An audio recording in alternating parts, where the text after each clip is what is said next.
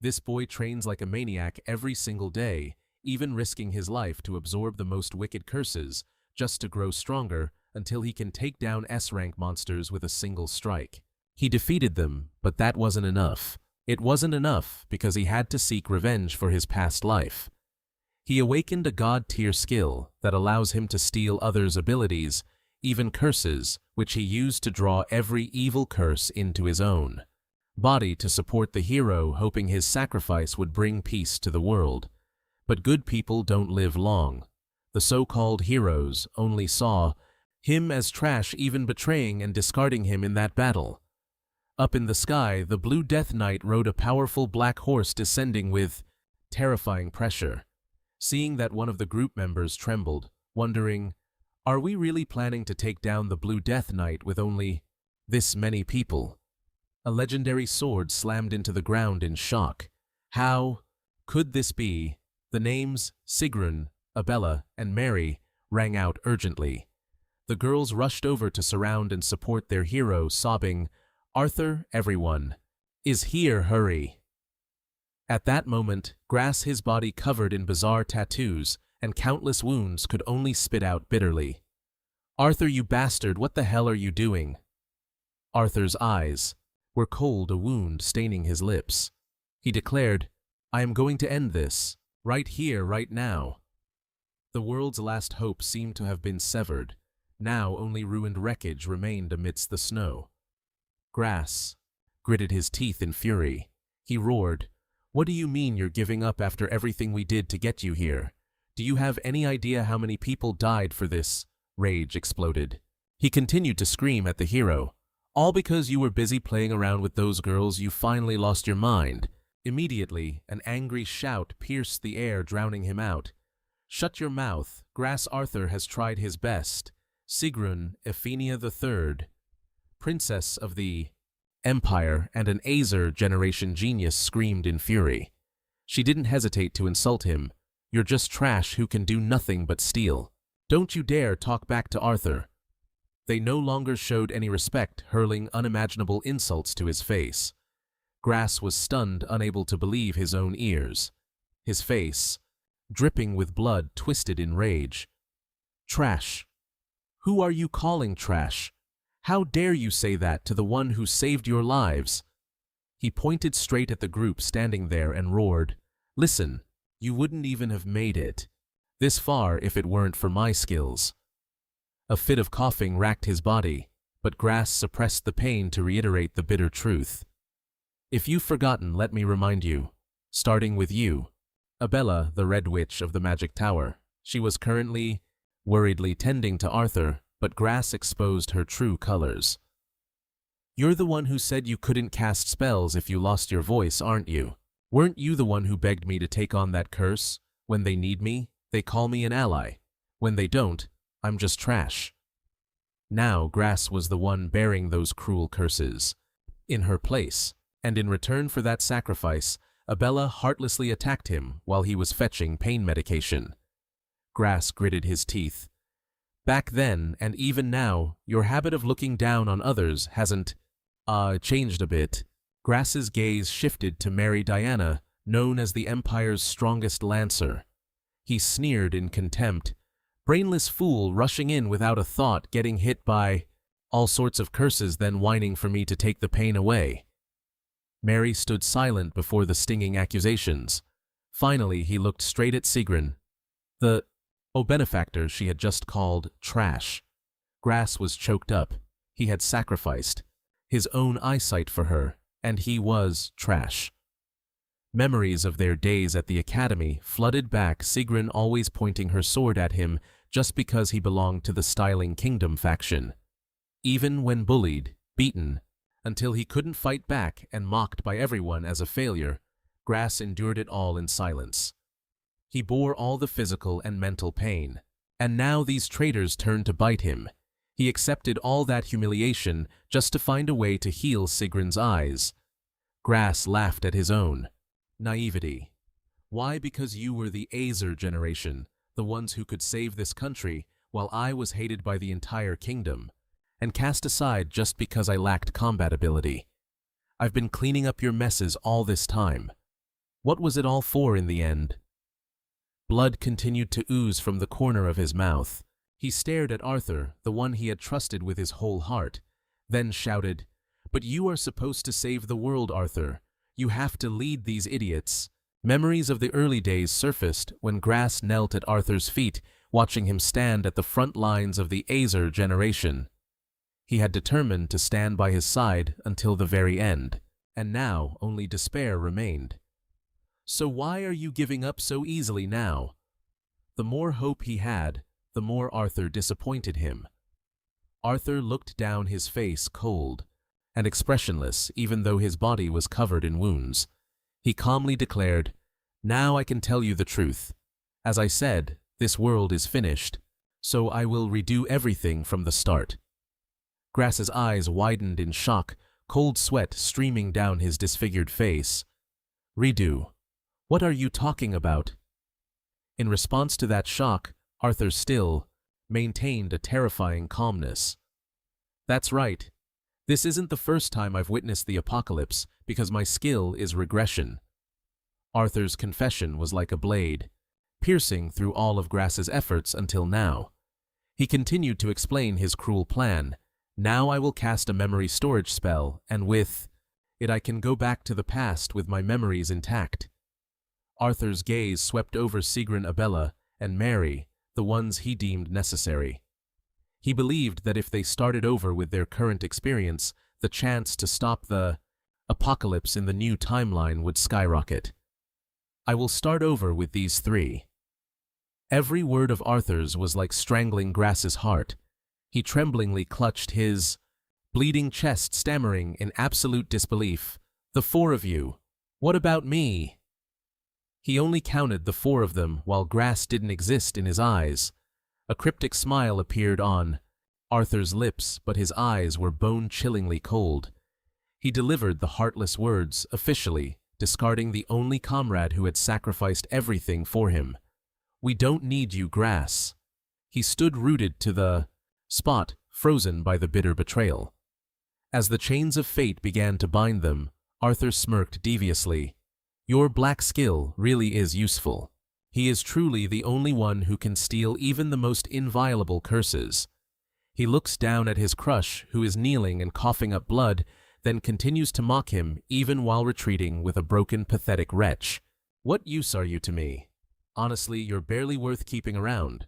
For what purpose, you ask?" He nonchalantly proposes something horrific. "Wouldn't it be better to just wipe your memories so you can become a completely different person in the new world?" Crush's eyes widen with intense shock. He realizes the harsh truth in horror. "So I was just a disposable tool to you all along, huh? You bastard, you've treated me as nothing more than trash from the very start, Arthur." Still wearing that fake smile, he turns his back, walks away with the women, and leaves a final message. "Don't worry, I'll make good use of you in the next world and the one after that. See you later, Grass." He only has time to scream in desperation. "Wait, hold on," as his legs collapse into the cold snow, looking at the backs of those who were once his comrades slowly fading away. Grass bitterly realizes that deep down he always knew this. During the AGPL generation, Arthur just watched without ever intervening. He knew Arthur never actually considered him a comrade. In a fit of overwhelming resentment, Grass yells, "Take me with you, you bastard." He collapses, breathing heavily, his consciousness fading as the curses accumulated over all this time eat away at his body. A trembling hand tries to grip the snow-covered ground. "My life will end before this world even collapses." That thought flashes through his mind as Grass feels death closing in, but then a flicker of mad intensity flares up. He grinds his teeth. "No, I won't let it end like this." He reveals a shocking secret. Black Hat is not just a skill that steals curses, it can also steal skills Grass resolves to become the strongest, the most important character. He casts aside all his pride to slay a dragon alone and defeat the 4 heavenly kings, even though he had never tried it on Arthur, because Arthur's skills weren't just simple curses. But this time, he decides to take a gamble. A jet-black surge of energy erupts as Grass officially activates the Black Hat skill. He absolutely won't give up in such humiliation. A brilliant light surrounds Arthur as he prepares to activate the time loop to regress, but just then, a giant shadowy hand with purple eyes grotesquely reaches out from the void and grabs the hero from behind. Grass, despite his face covered in blood and injuries, wears a mad, knowing smile. Hold on. The pitch-black shadow is the manifestation of the Black Hat skill, slowly swallowing the space around Arthur. Watching his former comrade's insane stubbornness, Arthur gasps for air, looking at Grass with weary eyes. Grass, you still won't let go. Deep down, Grass bitterly replies, Arthur, you've been through countless apocalypses, and every time, when I lost my value, you discarded me like trash. You left me behind in a dying world time and time again. Memories of mountains of corpses resurface as proof of the cruelty Arthur inflicted in previous timelines. Grass wonders how many times he has had to taste that despair. Now the tables have completely turned. He coldly declares, but this time, Arthur, you're the one being left behind. He must pay the price he deserves for betraying him so many times. He looks up at the blue death knight descending from the sky. Grass points at the traitor and smiles with satisfaction. Perhaps so. Standing before the imminent scythe of death, Grass repeats Arthur's own harsh words back to him. Didn't you used to say that? This world is about to perish. He looks straight into Arthur's face, now contorted with fear, and commands cruelly, if you don't want to die, you'll have to struggle on your own for once.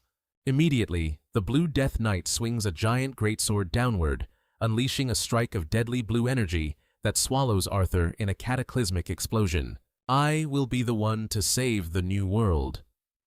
A blinding light suddenly pierces through the mist. Grass slowly wakes up in astonishment. His eyes widen as he feels life returning to him.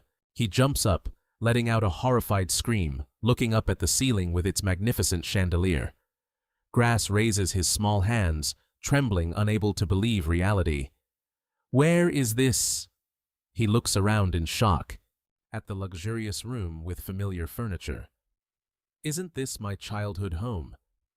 He had reincarnated into his childhood. A text box appears, Grass Vanhem 13, years old, regression complete.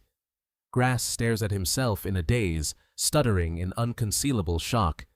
I'm young again. Erosion, a terrifying phenomenon where the world is encroached upon by another dimension. When this erosion occurs, the surrounding environment changes, completely for the worse. But the worst part is that invasive creatures from that other world start pouring into the continent. Among them are those who take the shape of humans known as world invaders. The appearance of these powerful entities spreads terror everywhere, leaving the people only able to flee in desperation, screaming, "There are invaders, run! Report it to the knights immediately!" Amidst the ruins and chaos, there were still those who stood up to fight against the world's erosion. They formed an organization to connect powerful individuals to fight back. The war began to explode violently as elite warriors stood on this front line. They were called the AZ Generation. Grass bitterly recalls that time. With a body that could only seal curses, I joined the AZ Generation. Even though, in name, I was a comrade, in reality, I always had to endure being despised. My body was constantly ravaged by curses to the point of vomiting blood. Grass jumps up, startled.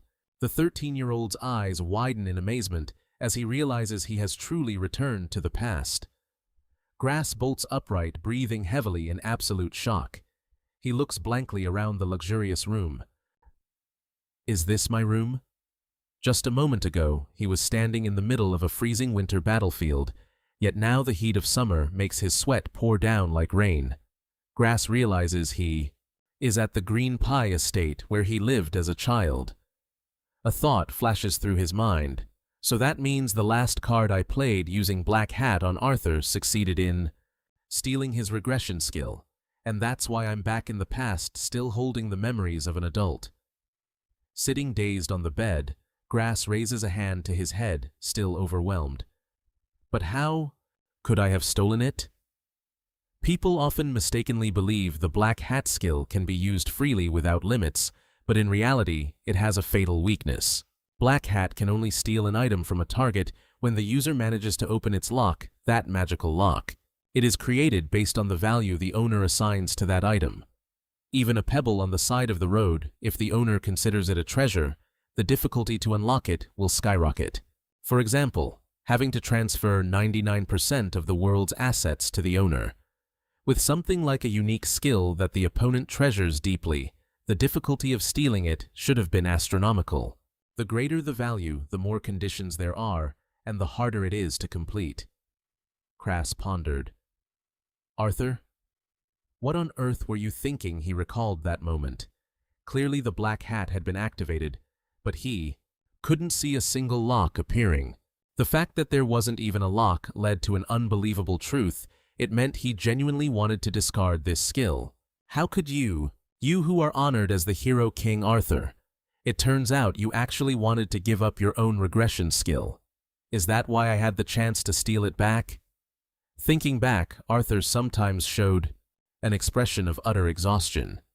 He acted as if he were reluctantly completing a mission in a world constantly heading toward destruction, as if he had to face it alone, repeating it over and over again, time after time. Had he gone insane within his own tragedy, pretending to save the world alone? He must have lost his sanity. Perhaps for Arthur, regression was nothing more than a curse. That is the reason he wanted the other three, to inherit his memories and regress with them while heartlessly casting me aside. But the fact that I stole the skill with the black hat means the Arthur I knew has lost the ability to turn back time. He was left behind in that world on the brink of extinction and died under the meteor shower of the Blue Death Night. That means he has truly disappeared. Standing in the quiet room of the past, I whispered to myself, I have taken away the thing you most wanted to throw away. You should be thanking me. Consider it me breaking the curse for them. Ha ha. A bitter smile appeared on his lips. He always rejected only me, considering it a matter of course that I bear the cruel curses that anyone else would. He never once cared about his comrade, who was writhing in pain in the shadows. Looking back on the memories of when I was seriously injured and collapsed disastrously, while they turned their backs with indifference, my heart seethed with resentment. Serves you right, you trash, I muttered, my gaze cold and sharp, reflected in the form of a child stepping out into the hallway of the Green Pie Manor. I realized how small my body was now. Before leaving the room, I stood in front of the mirror to observe myself closely. I looked to be only about 10 years old. My frame was small, but my muscles were incredibly toned. This was the result of days of grueling sword training to survive in the Vanhem family, the most powerful martial arts lineage in the Stalin Kingdom. He also had to train painfully from a young age to have a body like this. Today, if I am at the Green Pie Manor, it means the ritual to prove one's worth at age 10 has just finished. Crass pondered. That was a mandatory ritual of the Vanhem family, where each member must prove their ability by revealing the god they have a covenant with and the granted skill. The more outstanding the covenant, the higher the rank of the god, and the more secure one's status in the family. The main Vanhem line always receives absolute respect, but Crass was the only exception. He had absolutely no martial arts ability from birth because no god bothered to choose him. After that, he was kicked out of the main mansion without mercy. He was dumped at the Green Pie Villa, which was essentially a prison to confine the family's failures.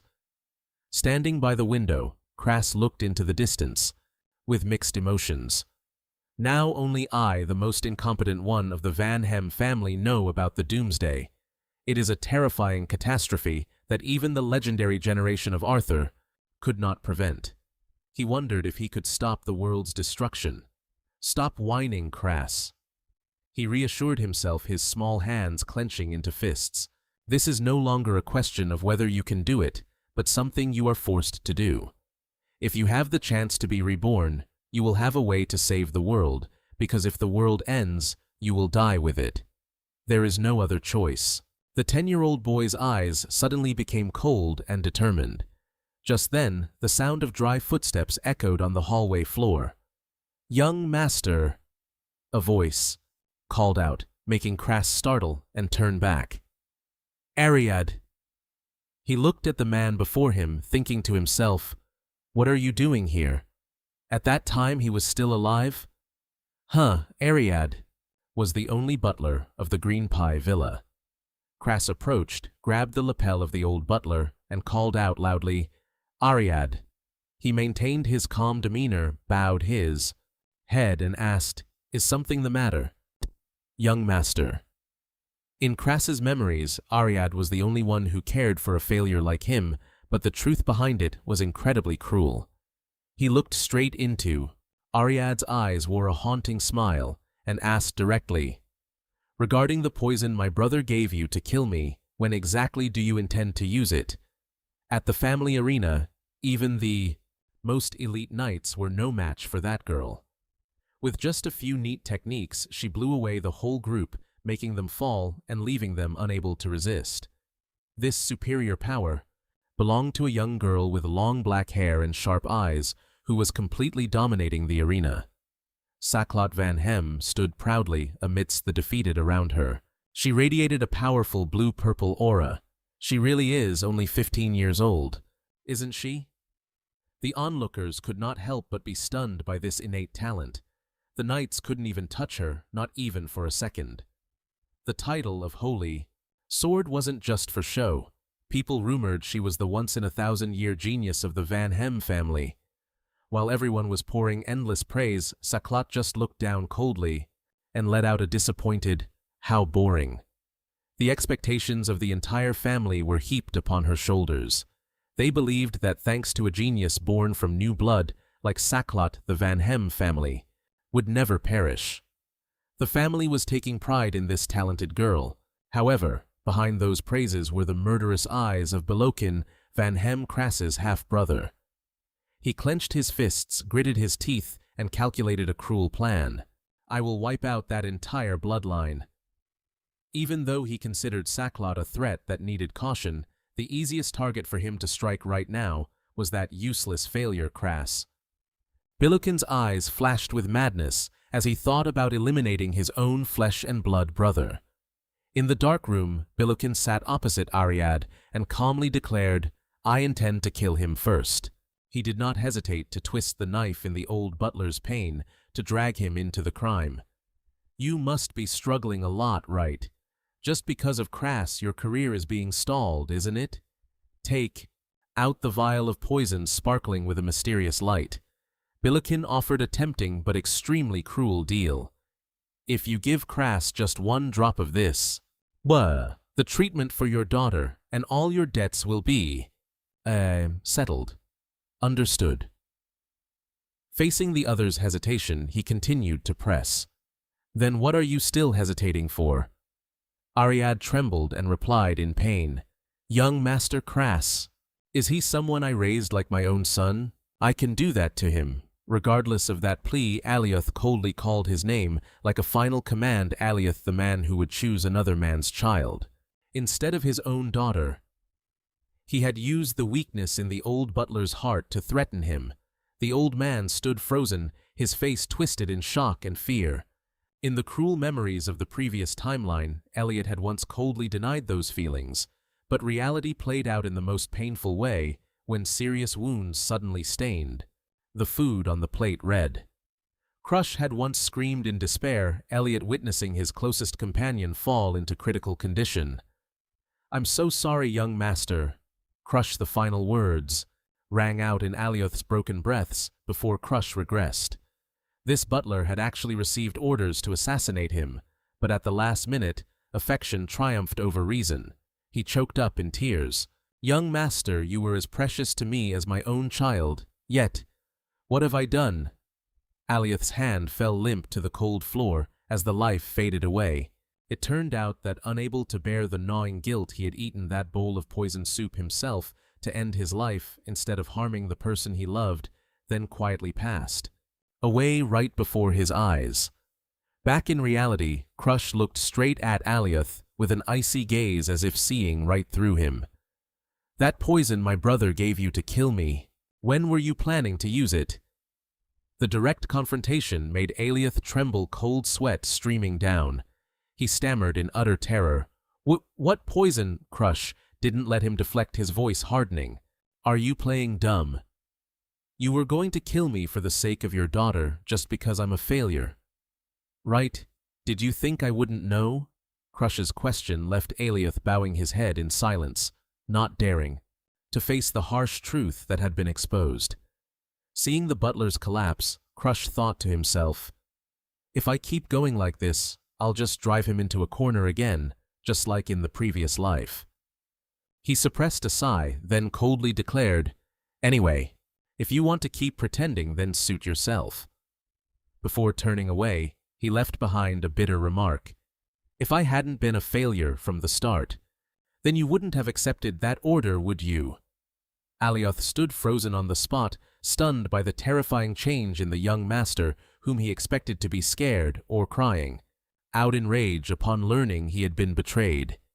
He never expected the boy to be as calm as an adult.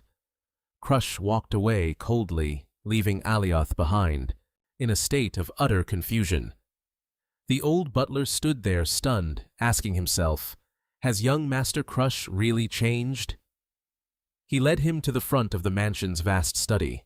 Alioth was bewildered, not understanding why he had come here so suddenly. Crush called his name. As Alioth stood before a plain wall, Crush coldly ordered, "Cut through this wall, Alioth." He was startled and amazed. "What?" But Crush just smirked sarcastically. "If you're a butler of the Van Hem family, this should be easy, right? Or no? You can't refuse." Alioth bowed his head. "Of course, sir." He drew his sword, took a stance, and delivered a powerful slash, accompanied by a brilliant blue-violet energy. The precise strike made the wall collapse, revealing a dark secret passage inside. Crush nodded in approval. Oh, such a clean cut. Alioth was shocked because even he hadn't known about the existence of this passage. "There's a secret passage right here." Ignoring the butler's astonishment, Crush walked calmly into the darkness. Before stepping in, he even praised the butler. "Well done." Alioth watched the small back of the young master. Alioth broke into a cold sweat. He realized Crush was completely different from yesterday. He calmly took out a glowing night pearl to light the way, radiating a dignified aura that made him suddenly think of the powerful family head. They went deep inside until they met a door locked with heavy chains. Crush stood still, old memories flooding back. He remembered that in the previous timeline, when he finally found this place, everything had already been burned to ash. But this time, he had arrived before that happened. Standing before the door, locked by thick magic chains, Crush whispered with determination. Seeing this, Alioth stepped forward and offered, "Young master, let me cut the chains for you." However, Crush coldly stopped him. "No, you cannot cut these chains. You want to use this opportunity to test your own strength, or just try your hand at it." This time, immediately, a wave of dark energy erupted violently as he shouted, "Black Arts Skill 1. A sinister hand with terrifying purple eyes and sharp teeth reached out from the void, lunging straight to attack the chains with the force and power of the shadow hand. In just a split second, the sound of the iron chains shattering rang out dryly. Crush calmly caught the giant padlock that had just fallen and silently assessed his strength. "The skill hasn't faded yet, huh?" Meanwhile, Alioth frantically ran over to catch the heavy object from his hand. It was so heavy. The old butler was stunned, asking, "Young master, have you perhaps formed a contract with a god?" Crush suddenly realized that at this point in the past, he hadn't formed any contract yet, so he calmly lied to cover it up. "Yes, I just signed with an unknown god." He calmly ordered again, "And about the library, feel free to report it to my father." Alioth stood silent, his eyes unable to hide the shock at the transformation of the young master. Deep down, he whispered to himself, just yesterday, Crush's eyes still looked like someone who had completely lost any reason to exist, yet after just one night he has transformed thanks to signing a contract with a god. Alioth believed that Crush had certainly received an extremely powerful skill, for after all he also carried the bloodline of the powerful Van Hem family, sharing the same lineage as the great genius Sarkoth. He thought to himself that even if he might not be equal to Sarkoth, the current Crush was no longer the incompetent person he once was. Alioth swallowed hard. He placed his hand on his chest and bowed, swearing with a look of deep respect, "Young master, at the very least, until you finish what you plan to do, I will not reveal this to anyone." Seeing the butler's different attitude, Crush quietly observed the change in the butler and realized an important truth. "I see, so this is the weak point of the regression. Because my actions are different from the past, Alioth is changing along with them." However, his eyes still showed clear vigilance when thinking about the man before him. But Alioth, the man who had betrayed him, the image of Alioth collapsing in the past, would live forever in Crush's memory. Looking at the butler in front of him, he wondered if Arthur also had to endure this paradox, which is why he forced himself to learn the regression skill. Crush's gaze darkened. He calculated Alioth. If I cure his daughter's illness, surely he will be loyal. To me, right, I should increase the number of pawns I can use.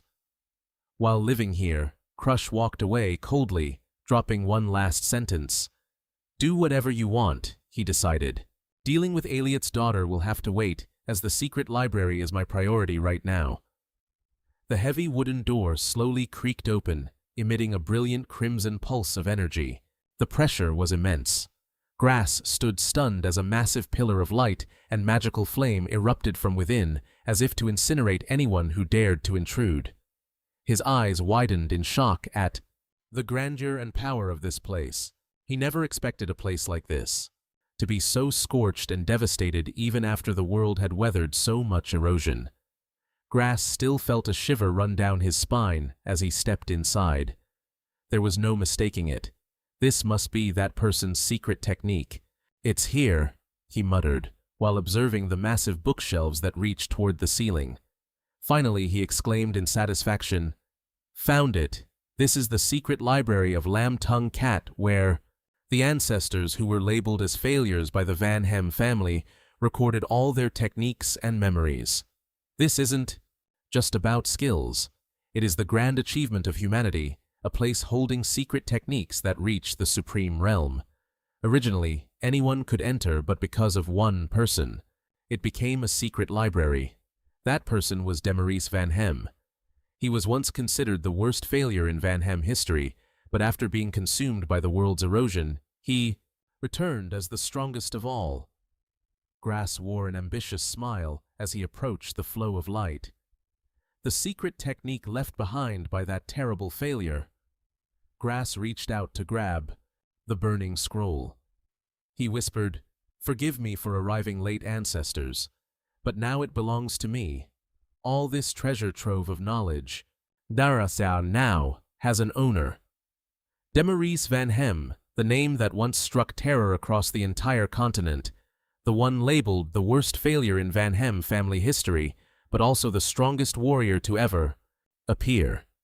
Back then, when he stood at the pinnacle of power, his presence was like a god of destruction stepped out of myth. The strongest warriors of that era had formed an alliance to challenge him, but against that absolute power, no one could stop Demaurice's advance. He swept through every line of defense, turning the most fortified magic circles into flat land in the blink of an eye.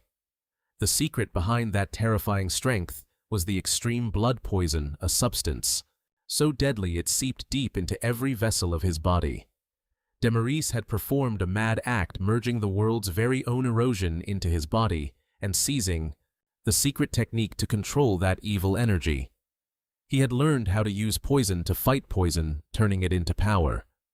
Grass held the scroll in his hand, lost in thought, remembering that in his previous life, half of this book had been burned away, leaving him unable to understand the fate of this ancestor. Was it true that Demaris actually went mad because he couldn't control the violent erosion energy within him? Recalling the moment, he was attacked by the curse. Grass realized he had once used dark magic to weaken and balance out various curses just to survive. If the same principle were applied, he could use a stolen curse to suppress and control the chaos of the extreme blood poison. The imagery of a serpent and a bird of prey fighting, exploding within the brilliant light, was proof of the intersection of opposing powers being gradually subdued. Grass focused all his spirit. Dark energy and lightning began to converge between his hands, forming a massive orb of pressure.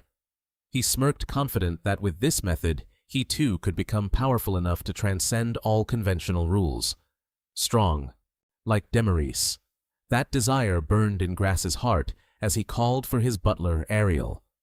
He coldly issued a supreme command: from today on, ensure that no one is allowed to enter Lam Tung Cat. That is my order. Ariel bowed his head, complying. Understood.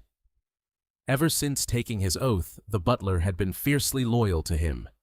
Stepping through the lavish corridor, the old butler resolved to repay the kindness Grass had shown him by forgiving his mistake. He decided he would officially reject the sinister proposal from young Master Barukin.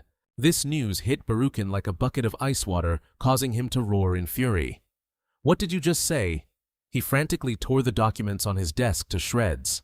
He couldn't believe that Aliot dared to reject his invitation just for that fool Grass. In an absolute fit of rage, Barukin cursed Grass as a piece of trash who shouldn't exist in the Van Hem family. He bitingly looked at the newspapers praising the genius Scarlet, feeling insane at being stuck between a genius and a failure.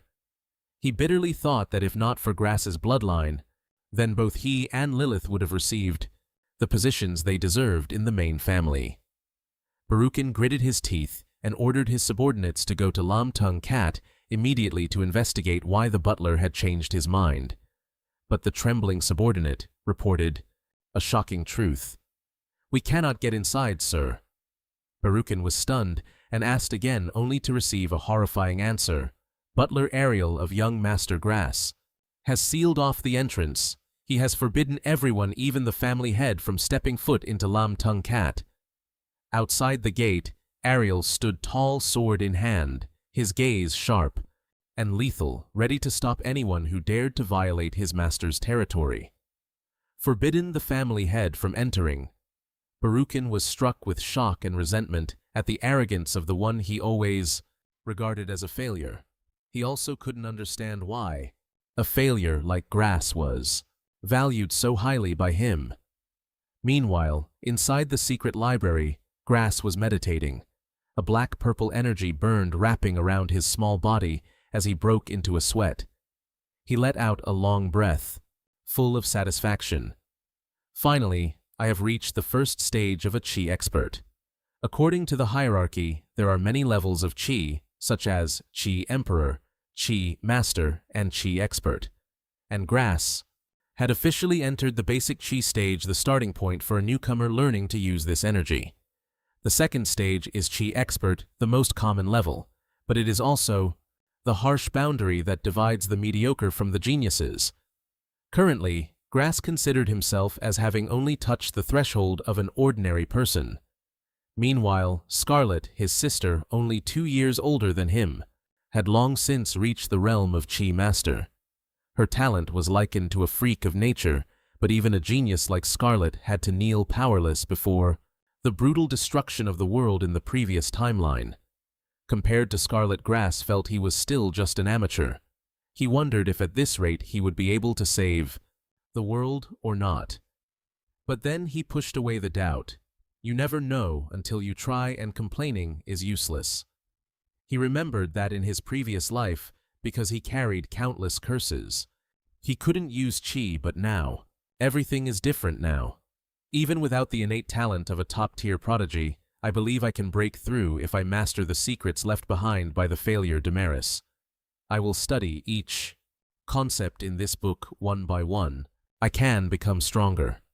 A flicker of confidence lights up my eyes as I imagine a future of immense power. I pull back the dark energy surrounding my body, telling myself, this is enough for now. Just then, the training room door slowly opens. Elliot enters with a towel in hand, bowing respectfully.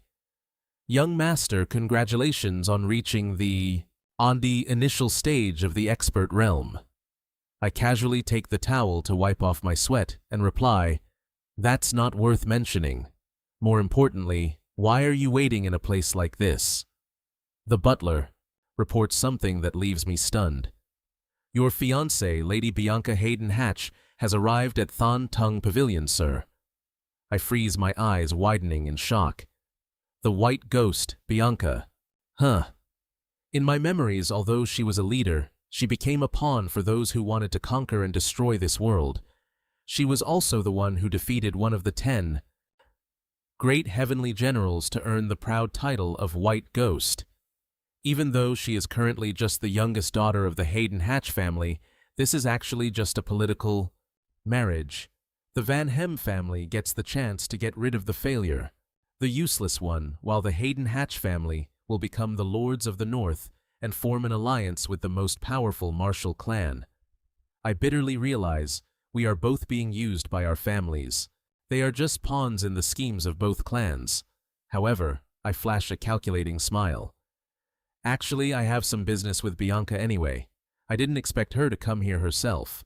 Bianca Hayden Hatch, the youngest daughter of the Lords of the North, carries a cruel fate within her. Because her mother was affected by the world-eroding curse before she was born, she has had no sensation since she came into this world. The curse has eaten deep into her soul, impossible to break with exorcism. With her body tainted, she cannot even form a contract with the gods. She is also considered a cursed child born at the cost of her mother's life, so Bianca has always been treated coldly by the Hayden Hatch family. I ponder, wondering if Bianca hates me. But then I brush that thought aside. As long as it doesn't hinder me from stealing Bianca's curse, it doesn't matter. Because the snow doll is the necessary curse to control the madness when extreme poison seeps into the blood. Seeing that I'm still shirtless, Elliot looks awkward. Going out like this probably isn't a good idea, sir. I will prepare some clothes for you to change into. Yeah, thanks, I reply, then flash a mysterious smile. I almost forgot that I'm still just a kid right now. I order the butler, invite her in, and tell her I'll be there in a moment. Outside, my fiancée, Bianca, is standing quietly with her silver hair and a snowflake-shaped hairpin, her face expressionless, waiting for our meeting. 5 months ago, in a fit of rage, I didn't hesitate to shout directly at Bianca, "Get lost!" I looked at her with eyes full of hatred and humiliation. You only care about the power of the Van Hem family, right? Then don't pretend to be my fiancée anymore. The response to that dismissal was the sound of a door slamming shut coldly. Bianca left quietly, thinking she didn't want to come here either. She remembers the heavy pressure from the Hayden Hatch family, where her relatives forced her to sacrifice herself for the common good. The only way for the Hayden Hatch family to survive is to rely on the Van Hem house. They told her to use her pretty face to win over the young master. Even without emotions, Bianca is clearly aware of this cruel reality. In her heart, she is certain that if it weren't for this political marriage, she would never have anything to do with a foul-mouthed, pessimistic failure like him. Now that we're meeting, he'll probably just yell at her like before. Back to reality, I just stepped into the room and felt a chill down my spine, remembering how badly I treated her in the previous timeline. I whispered, apologetically, "Oh, damn." To break the suffocating atmosphere, I scratched my head in confusion. I didn't expect them to serve hot tea like this for someone with a sensitive palate like you. I'll remind the servants later. Just leave it there. I proactively change my attitude gently, inviting her. The weather is nice today. Let's go for a walk in the garden. There are surely many flowers there that don't grow in the north. Bianca replies briefly, in agreement. I immediately order the butler. Elliot takes some macadamia cookies to the garden. Elliot bows. Yes, sir.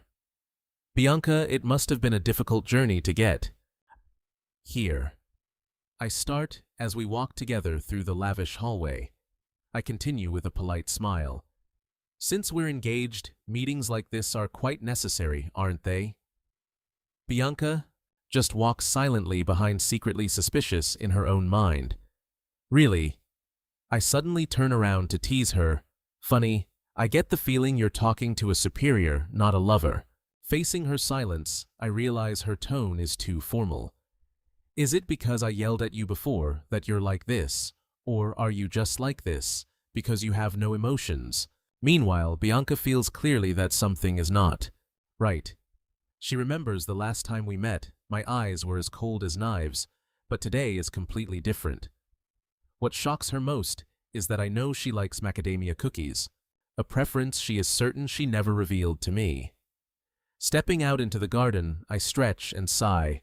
Phew, so peaceful. My relaxation makes Bianca have to question herself. Is he really Crush? I notice her suspicion and wonder if I've changed too much from the past. Suddenly, a faint but ice-cold pressure accidentally radiates from me, making Bianca startle in terror. Killing intent. Frightened by that pressure, Bianca immediately bows her head, apologizing. I'm sorry, Crush. It's my fault. I panic, cursing myself internally because I didn't mean to scare her at all. My memories of this time are too blurry. I can't remember exactly how badly I treated Bianca, but there is one thing I remember very clearly: this expression of hers. Bianca's current face is exactly the same as the day she collapsed covered in blood in front of the northern ice villa in the old timeline. To ease the situation, I scratch my head and laugh, deciding to use a lie to cover it up. Just, for now, let's brush that off. I can't blame you for being suspicious, Bianca. Lately I just signed a contract with a god, so my personality has changed. Perhaps that's why. She just responds mechanically. Congratulations, young master. Seeing the time is right, I look straight into the eyes of my fiancé and say, in that case, I have a proposal for you. Bianca is stunned, repeating, a proposal. She can't believe it. A guy who just gained divine power actually wants to propose something to her. A negative thought flashes through her mind, making Bianca turn pale. Could it be an annulment? Seeing her panicked expression, I can only exclaim, why would you think that? I hesitate, bowing my head to humble myself. I mean, if you don't want to marry someone like me, if you want to cancel the engagement, if I'm making a wish, it's for you, Bianca. Looking at him, her heart felt heavy with thoughts. Why was he so self-deprecating, even with the Van Hem bloodline flowing through his veins? She looked him straight in the eye, firm and resolute. I will be your fiancé, Crush. That is something that will not change. Crush stood frozen, stunned by the young girl's unwavering declaration. How long had it been since he'd heard such sincere words? He wondered to himself, a strange warmth creeping into his heart. He cleared his throat to regain his composure. I see. Anyway, let's get down to business. So she had been afraid he would call off the engagement. Crush's gaze suddenly turned icy, and a dark purple energy surged around his hands. Covered in scars from his newly awakened power, he asked, do you want to take over this curse, the one even the experts can't break? Bianca was stunned, unable to believe her ears. You mean, you want to pass on a curse that can't be broken? You want me to take it? Crush nodded in confirmation. Yes, I need to use it. If you agree to take it, I will grant you any wish, even if it's destruction. Bianca fell into deep thought. She realized this was a situation where her curse of emotionlessness actually gave her an advantage. She knew Crush was always treated as a failure, and there was definitely intense conflict with the main branch. Looking at his appearance right now, Bianca speculated, maybe he's just become like this because he's too exhausted to the point that he wants to erase his emotions completely. She suddenly remembered the words of a psych mage who had spoken to her when she was young. When people reach their mental limit, they collapse under the weight of their own hearts. The mage's warning from years ago was vivid in her mind. Once they fall ill, they might end their own lives or suddenly become gentle as if they were a completely different person. He had warned that it was an extremely dangerous moment, a signal foreshadowing a heartbreaking end. Bianca, if someone close to you finds themselves in that situation, just stay by their side. Thinking of this, Bianca firmly reached out and grasped Crush's calloused, scarred hand. She looked at him with steady, comforting eyes. It'll be okay. I know you can overcome this, Crush. You can control your emotions without relying on the curse. Her words left Crush dumbfounded. He stammered, Bianca, there seems to be a misunderstanding here. Ignoring his confusion, she continued, From now on, I will visit you often. If my father gives me permission, I might even move in nearby to be close to you. Crush was shocked. What? Why is she suddenly saying that? Wait, doesn't she hate me? She didn't really want this engagement. Or did she? Bianca squeezed his hand, her gaze unyielding. Even so, I can't just abandon someone standing on the brink of disaster. Crush realized she wasn't denying that she didn't want the engagement, but she was the type of person who, once she made up her mind, would dive in and see it through to the end. He thought to himself, I feel like she's seriously misunderstood this whole situation. Realizing he couldn't get the curse immediately by convincing him, Crush decided to try activating his skill in secret. A dark purple energy engulfed Bianca as he shouted, Skill Black Hood. A magic circle immediately appeared, starting to create the conditions to steal the curse from her. But her curse was locked. Condition 1. Become friends with Bianca. Crush frowned, annoyed. A double lock. This is a real pain. He realized that because this was a curse Bianca had carried since birth, it was considered a part of her body and had been valued extremely highly. This was even harder than becoming her fiancé. Bianca, lacking emotions, rarely showed interest in anything. Crush worried that if he sent her back to the main house, she would soon turn into a cruel, white demon. He decided to keep Bianca by his side, to wait for a chance to unlock it, both to prevent her from becoming a white demon and to seize the snow doll, a win-win situation. That makes me very happy. I am very grateful to be able to see my fiancé so often. Crush suppressed his calculations and smiled in response to Bianca's proposal. The girl nodded slightly. I will confirm it with my father and return. See you later, Crush. Crush stood watching Bianca's silhouette fade into the sunset, thinking to himself that he would have a month to try and read more secret texts. The more the better. He sighed with relief.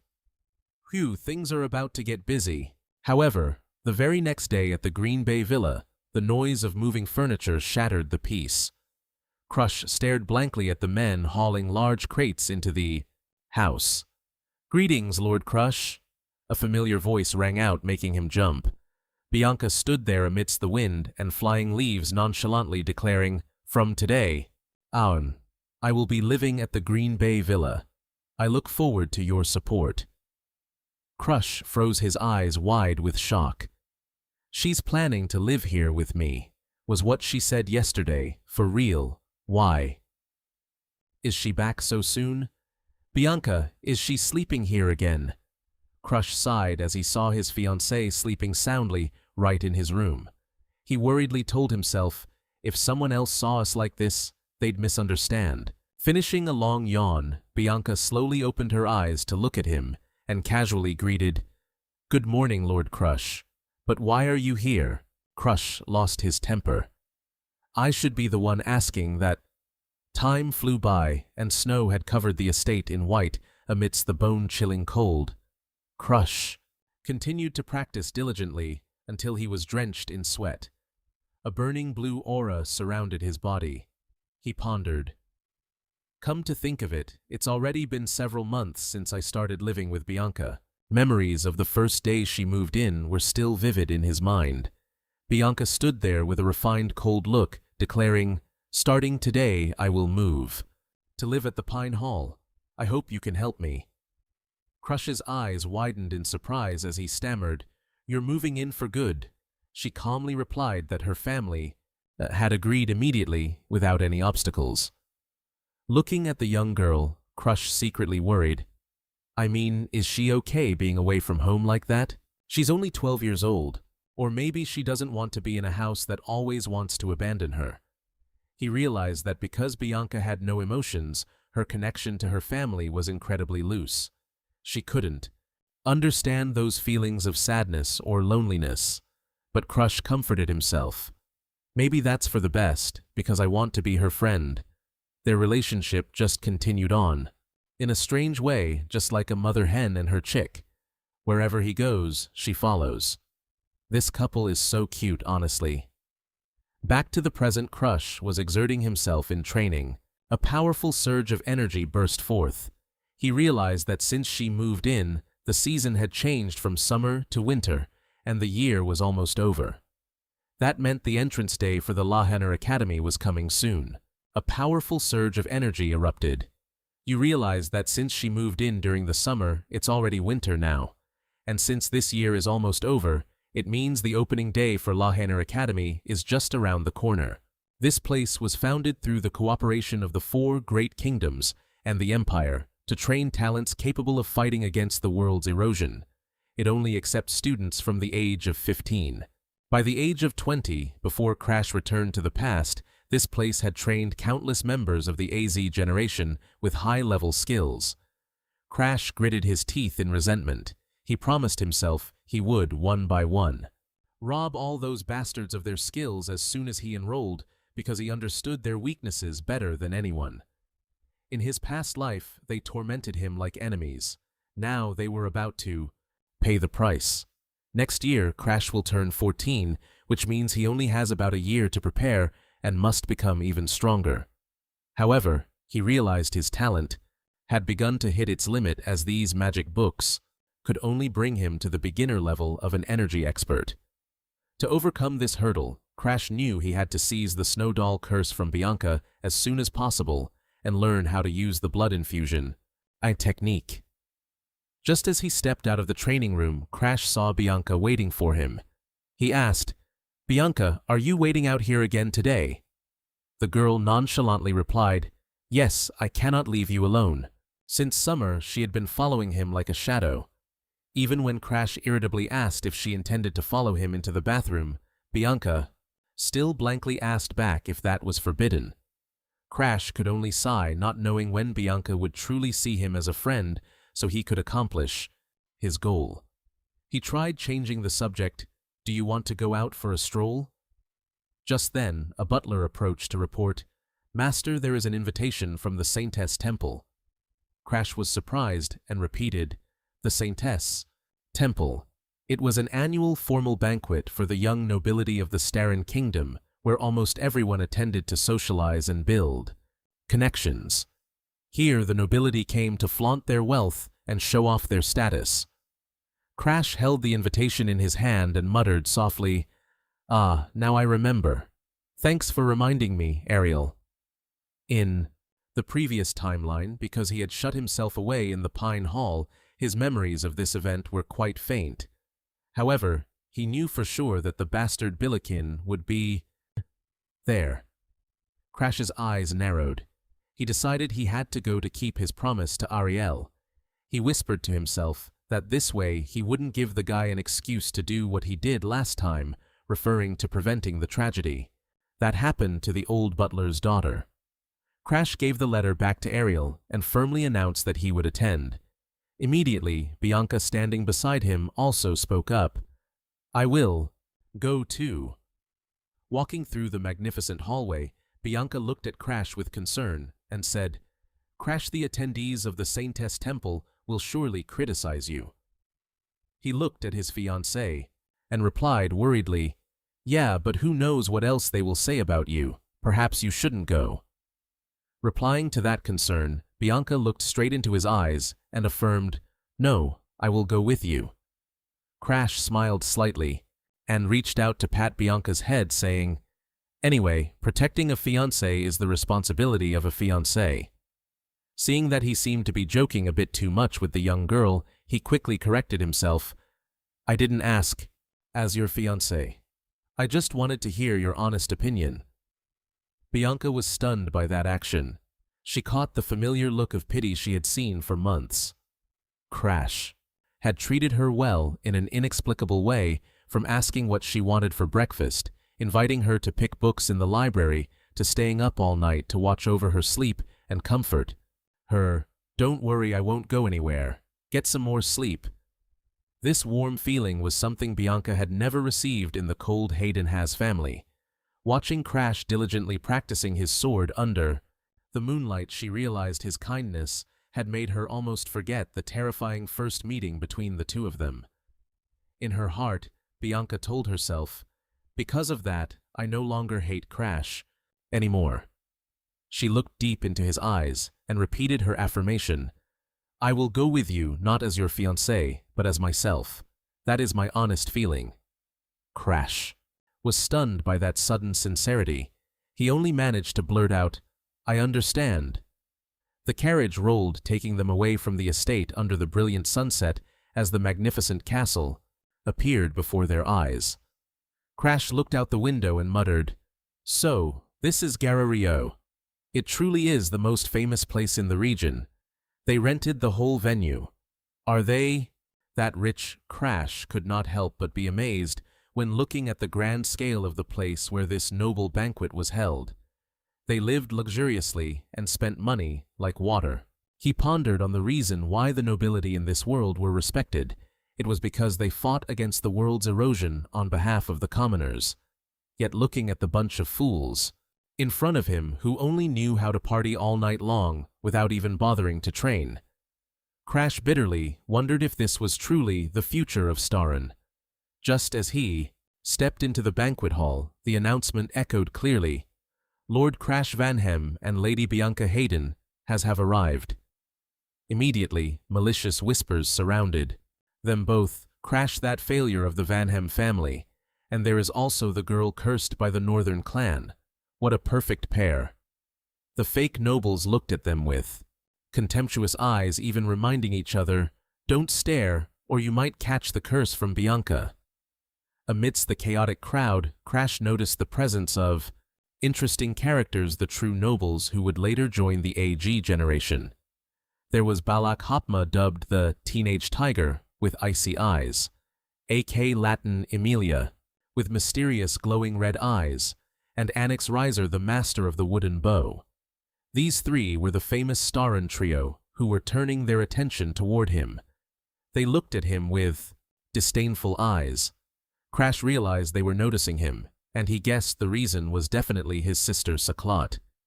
He remembered Saklat telling him about the time she wore a gorgeous red dress that made people keep running up to talk to her, but in the end, no one could defeat her in a duel. Saklat once disgustedly called this place the Temple of Garbage, and vowed never to return. Looking at the current atmosphere, Crash knew for sure his sister had caused quite a stir. Suddenly, Bianca tugged at his sleeve and comforted him. "Lord Crash, don't care what others say." Crash was stunned. He didn't expect that the girl who had just been deeply insulted was actually worried about him. He reached out to pat Bianca's head and smiled. "I don't mind at all. I was just thinking about Saklot." As he wondered when he would appear speaking of the devil, the announcement rang out. Again, "Lord Darling Danphalion has arrived." A man with the most bizarre style among the nobles appeared with a radiant smile and an excited wave. "Greetings, everyone." That was the famous chief alchemist Darling Danphalion. He did not care about his appearance, so he dressed very unusually. He remembered in the previous life, "Oh my God, your whole body is covered in curses. What on earth made you get into such a bad state?" Delin exclaimed in surprise when looking at the body riddled with the brutal scars of Crash in the old timeline. He reached out to rub his chin, muttering and calculating excitedly, with an erosion curse combining this and this, son, could work. It seems feasible." Immediately after, Delin excitedly proposed something crazy. "Are you interested in being my test subject? I will heal you." A blinding light flared up when Delin forcibly cast a healing spell, causing Crash to only have time to shout, "Stop, stop! Are you crazy? Stay away from me!" He deliberately teased Crash, taking it as a source of amusement. He was indeed Darling Danphalion, the lord of the alchemist castle. That reputation was also the first time Crash had met the person who would later be called the Alchemist King. The world's top darling strode into the banquet hall with extreme confidence, waving excitedly to everyone. His appearance immediately created a wave of mixed reactions. While young ladies shrieked in admiration, "Look, Lord Darling is just as amazing as ever today," other nobles looked on with disdain, mocking him as a freak who intentionally arrived late just to draw attention.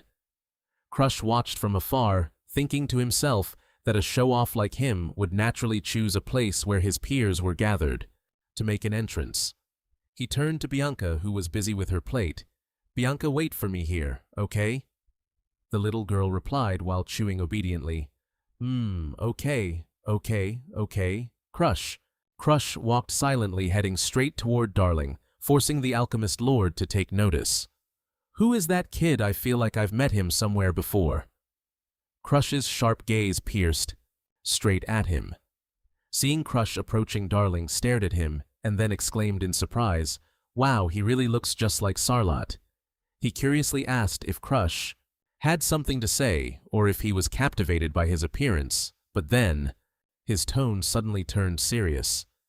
"Lately it seems you've been digging for information about the world's erosion, haven't you?" Crush didn't flinch, smirking in defiance. "If I say so, I wonder if that makes you even more interested in me." Darling let out a sinister smile. "You really are a provocative little brat. Since you've piqued my curiosity, you'd better prepare yourself." He led Crush into a private room. While admiring some swords, he asked for the boy's age.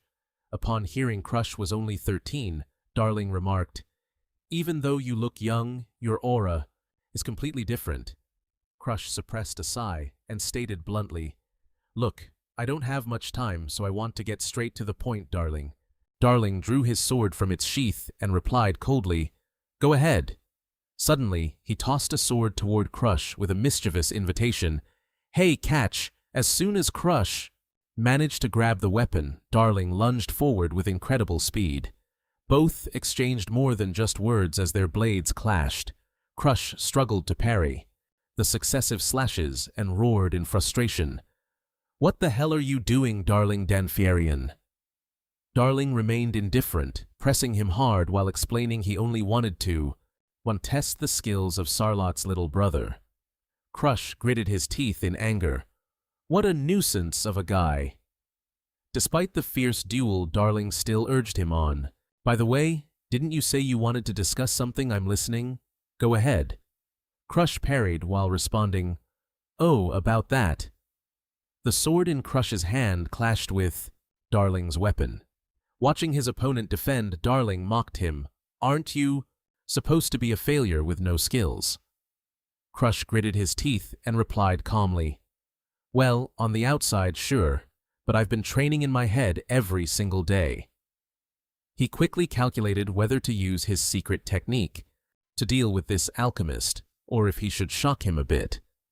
Suddenly, Crush threw out a tempting offer. "That research on neutralizing the curse, I can help you with that."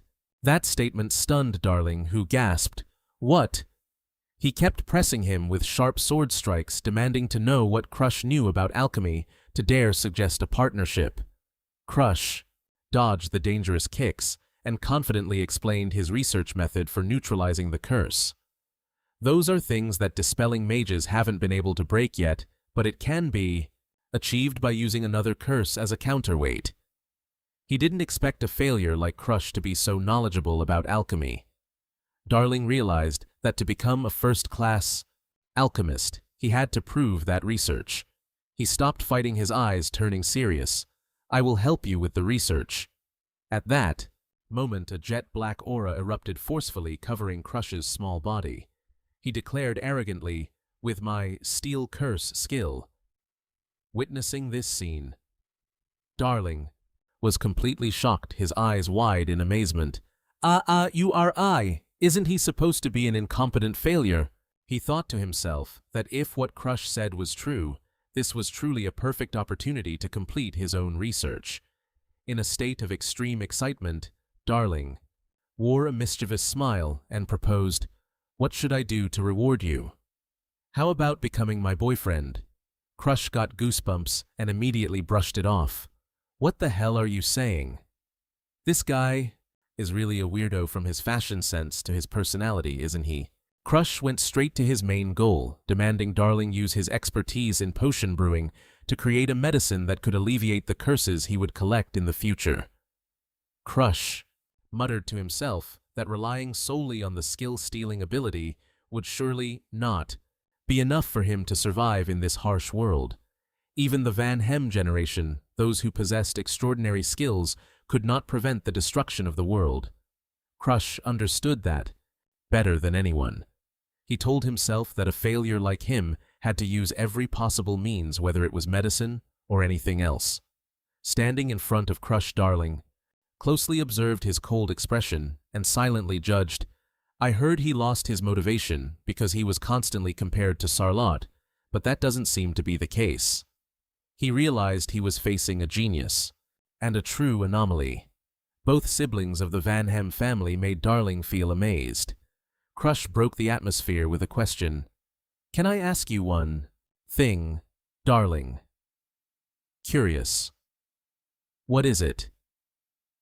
When hearing Crush ask about his intention to join the Rahem Academy that was about to be established, Darling couldn't help but look toward the majestic academy building.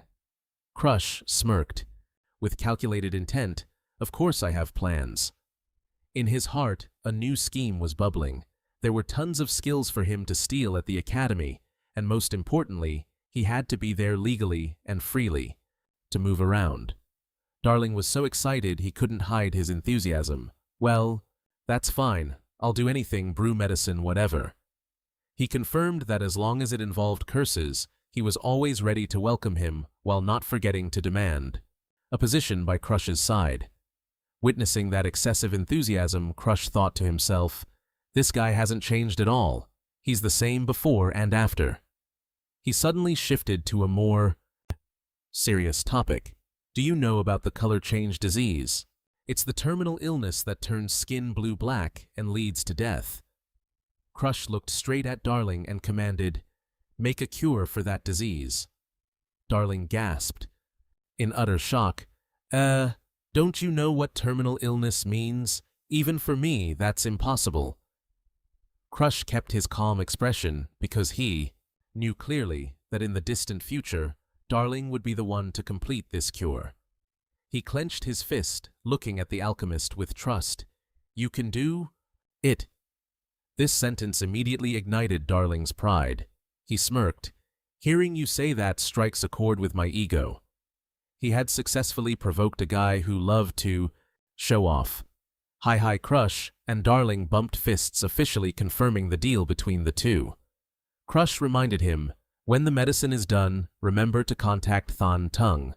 Darling responded with such excitement, Okay, I'll bring it to you myself." But Crush suddenly froze, haunted by a lingering question.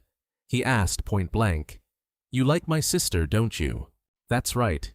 Dellen didn't even try to hide it, shouting back with pure thrill, "I love Scarlet so much."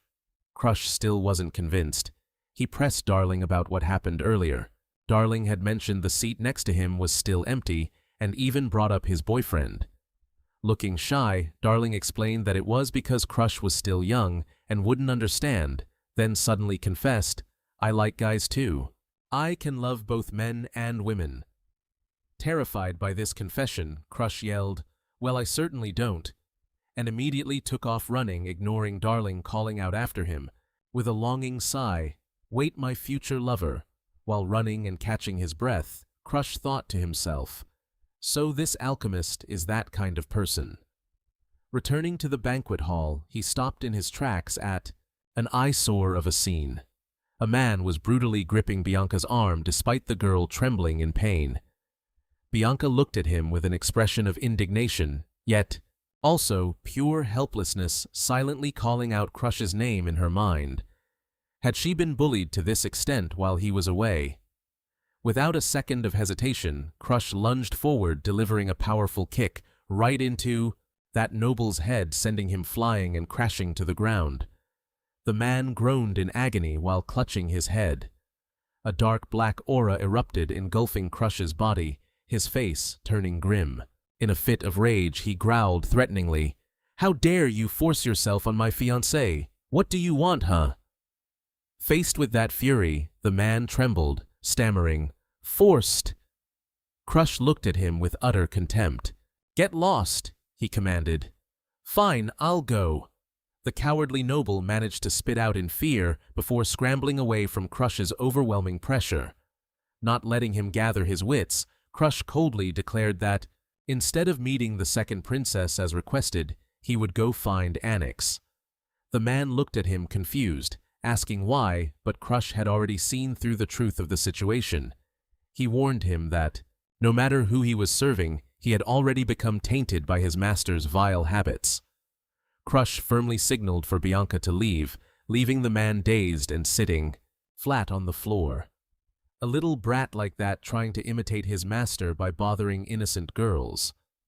Striding down the elegantly carpeted hallway, Crush pondered why Bianca had dared to refuse to meet the princess. Based on everything he went through in his past life, he could perfectly guess the identity of the culprit pulling the strings behind the scenes. However, what baffled him was that at 12 years old, Bianca shouldn't have been sharp enough to grasp the complex political landscape as it stands now. Crush stopped and softly called out to Bianca. He looked his fiancée straight in the eye and asked for the reason why she didn't follow the princess's orders. Bianca lowered her head, her silver hair partially hiding her face, and replied softly with absolute sincerity, "Because you, Crush, told me to wait." That naive answer, containing such absolute trust, left Crush stunned. He smiled slightly, reaching out to stroke her hair affectionately as the two continued down the hallway. "Good job." Reaching a large door, and fortunately having Annex's help, Crush and Bianca stepped into the room. But as soon as the door closed, Annex revealed his excitement. He blocked their path and proposed, "Well then, how about this? I'm curious about you too. Crush, let's have a duel with me." He didn't expect to run into another nutcase. Crush let out a tired sigh. Is this really how it ends up? No fighting in the holy sanctuary, but Annex wouldn't let it go. He reasoned provocatively, "I already fought Scarlet, so it shouldn't matter if I fight you too, right? Unless you're weaker than Scarlet." Crush remembered the rumors about this guy. When he fought Scarlet, he had lasted longer than Abarak, a master whose skills were slightly better than his own. What made Annex so terrifying was his unpredictable combat instincts, to the point where opponents could never guess his next sword strike. Crush muttered to himself that he wanted to avoid fighting this guy, but looking into his burning, eager eyes, he understood that he wouldn't be able to back down easily. Crush coldly accepted, "Fine." Immediately, the man unleashed magic power, preparing to strike with incredible speed. But it didn't hurt. He had deftly dodged. A punch, clenched tight, a blow fueled by cursed black energy sent him flying. The man could only clutch his stomach in agonizing pain. Crush stood firmly, silently looking down at the defeated opponent. Annex clutched his chest, groaning, "Crush, you're so cruel." Crush coldly adjusted his collar, responding decisively, "You were the one who challenged me first." Even in his miserable state, Annex still tried to beg, "Yeah, but wait, let me go get my weapon first, okay?" Crush just smirked and retorted sarcastically, "Is your weapon more important than the fact that you can barely stand?"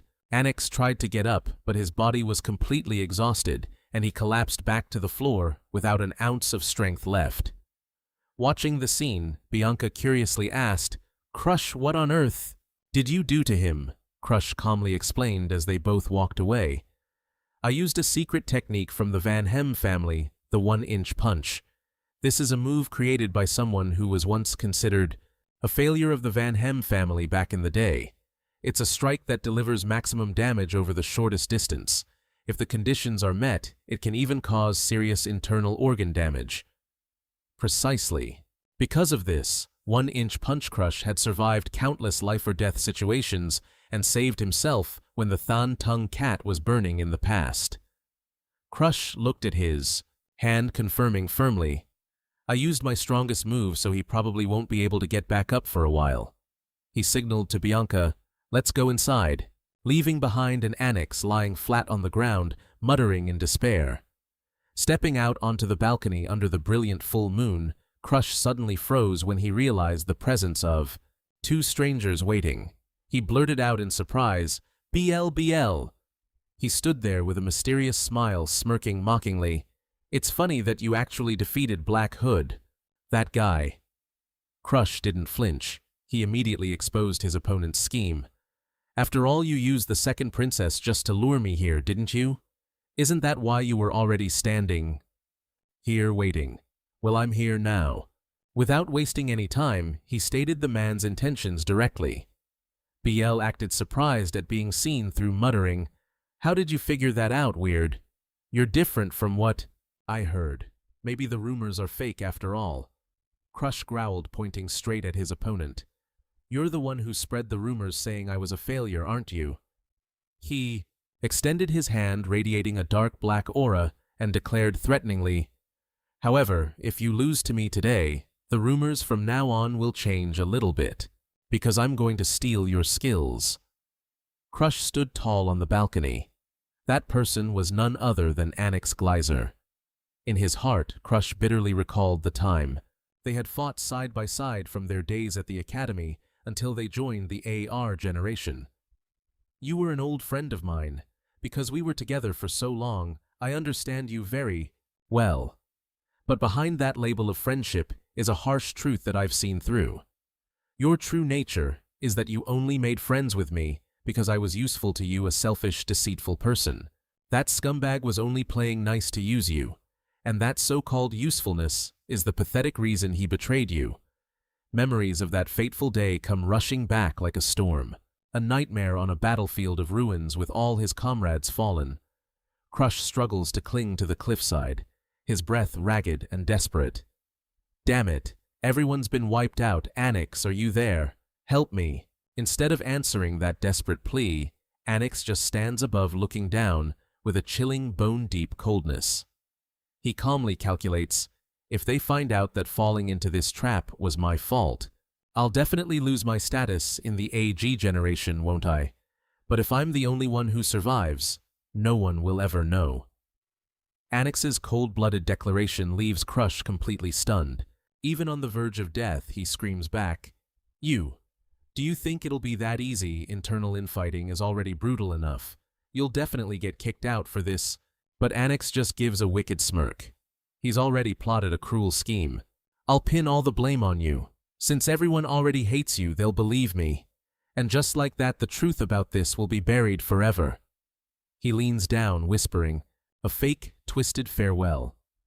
Thanks for being my friend until the end, Crush. With that, he walks away without looking back. Caught between life and death, Crush feels his strength fading away. His bloodied hands slowly slip from the cold rock.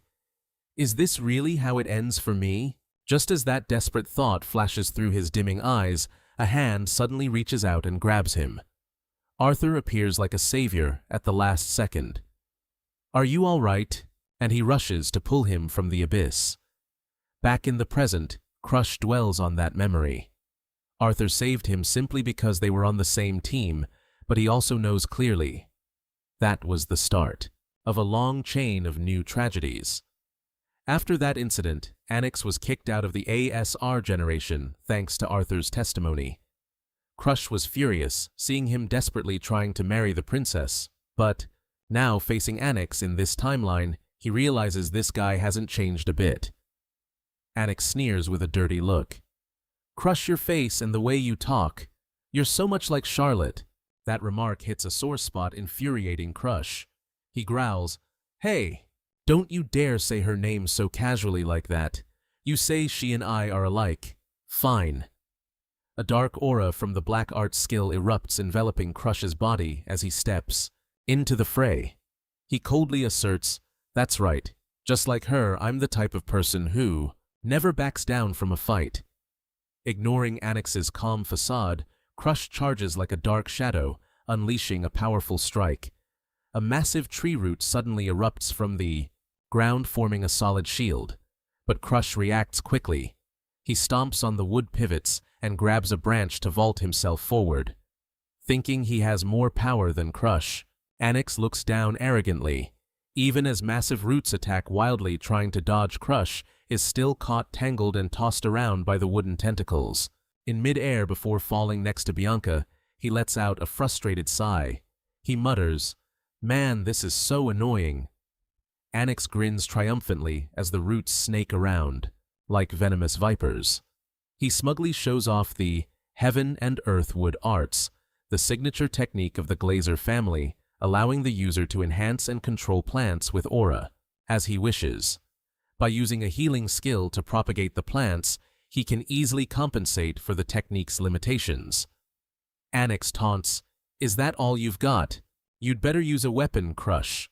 He calmly picks up a dry branch from the ground and retorts, "You want me to use a weapon? Then I'll use your own wood. To face you. You're challenging me with just a dry branch. Fine then, try blocking this with that twig." Annex roars, controlling a barrage of roots, rushing in like a storm. But Crush makes him stare in utter shock by continuously dodging every single attack perfectly. Annex is rattled, wondering, how can a so-called failure like Crush have such extraordinary reflexes? He starts to suspect if Crush has awakened Mind's Eye, a superior sense, reserved only for geniuses like Charlotte. Crush's eyes flash with a mysterious purple light. He coldly declares, "To you, I'm nothing more than a genius." Deep down, Crush knows he's already seen through Annex's abilities until he's sick of it from his previous timeline. Seeing his opponent still lost in thought about Charlotte, Crush launches a powerful strike with the branch in his hand, pushing Annex back repeatedly. Feeling insulted, Annex roars, "Crush, you better watch your mouth." He immediately unleashes the fifth move, Heaven and Earth Wood Giant, summoning a colossal wooden entity with a demonic face to crush Crush. Every move he makes is meant to take Crush's life. Annex wears a sinister smile. He looks at Crush with the eyes of a superior being and whispers a threat, "From now on, be careful." Just then, a girl rushes over her face, filled with panic, shouting, "Lord Annex, you can't do that." She knows well that if that destructive attack hits Crush directly, the consequences will be irreversible. The giant wooden fist of the monster descends with terrifying pressure, ready to pulverize everything below. Facing death, Crush calmly closes his eyes, letting the leaves swirl around him. In his mind, an image appears, the thinnest manual sitting quietly in the secret library of the Than Tung estate. Its author was an ancestor with zero innate talent, someone who spent his entire life just repeating ordinary mediocre strikes until he was 80. That manual was incredibly concise, recording only the simplest strikes of his final years. Yet because he had been driven to a dead end by the curse countless times, Crush understood the true family secret in it, not as simple as the notes describe. The sword is me. I become the sword. Crush swings the dry branch. As long as you treat the object in your hand as a sword, that profound truth will create boundless power. A single vertical slash splits the giant wooden monster in two, to the opponent's absolute shock. The giant crumbles into pieces. Witnessing that, Bianca and those around them just freeze their eyes wide with disbelief. Annex trembles, his face pale, sweat pouring down in fear as he sees his strongest technique neutralized so easily. Crush coldly walks forward, staring straight at the one groveling on the ground, and growls, "Hey, stop being so arrogant." Crush coldly tosses the branch aside, looking down at Annex, who has completely collapsed by the balcony after such an unexpected crushing defeat. He only manages to groan once and then collapses to the shock of all witnesses. Crush stands there, breath ragged sweat dripping down his exhausted face after the intense battle. He silently curses, to himself, "Damn it. I meant to save enough energy to easily steal the skill, but since I put everything into that one strike, I can't even move now. Damn it, I can't even catch my breath." Crush's legs trembled, his consciousness fading from exhaustion.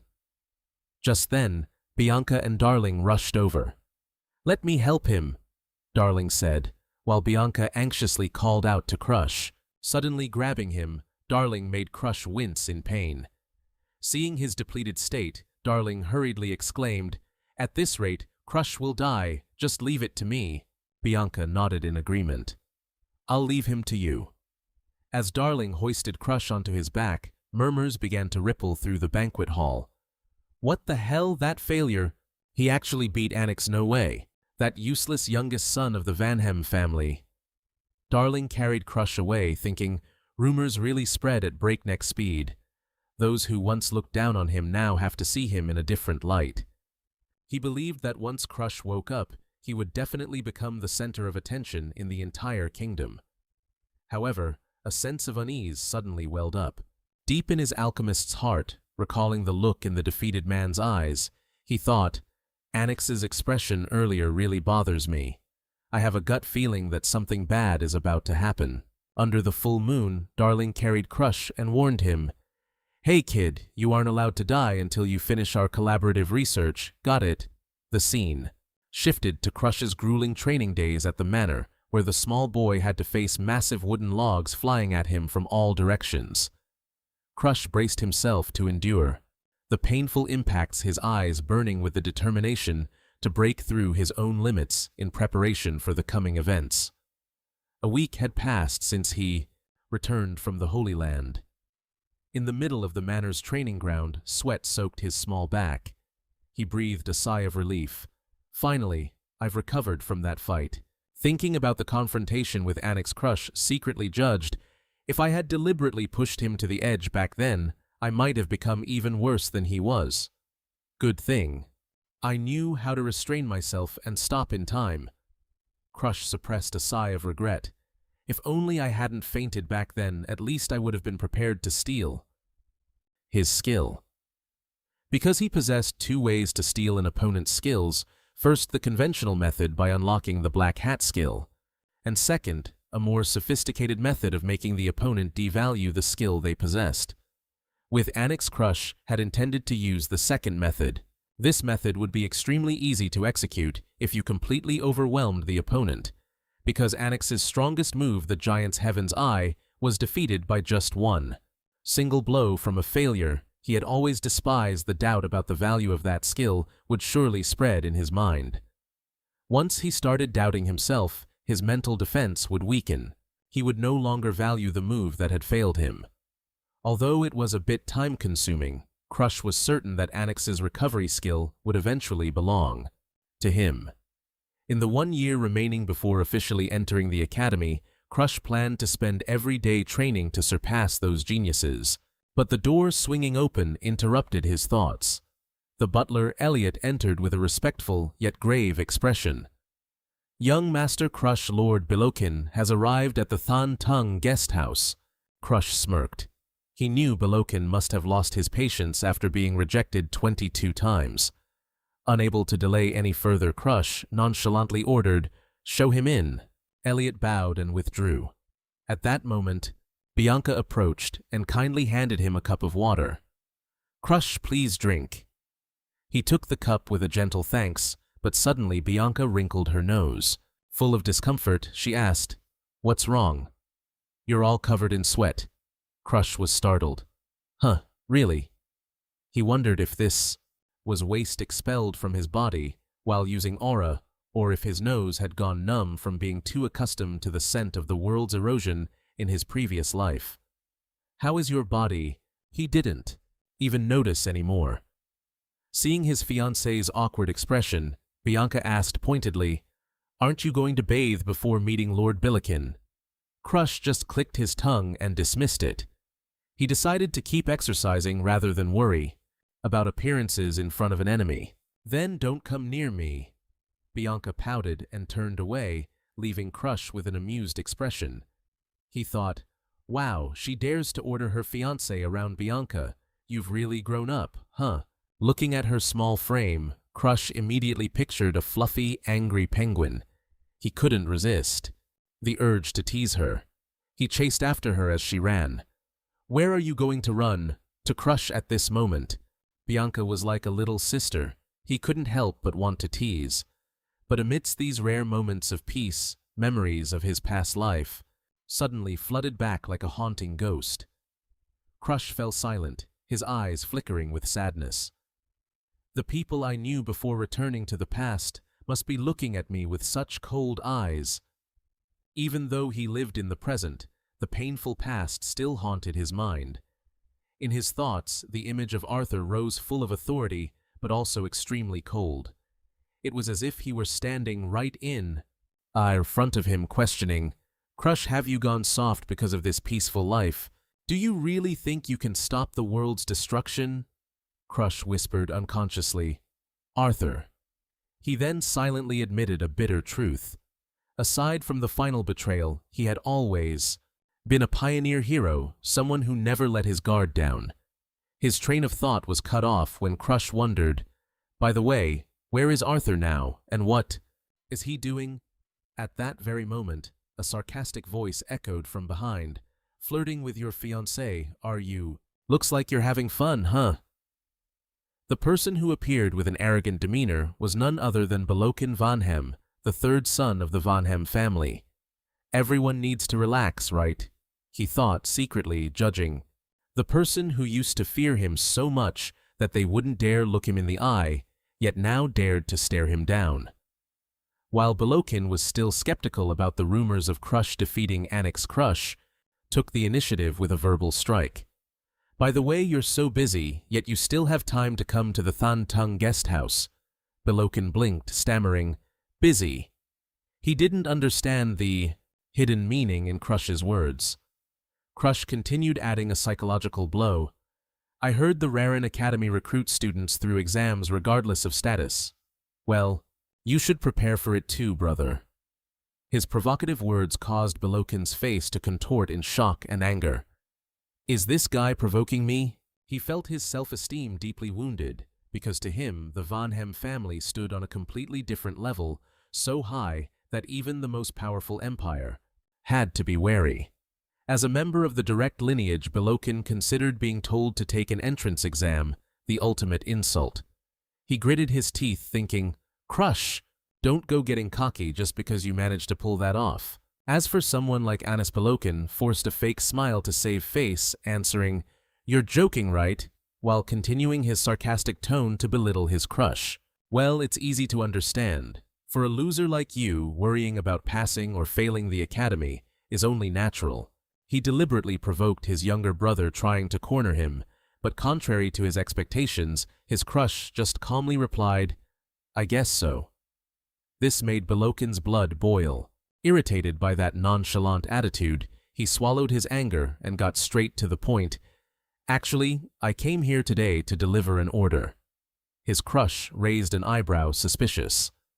"An order," Belokin coldly announced. "Our father. We are to prevent the world erosion occurring at Mount Gurulek." This news shocked his crush deeply. What the family mission doesn't require anyone under 15 to participate. To corner his younger brother, Belokin reassured him with a sly motive. "Don't worry, I'll go with you as your guardian." He leaned in close to his crush's face. He threw out a challenge. "My little brother, the one who supposedly defeated Anis, surely wouldn't tremble at such a trivial matter, would he?" Seeing right through him, his crush secretly realized, "He's just testing my strength and holding me back." Without a moment's hesitation, he accepted the challenge. "Fine. If we're going, we're going." To his crush, facing world erosion was more familiar than his current peaceful life. He clenched his fist, confident that even if this was a trap set by Belokin, he already had a plan to deal with it. Just then, Bianca appeared and asked worriedly, "Where are you going, my lord?" He warned her not to follow because he would be away for a while to handle the erosion. Bianca asked sadly, "I can't. I go with you."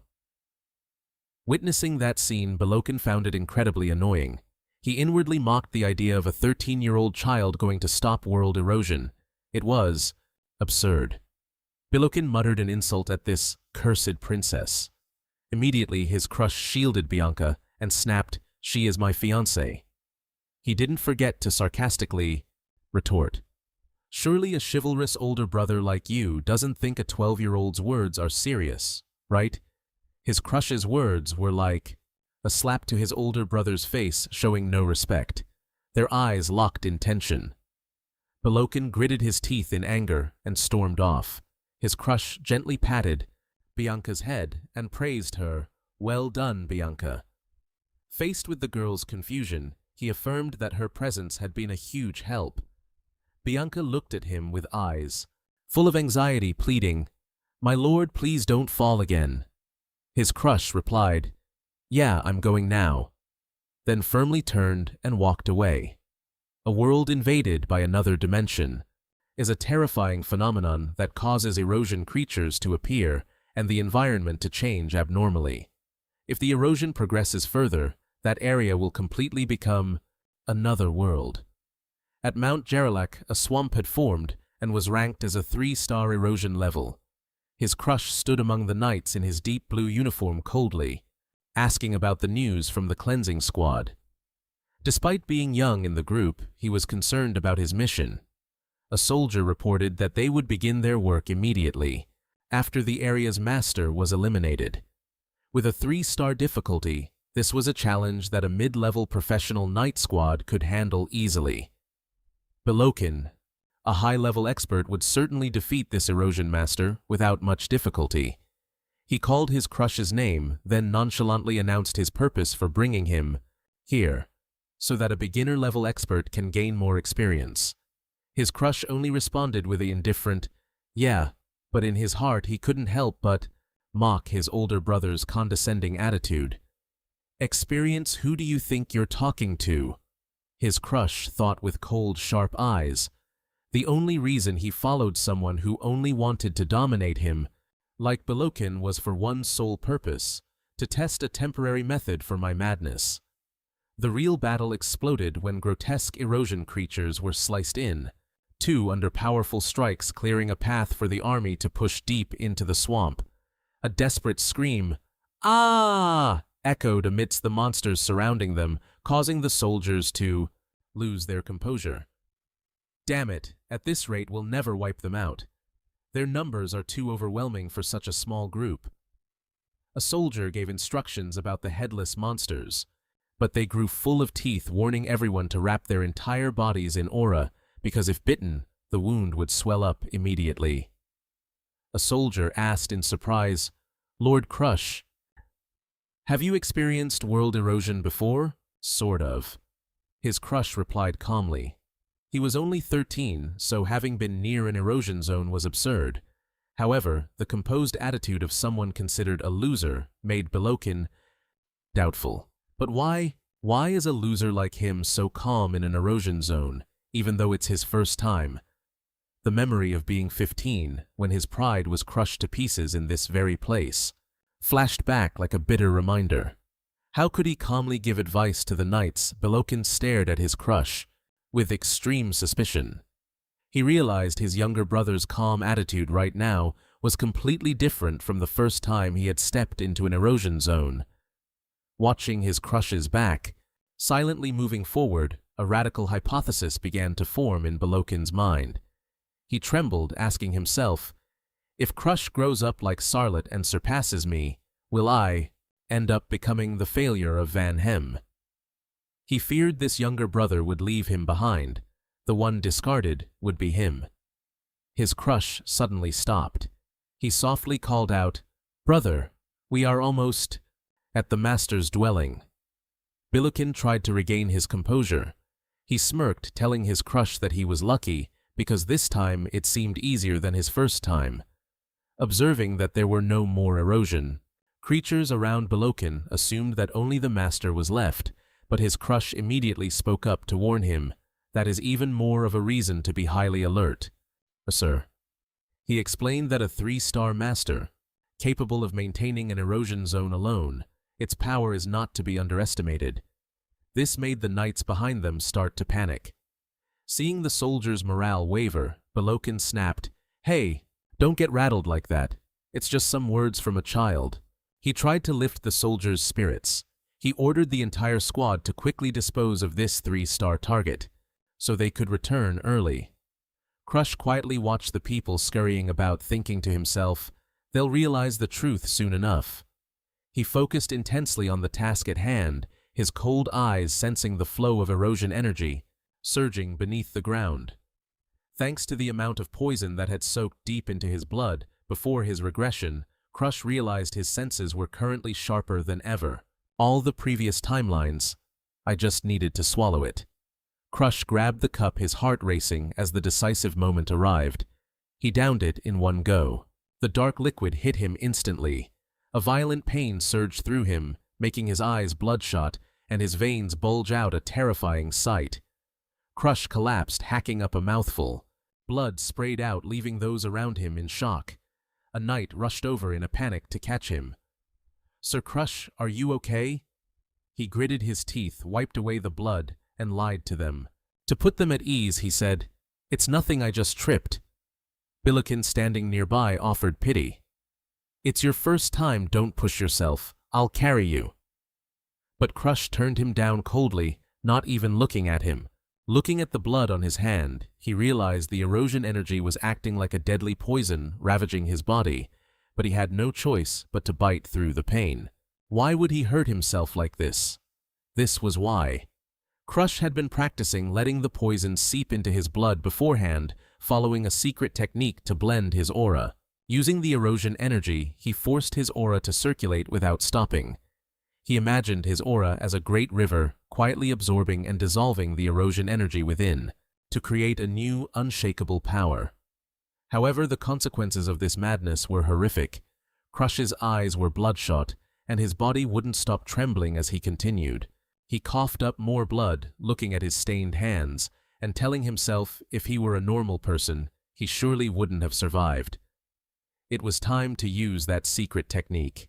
He recalled the history of the Tongsha Library, a place that had been closed off and seemingly forgotten after Demarice Vanhem vanished. But a blind ancestor had accidentally discovered this secret archive. Yet, because he couldn't see, he couldn't read the scrolls, leading him to lock the place away forever so no one would repeat his tragedy. That ancestor decided to leave behind one single secret technique that could be passed down without sight. And that transmission was received by Crush. A surge of aura energy exploded around him, marking the awakening of a superhuman sense that could feel the smallest vibrations through aura. That was the sixth sense. Although currently Crush could only extend his perception by about the width of a finger, that was more than enough to realize something was wrong right where he was, standing. Crush's eyes widened, a crazed smile appearing on his blood-streaked face as he understood his true situation. It wasn't that the world was being consumed by madness, but that his own senses were becoming sharper than ever. He realized the madness was thinning out, all thanks to following the secret technique of the ancestor's sixth sense. Even so, Crush knew this was only a temporary solution. If he kept absorbing erosion energy, the madness could strike at any moment. This was also known as overtraining, leading to a cultivation deviation. And in that state, he would still need Bianca's snow doll curse to stabilize his mind, even if it was just a stopgap measure. But it couldn't be denied that Crush had gained control over his power thanks to it. He clenched his fist, feeling clearly that for the first time he could reach a new level. Suddenly, a chill ran down his spine. Crush's eyes went wide with shock, and he snapped his head back, realizing a presence full of pressure. Out of the shadows, a grotesque creature, its form patched together from countless human body parts, slowly emerged. It stretched out a long, twisted neck with a gray, lifeless face. The eyes, which had been squeezed shut, suddenly snapped open, glowing with a deadly red. It was a massive, lumpy mass of flesh, with faces screaming in agony.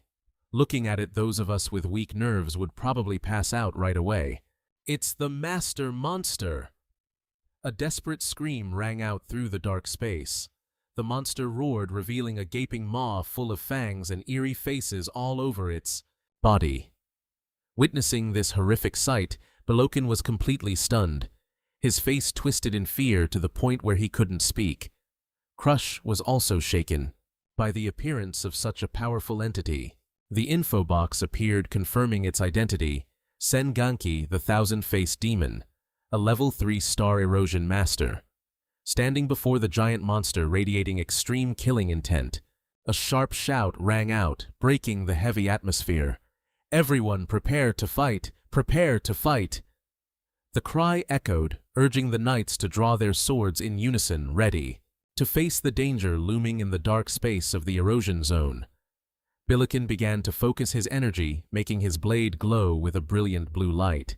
Instantly, a terrifying wave of heat erupted, enveloping him in red flames.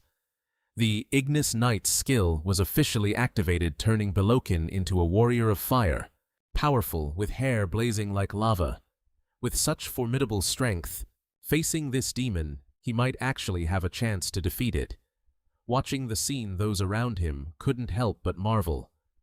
Sir Billiken's Ignis Flame always leaves us in awe. And the destructive power is truly terrifying, isn't it? After all, it's a top-tier skill capable of incinerating everything in its path. In contrast to the cheers of the crowd, Crush stood silent. His eyes showed pure hatred when he looked at those flames. He bitterly recalled a horrific memory from the old timeline. Ignis was the very skill that had burned his arm in the past. The image of a brutal Billiken stepping on little Crush and mocking him came back vividly. "Do you see the difference between us yet? I don't have time to waste on trash like you." Watching the arrogant back of Billiken walking away with his flaming sword, Crush muttered his name with extreme coldness. He knew clearly that in his previous life, Billiken had completely fallen into a state of madness before the time reversal event occurred. But now, having gained power, Crush was no longer the child he could bully. He would return everything he had given him in the previous life. A stream of mysterious purplish black energy erupted, covering his body as the Black Hat skill was activated. Demon eyes and mouths appeared on Crush's hands. He smirked, a cryptic smile. "But what about now? Here?" He hoped you wouldn't change at all. Immediately, a violent tremor erupted, accompanied by muffled, painful cries. A grotesque entity with a hideous face was strangled by the purple energy, its body twisting in vain. The apprentice knights began to panic, witnessing the horrific sight. Is that the face-stealing curse? The situation became chaotic as the monster extended 8 giant arms, attacking frantically and crushing everything in its path. Seeing the seniors struggling hard to fend off the attacks, the young soldiers trembled in despair. How are apprentices like us supposed to avoid that curse? If it's come to this, the only way is to run. A desperate scream from a soldier echoed through the chaotic battlefield. The scene was utterly frantic. Some were shouting to fight others. "Run!" he shouted. A roar that drowned out the entire space tore through the air. That was Billiken, engulfed in the blazing flames of his Ignis skill, charging straight at the monster like a fiery arrow. His slashes, carrying terrifying heat, sliced through the thousand-faced demon's grotesque body, carving blinding trails of fire across the gloomy swamp. Watching from afar, Grass couldn't help but be stunned. He was targeting the thousand-faced demon instead of me. Why? He narrowed his eyes, tracking every frantic movement of his older brother. But the situation suddenly turned bizarre. Dark, thick liquid began to ooze from the faces on the monster's body. Grass gasped, bloody tears. Those streams of pitch-black blood gushed from the deep sockets of those masks, creating a horrifying and haunting scene. Something's wrong. If this keeps up, it's going to be dangerous. It just kept flowing. Like this, it would swallow everything in no time, Grass realized as he saw the bloody tears pouring endlessly from the grotesque masks.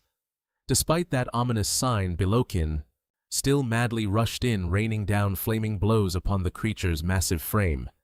However, a terrifying surge of pressure suddenly erupted from the monster, causing Billiken to turn pale with terror. What is this horrific pressure? I have to focus on destroying the thousand-faced demon right now before more anomalies occur, Billiken told himself. The flames from his Ignis skill flared violently on his blade. He darted away like a fiery arrow and roared, "All knights listen! and take down the thousand-faced demon in front of us." The soldiers stood motionless, like statues, their faces submerged in eerie shadows. Billiken stammered in utter confusion. "What on earth? Are you—" A horrifying thought flashed through his mind, the curse of the thousand-faced demon. He couldn't believe his reality.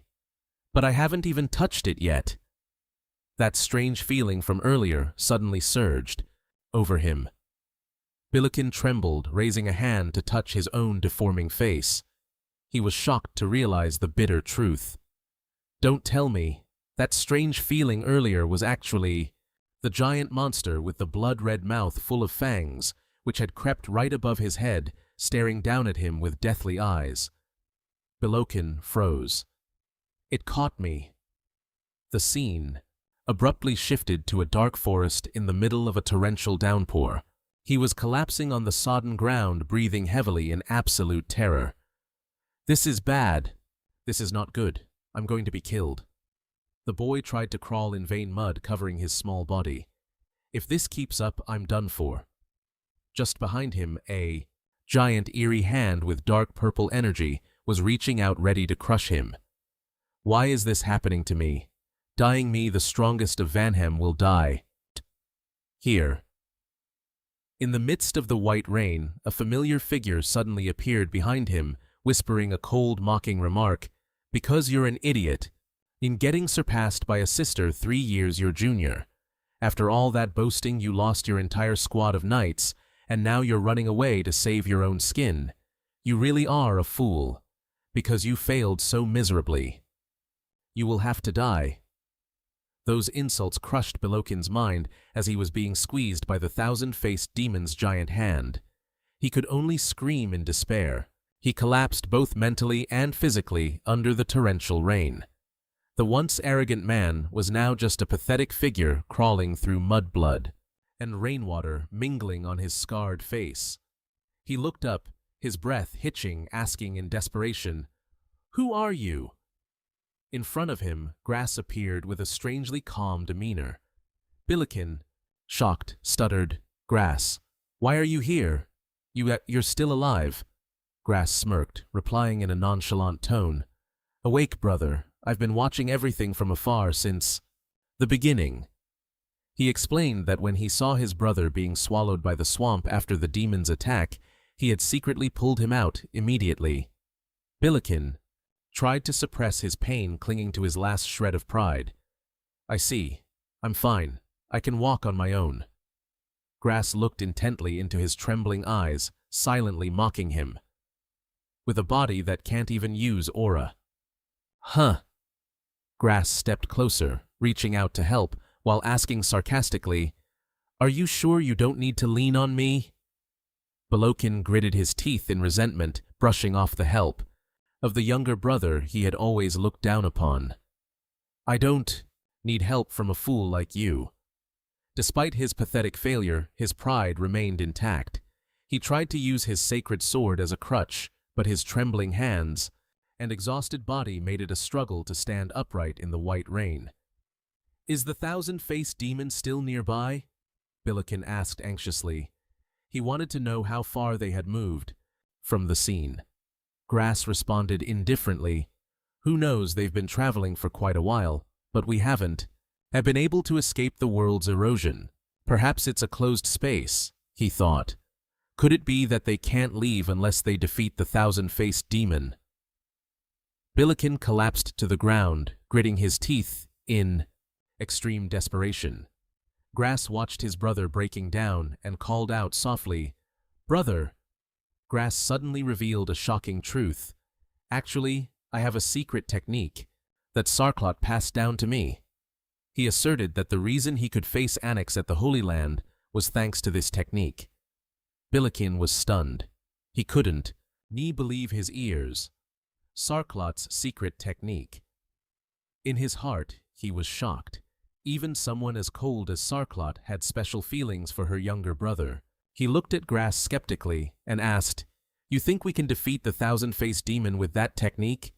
Grass looked straight into his brother's eyes and replied confidently, "By myself, no. One, I can't defeat this demon. But if we fight together, is it possible to win? Instead of hiding from the demon and dying slowly in this erosion zone, I think this is worth a try. Grass stood tall in the rain, convincing his brother, who was exhausted. He knew Belokin didn't trust him, so he hit on the key point. But brother, surely you trust her skills, right? Belokin fell silent for a moment before admitting the truth. Yeah, after all, Sarklot is a genius. He forced himself up, pulled his sword from the mud, and gave a final warning. But if we fail, we're both done for, kid. Grass smirked. A powerful dark purple energy began to erupt around his body as he stated firmly, "Don't worry, I absolutely will not fail. The thousand-faced demon is coming." Grass whispered, his sharp, cold eyes tracking the enemy approaching through the heavy rain. He turned to ask his wounded brother, "Brother Billiken, are you ready to unleash Xness?" Billiken nodded through the pain. "Yeah, ready." Flames began to erupt on his hands. Grass said decisively, "Then, let's begin." He stepped out from the bushes, eyes closed to focus all his mental energy. Suddenly, a brilliant, pure blue aura burst forth, enveloping, covered by the small form, and the sword of Grass. Belokin's heart pounded in disbelief as he witnessed the scene. Stunned, he blurted out, What kind of training is this? Incredible." He stared fixated at the translucent aura he had never seen before, feeling its absolute purity. Deep down, Belokin was shocked, admitting, "When he told me to combine the X-Night Flame with the secret technique of Saltlot, I didn't believe him. But now I've seen it with my own eyes." He couldn't fathom why this aura, which he couldn't master, despite years of grueling practice, was being used so easily by Grass. "Brother Vero Clean." Grass's voice pulled him from his thoughts. Grass ordered, "Use X-Nize now." Billiken stammered, "Oh, okay." Breaking out of his daze, Billiken focused, channeling his flame into Grass's sword. Two powerful sources of energy began to merge, turning the blade into a roaring inferno in the middle of the night. Grass gripped the sword tightly, his gaze resolute as he looked ahead, and whispered, "Is something wrong, brother?" Grass turned to ask, seeing Belokin still frozen in shock. He nonchalantly continued, "No, don't worry. It seems I'll make it in time. I don't need your support anymore." Belokin was left speechless by the overwhelming confidence of the younger brother he had always looked down upon. What, looking into the glowing eyes of Grass, he was shaken to realize that the flame radiating from his brother's sword was even more intense and purer than his own. Belokin trembled, admitting that the sword truly had enough power to finish off the thousand-faced demon in a heartbeat. Humiliating memories flooded his mind, the battle where he lost all his subordinates and had to flee in disgrace, after watching all his knights perish. His own overconfidence had led to this terrible consequence. A crazed envy stirred within him. Billiken wondered, if Grass really takes down this monster, does that mean I'm inferior to a failure? At that moment, Grass dashed away like a streak of fire, swinging his sword with a fatal strike into the monster's hideous body. A massive column of fire erupted, incinerating everything in the terrifying heat. Billiken froze, sweat dripping down his face, distorted by shock as he watched that powerful entity be completely erased. The erosion zone vanished, revealing a clear blue sky and lush green meadows under the brilliant sun. Grass stood proudly amidst the peaceful scene.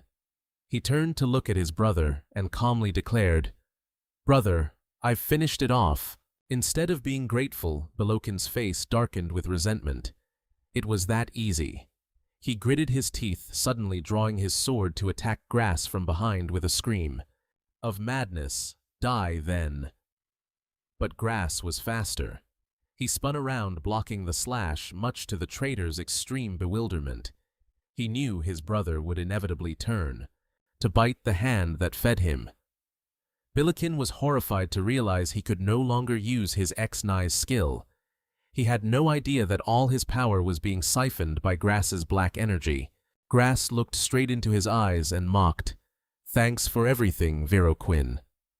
Grass gazed at Vero Quinn with cold eyes, his body covered in a purple, black aura full of sinister mystery.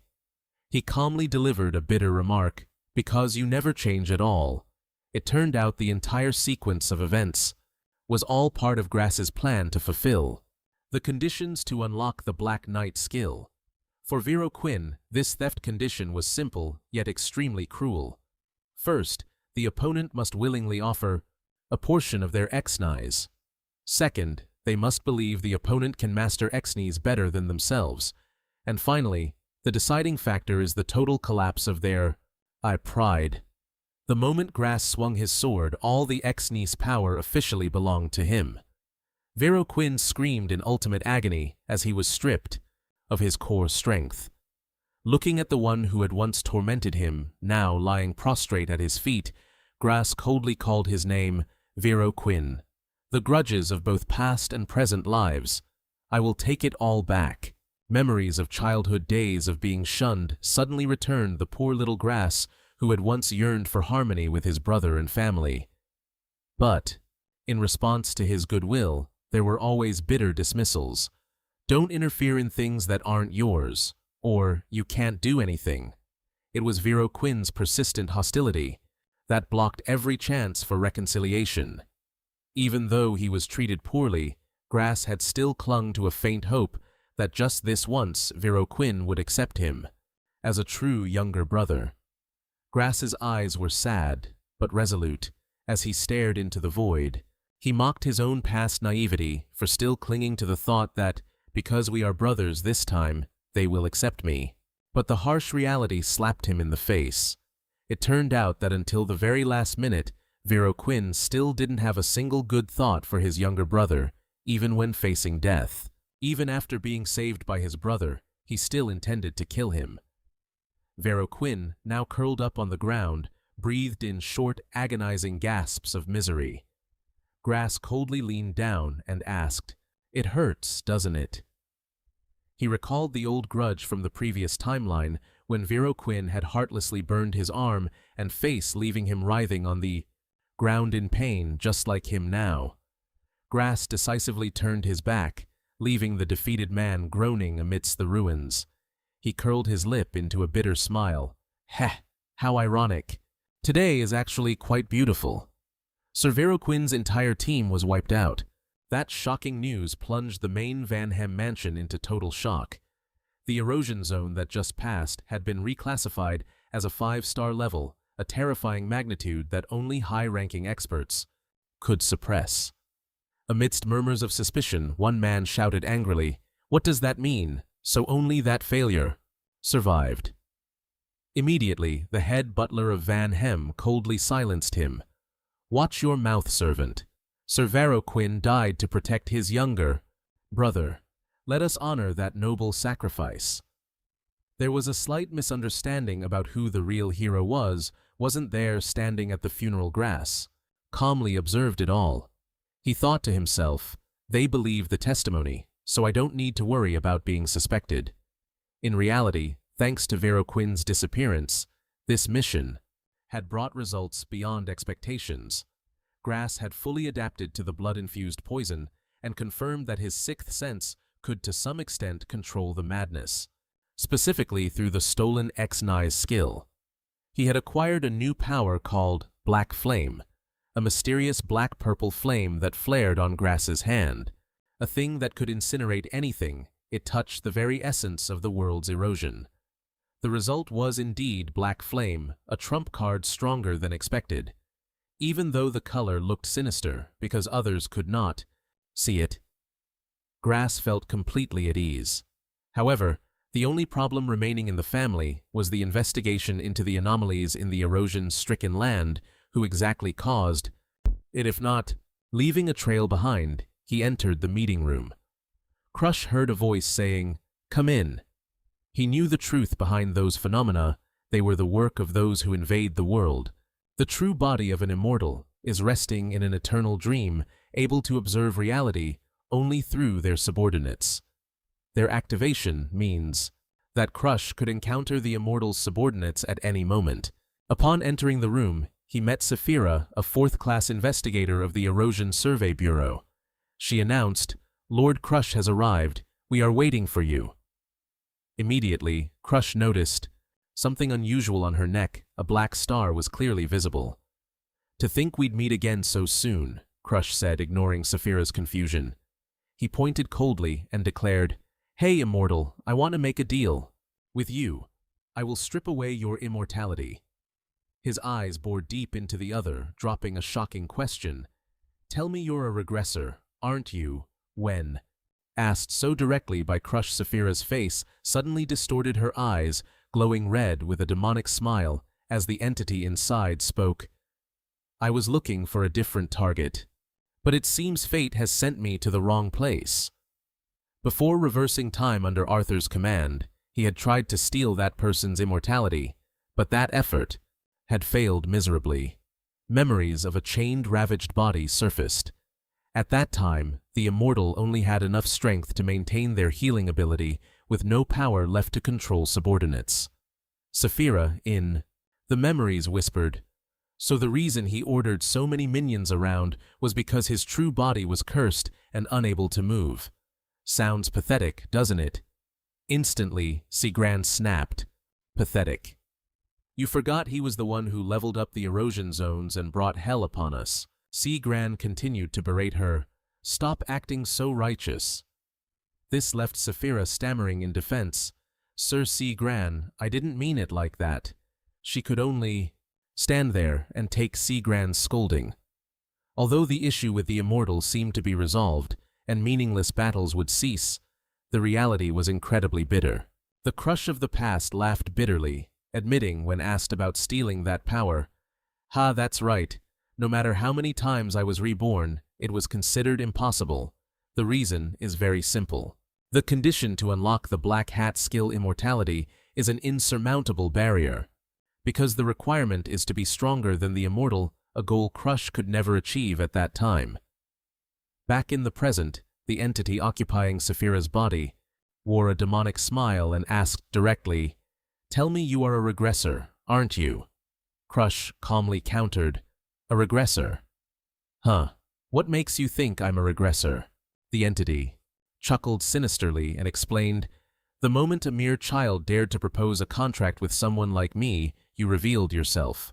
Only a regressor would dare do that." It looked at the boy in front of it with contempt. A wretch trapped in his own endless loop, yet daring to declare he will kill an entity that transcends time. It clutched its face and laughed wildly. "Don't make me laugh with such transparent lies." After letting it laugh to its heart's content, he spoke up. "This isn't a lie," Crush coldly asserted. At the same time, he extended a hand, emitting deep purple energy forward. A bizarre demonic mouth with sharp teeth suddenly appeared in the palm of his hand.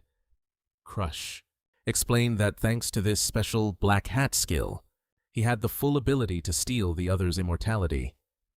Hearing this, the entity inside Saphira's body fell silent. Memories of centuries of solitude returned. He confessed that he had personally upgraded every erosion zone for hundreds of years with only one goal: to find someone strong enough to end his life. Now that the one capable of stealing his curse of immortality stood before him, he trembled and asked about Crush's conditions. In response, Crush bluntly demanded, "Help me become stronger." He explained that his skill could only be activated when he was stronger than the target. The entity wore a satisfied smile and decided, "Then I will take you as my apprentice."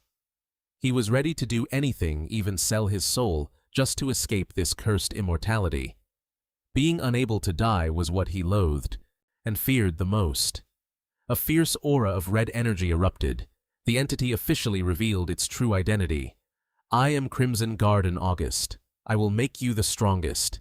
A giant flaming dragon projection appeared behind him, radiating a terrifying pressure that forced Crush to brace himself.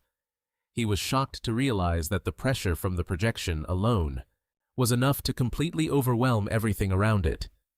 Crush knew well that Crimson Garden had once possessed power on par with Arthur and commanded countless terrifying subordinates.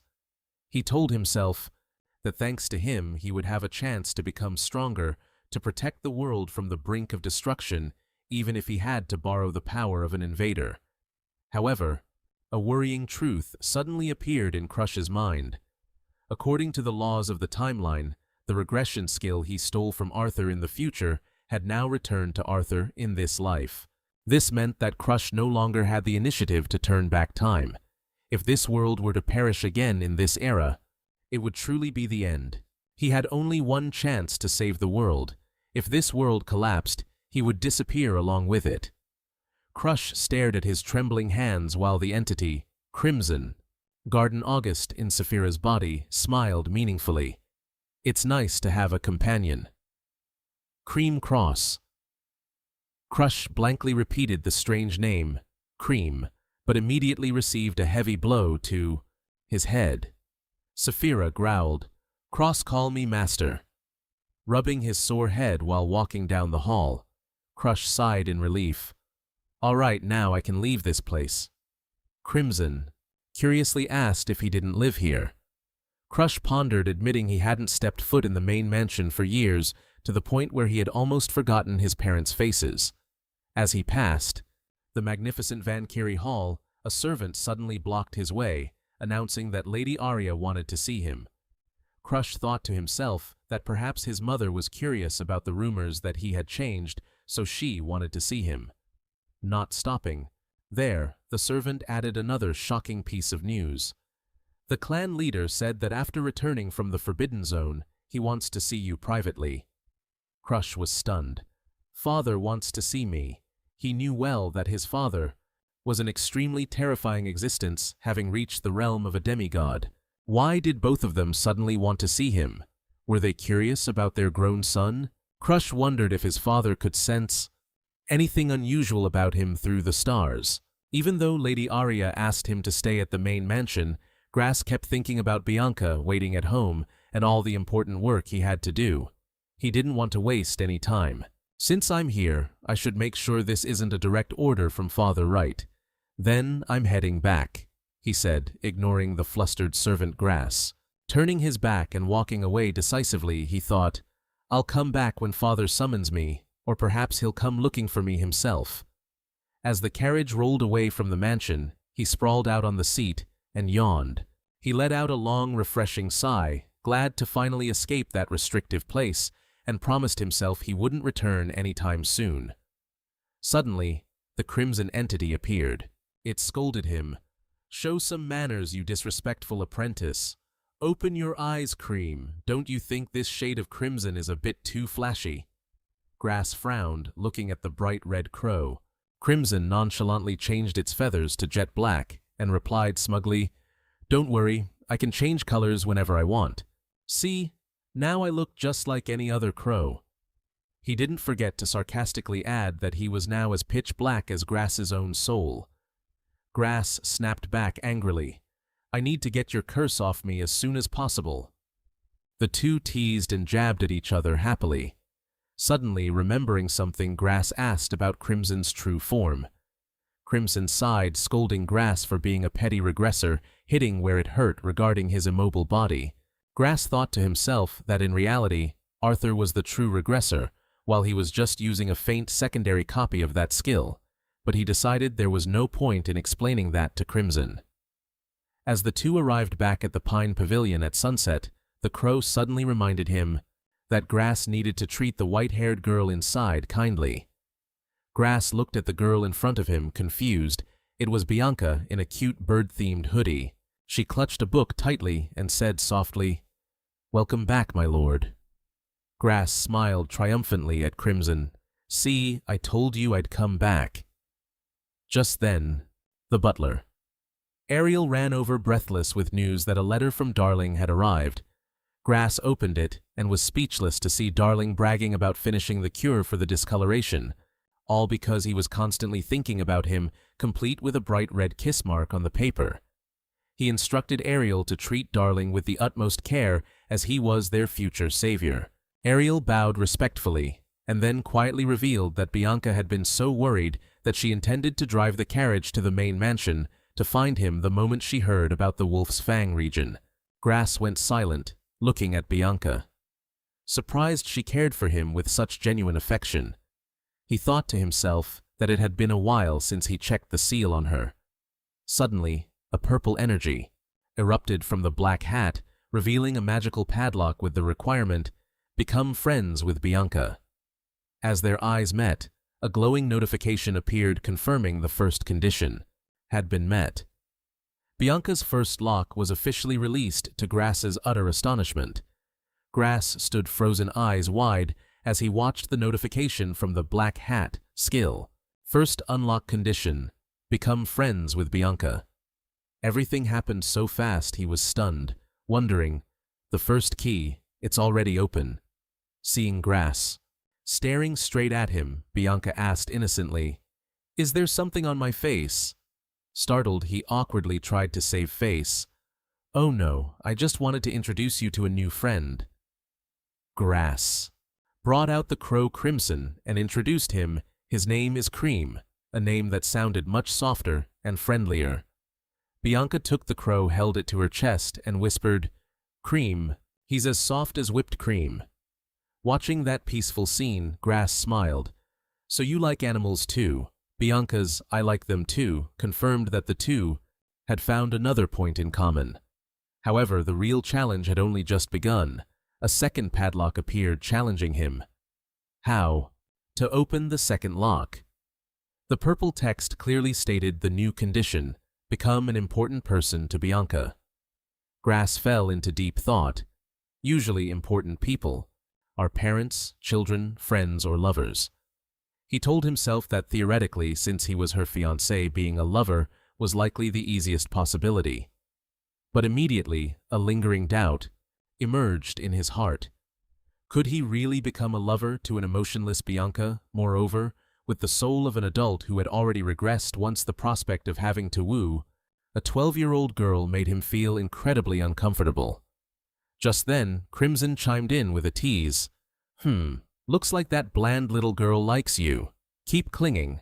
To her, she probably really likes you too." Teased by Crimson, he could only stand there rooted to the spot, feeling awkward. Anyway, then Crimson's voice rang out, breaking the quiet of the night. Grass asked, "What is it?" The crow with its glowing red eyes suddenly radiated a chilling, killing intent. It cold-bloodedly declared, "I want to test your strength. Playtime is over. Get to the training grounds." Grass was stunned for a second, then decided to accept. Fine. On the training ground with the earth shattered, Grass lay flat, breathing heavily, completely exhausted. Crimson couldn't help but mock him. "Pathetic. A regressor like you and your talent is this miserable." Grass bitterly admitted the harsh truth. "I told you already. I'm a complete failure." Crimson continued to pour cold water on him, claiming that Grass had only reached this point thanks to his past experience and his own secret techniques. But all that effort would soon be surpassed by a true genius within less than 5 years. However, that was only if they were talking about pure talent. Crimson flew around, radiating a powerful crimson pressure that filled the space. He asserted that such talent meant nothing in front of Grass because he possessed a special skill of his own. If you lack talent, just go and steal it from others. That's it. Because Grass was still lacking quite a bit to become strong, he promised he would be the one to pull Grass out of the mud, helping him seize everything from places higher than the clouds, and finally, steal my immortality as well. Crimson lowered his voice as the imposing projection of a red-haired demon with long horns appeared right behind the crow. Grass sat on the ground, looking up at the powerful entity. With a determined gaze and a firm affirmation, "Well, that goes without saying." A few days later, at the Green Pie estate, Darling suddenly appeared with a joyful face. He jumped up and shouted, "Hey, hey, have you been waiting long?" While busy practicing swordsmanship, Grass couldn't help but answer annoyed, "Since when did I become your honey?" Ignoring that coldness, Darling remained cheerful. Grass got straight to the point. "Anyway, did you bring the thing I asked for?" When asked about what he had just concocted, he happily gave it to Grass. "Hey, I'm all done." Darling proudly presented the completed medicine vial. He smugly asked, "What do you think? I'm a real genius, right?" Grass nonchalantly admitted, "Why ask something so obvious? You've always been a genius." That sentence left Darling frozen with emotion. Then he rushed over to hug Grass tightly. He snapped, "Hey, cut it out!" Darling suddenly switched topics. "Oh, right. I want to tell you something." Pulling out the potion bottle he just finished, he asked smugly, "What do you think? I really am a genius, right?" Crush nonchalantly admitted, "Why ask the obvious? You've always been a genius." That remark left Darling stunned with emotion, and he lunged forward to give Crush a tight hug. "You snapped, 'Hey, cut it out.'" Darling suddenly changed the subject. "Oh right, I want to tell you something. Word is that Annex has changed. He stopped training after losing to Sarlot, but rumor has it he started back up after that incident at the Holy Crush Sanctuary." Clutching his head, he wondered, did that traitor actually get inspired by me? But then he shook the thought away. Damn it, I couldn't care less about Annex. If you're done, just go home, Grass. There are plenty of other goals besides Van Hem. Just then, the Crimson Raven spoke up. No, I was planning to use a spirit potion to boost your frail physique. You should have that alchemist star make it for you." So the half-man, half-woman had more work to do. It was a type of potion, specifically designed to boost physical stats and aura. It was incredibly expensive, and usually only passed down through secret family scrolls, the kind of stuff I couldn't even dream of back then. Grass thought to himself, noticing Darling still clinging to him, teasing. He shouted, "Hey, what do you think you're doing?" The Crimson Raven urged, "I know the recipe, just tell him to make it. That's all it would take." Grass immediately changed his tune. "I have one more thing to ask of you. I need you to brew me a spirit potion." Delling looked confused. "Huh, didn't you just tell me to go home? Wait, does the news about Annex have you all worked up?" he asked worriedly. He wondered if Crush would even have the ingredients, since the Van Hem family certainly wouldn't support him. Crush looked ahead, with a determined gaze. "Don't worry, I'll figure it out. If I use the knowledge I had before the regression, I can do this." Grass calculated in his head, deciding to go through with the legendary spirit potion. With that, he could quickly gain overwhelming power. Under the guidance of the Crimson Raven, he repeated, "Follow my lead." Crush began listing the ingredients for the spirit potion. Delling stood by, eyes wide with amazement, hand frantically scribbling into his notebook. "So, you make it with this, and that, and then do it like this. Wow," he blurted out in admiration. "Where did you even get this information?" Crush just calmly replied, "It's a family secret from the Van Hem bloodline." Delling nodded, convinced. Figures it'd be the Van Hems, right? However, the excitement was quickly replaced by worry. Delling looked at his notebook and sighed. "I really want to try it, but the problem is, how are we going to get the ingredients?" He listed the rarest ones. "I don't even have a chance of getting my hands on cold heat mushrooms or gold dragon grass." Delling explained that cold heat mushrooms only grew in the Hadenhast region, but the treacherous mountain terrain and soil erosion made them nearly extinct. Hearing this, Crush came up with an idea. "I'll ask my fiancée. Her family is in Hadenhast." He realized Bianca was the key to the ingredients. "Okay, what about the gold dragon grass?" Crush continued asking about the second ingredient. Delling explained that this was a legendary herb that only grew near the nests of the golden dragons in the distant borderlands of the Empire. Going there to search for it was almost certainly impossible. He hesitated and suggested, "Maybe I could buy it on the black market." But immediately, Delling became concerned. "But if the Empire finds out, it'll be huge trouble. Illegal trade of rare national treasures always comes with brutal punishments." Crush crossed his arms, thinking hard, his eyes full of resolve. "If there's no other way, then I'll just have to hunt down a black market dealer." Just then, Darling raised a finger excitedly, interrupting. "Let me show you a better way." Crush looked blank. "A better way?" Darling revealed a martial arts tournament for teenagers under 15 was about to be held in the Ephraimia Empire. He insisted that just by winning first place the prize would be the gold dragon grass. What do you think? Great idea, right? Crush clutched his head in stress. Have you forgotten I'm a Van Hem? He was worried that the Empire was using this tournament to strike back at the Academy, and the appearance of a Van Hem member would make everything chaotic. But Delling just winked mischievously, pulling out a pink potion. Of course I already have a plan, honey. Just leave it to this genius. Kiki, drink this. Saying that, Delling shoved the bottle into Crush's hand. Crush stared at the clear pink liquid in his hand with suspicion. What is this? It's so transparent. Do I really have to? I'll drink it. Before he could think twice, he downed the whole bottle. Instantly, an intense pain surged through him, and Crush screamed in agony. When the light faded, he was shocked to realize his body had completely transformed into a young girl, with long hair and a slender figure. Grass screamed, "What the hell is this, darling?" Just giggled and explained his crazy plan. Anyone can enter the tournament as long as they don't reveal their identity, right? You just need to compete as a girl, and you'll be fine. Crush was furious at this cruel prank. He grabbed Darling and roared in desperation, "Cut it out, change me back right now." Even the Crimson Raven, witnessing this scene, could only stay silent, his red eyes full of pity.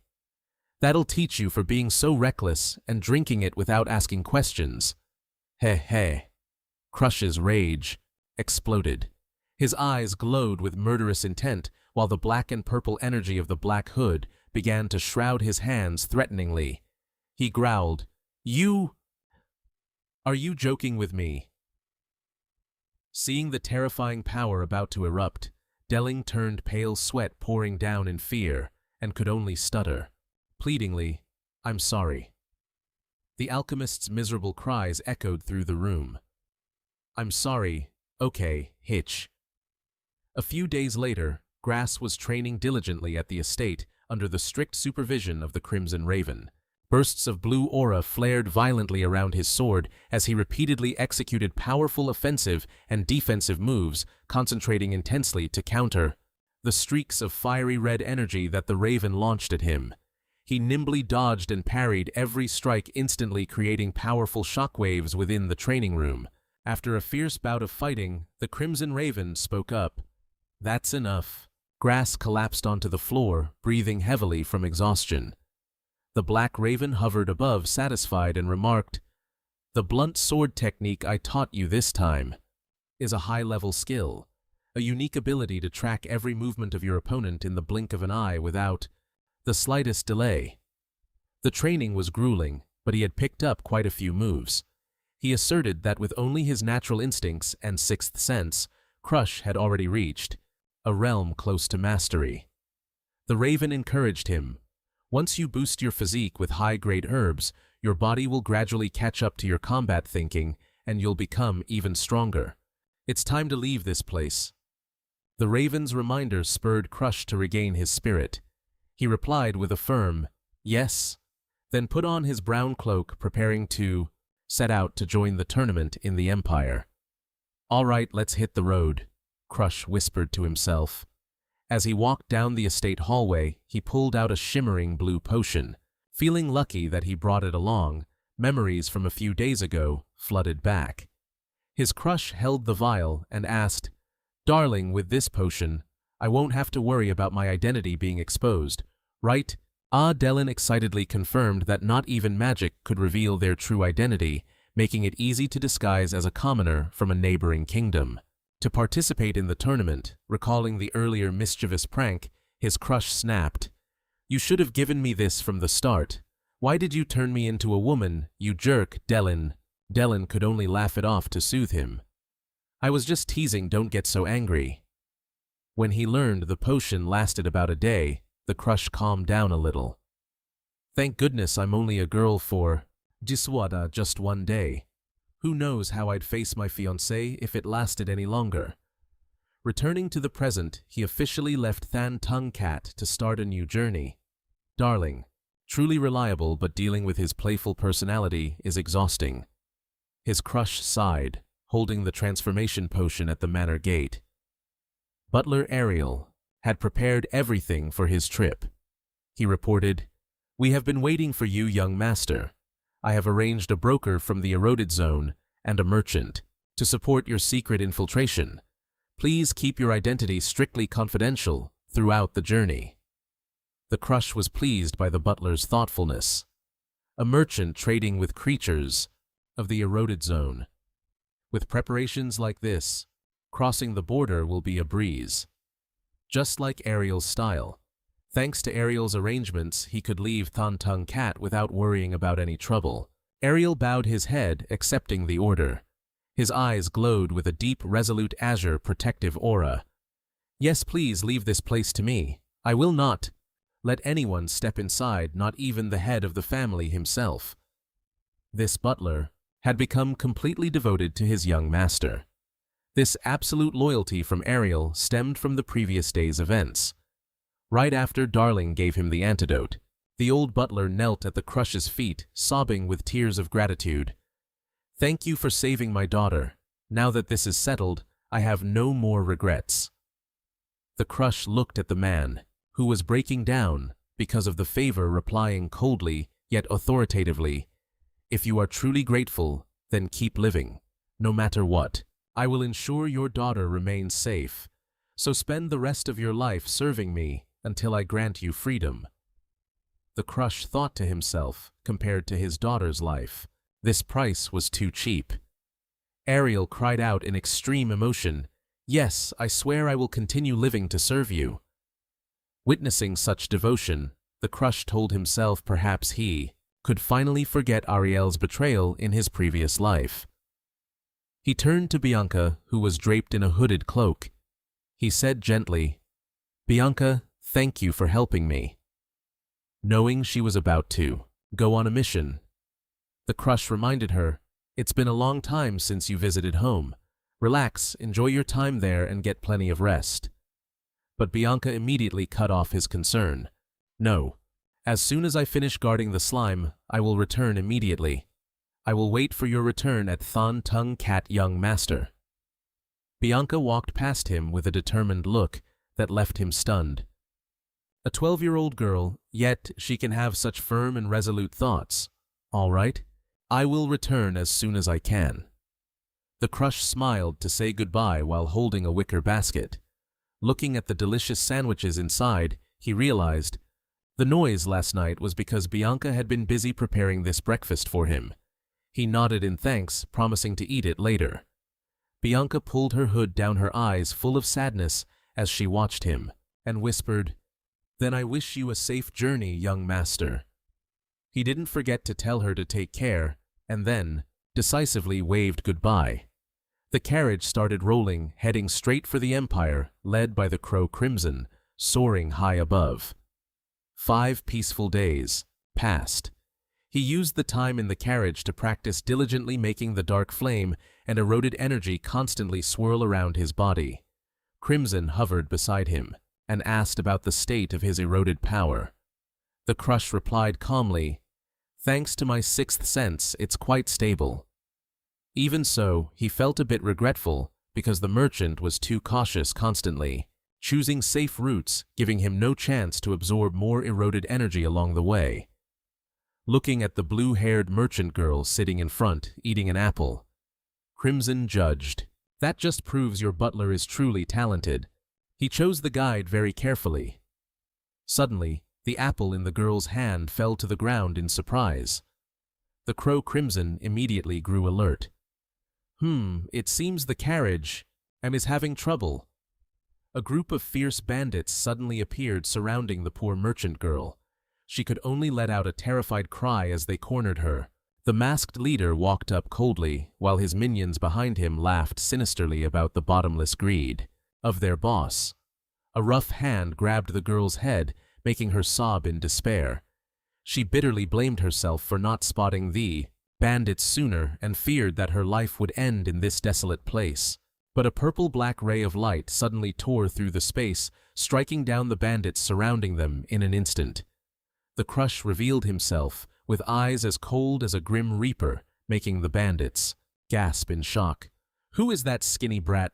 Furious at being interrupted, the leader yelled, "Catch him immediately!" The whole group of fierce bandits simultaneously swung their axes and spiked maces, charging madly at the Crush. They charged aggressively, thinking he was too small to fight back. "Hey, kid!" The bandits' shout rang out as they all lunged at him. Another mocked him. "What other tricks do you have? You have no weapons." To rely on facing the enemy's siege, the Crush remained strangely calm. He smirked, and a purple-black energy erupted from his hand, forming a powerful shadow sword. "Weapons, you said, is this what you meant?" In an instant, the Crush swung his sword, the slashes carrying waves of purple energy that left the bandits unable to resist. The Crush's cold gaze fixed directly on the leader, making him shiver.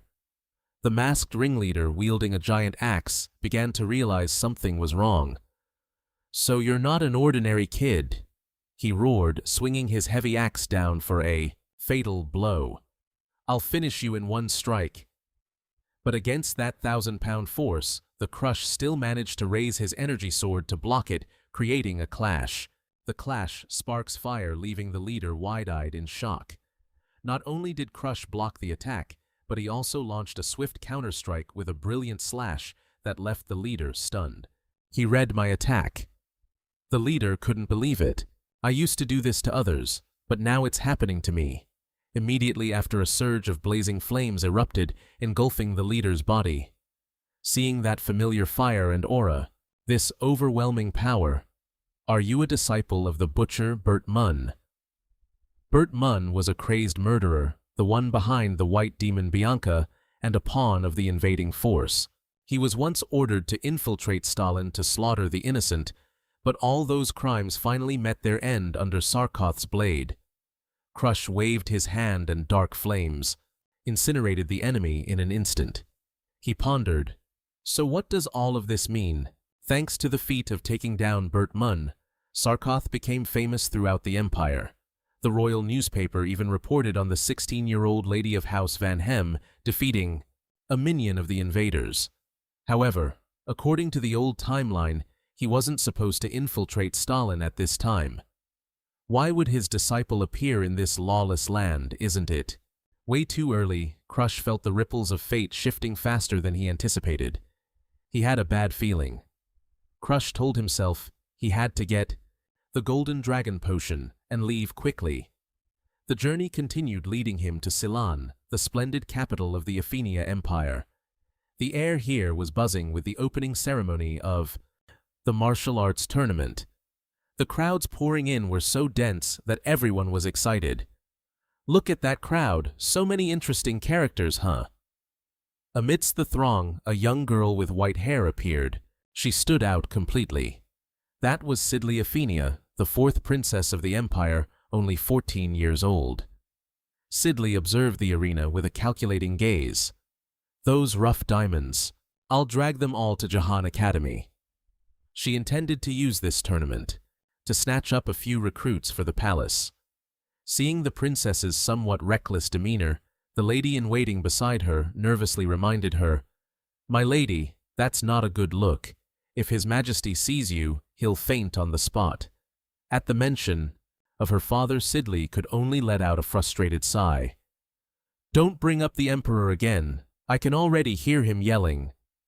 Instantly, the image of the Emperor roaring in anger appeared. "Sidley, it's you again." Sidley Athenia was the youngest princess, a genius who showed extraordinary intelligence from the age of 7 when she solved complex mathematical theorems. The high-ranking officials once astonishingly affirmed she would rewrite the empire's history and must report this outstanding talent to His Majesty. A candidate for the throne. Sidley stared at the paper in her hand with worry. She knew clearly that if a weakling like her got dragged into the battle for the throne, death would come in a heartbeat. To save her own life, Sidley decisively crumpled the paper and began to act out a crazy scene by throwing the pages into the sky and laughing foolishly. She told herself she had to make them give up on making her the successor, or else she would never survive in the court full of schemes where siblings would find any way to eliminate each other if given the chance. Since that day, Sidley used all her genius intellect to carefully build an image of a rebellious, destructive, and completely uncontrollable princess. She caused trouble everywhere, making the old scholars in the library run after her in desperate attempts to stop her. Eventually, even those who once had high expectations for her began to lose heart and sighed, admitting they had misjudged her. Whispers began to spread. They started to see her as unworthy of being the successor to the throne. Lying on the table with a bored expression, Sidley listened to her lady-in-waiting Sarah, who had followed her for many years, give her a reminder. Sarah affirmed she knew this was just a fake facade, but she also warned that recently the princess was overacting. Suddenly, Sidley jumped up, pointing at the crowd and calling out, "Sarah, look!" Her gaze was drawn to someone in a black cloak walking steadily with a crow perched on his shoulder. Sidley silently assessed dark aura, cunning eyes, and carrying a crow on his shoulder too. In my eyes, everything about that person walking there is an impressive highlight. She affirmed that every part of that stranger reeked of a true villain. Sidley bet that he was someone from the Van Hem clan, the sworn enemies of the Athenia royal family. Even though it was hard to believe a Van Hem member would appear here openly, Sidley still trusted her intuition and declared she would personally investigate the truth. Ignoring Sarah's panicked attempts to stop her, Princess Sidley leaped down and dashed away with the intention of unmasking that suspicious person immediately. Because she was in such a rush to follow her target, Sidley unexpectedly tripped and realized with panic that she was about to fall face first.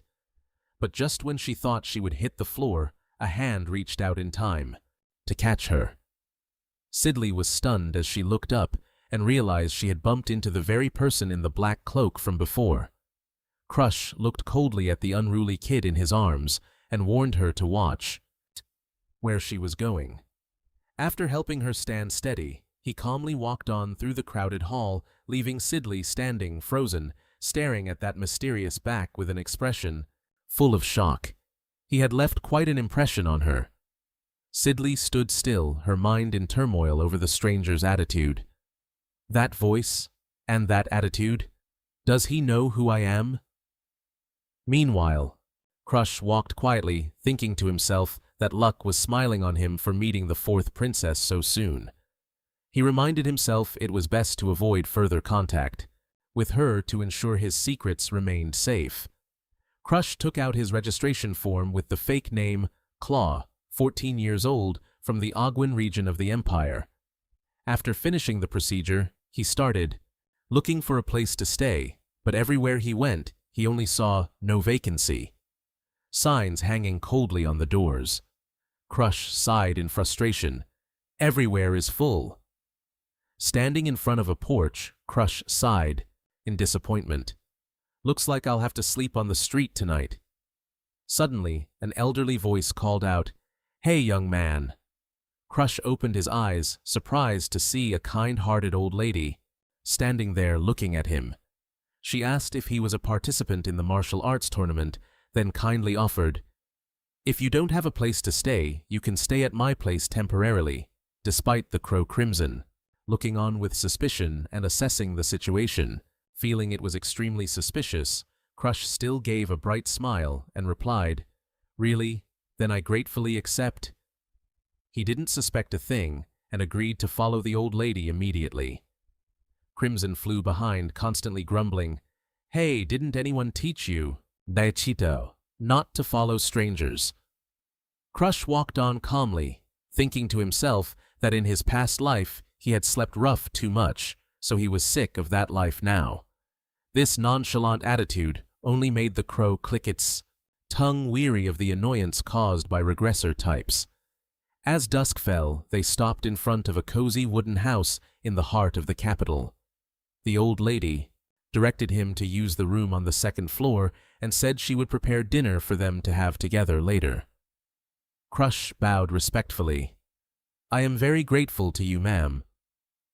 As he stepped upstairs, Crush breathed a sigh of relief, because he finally had a bed to rest on.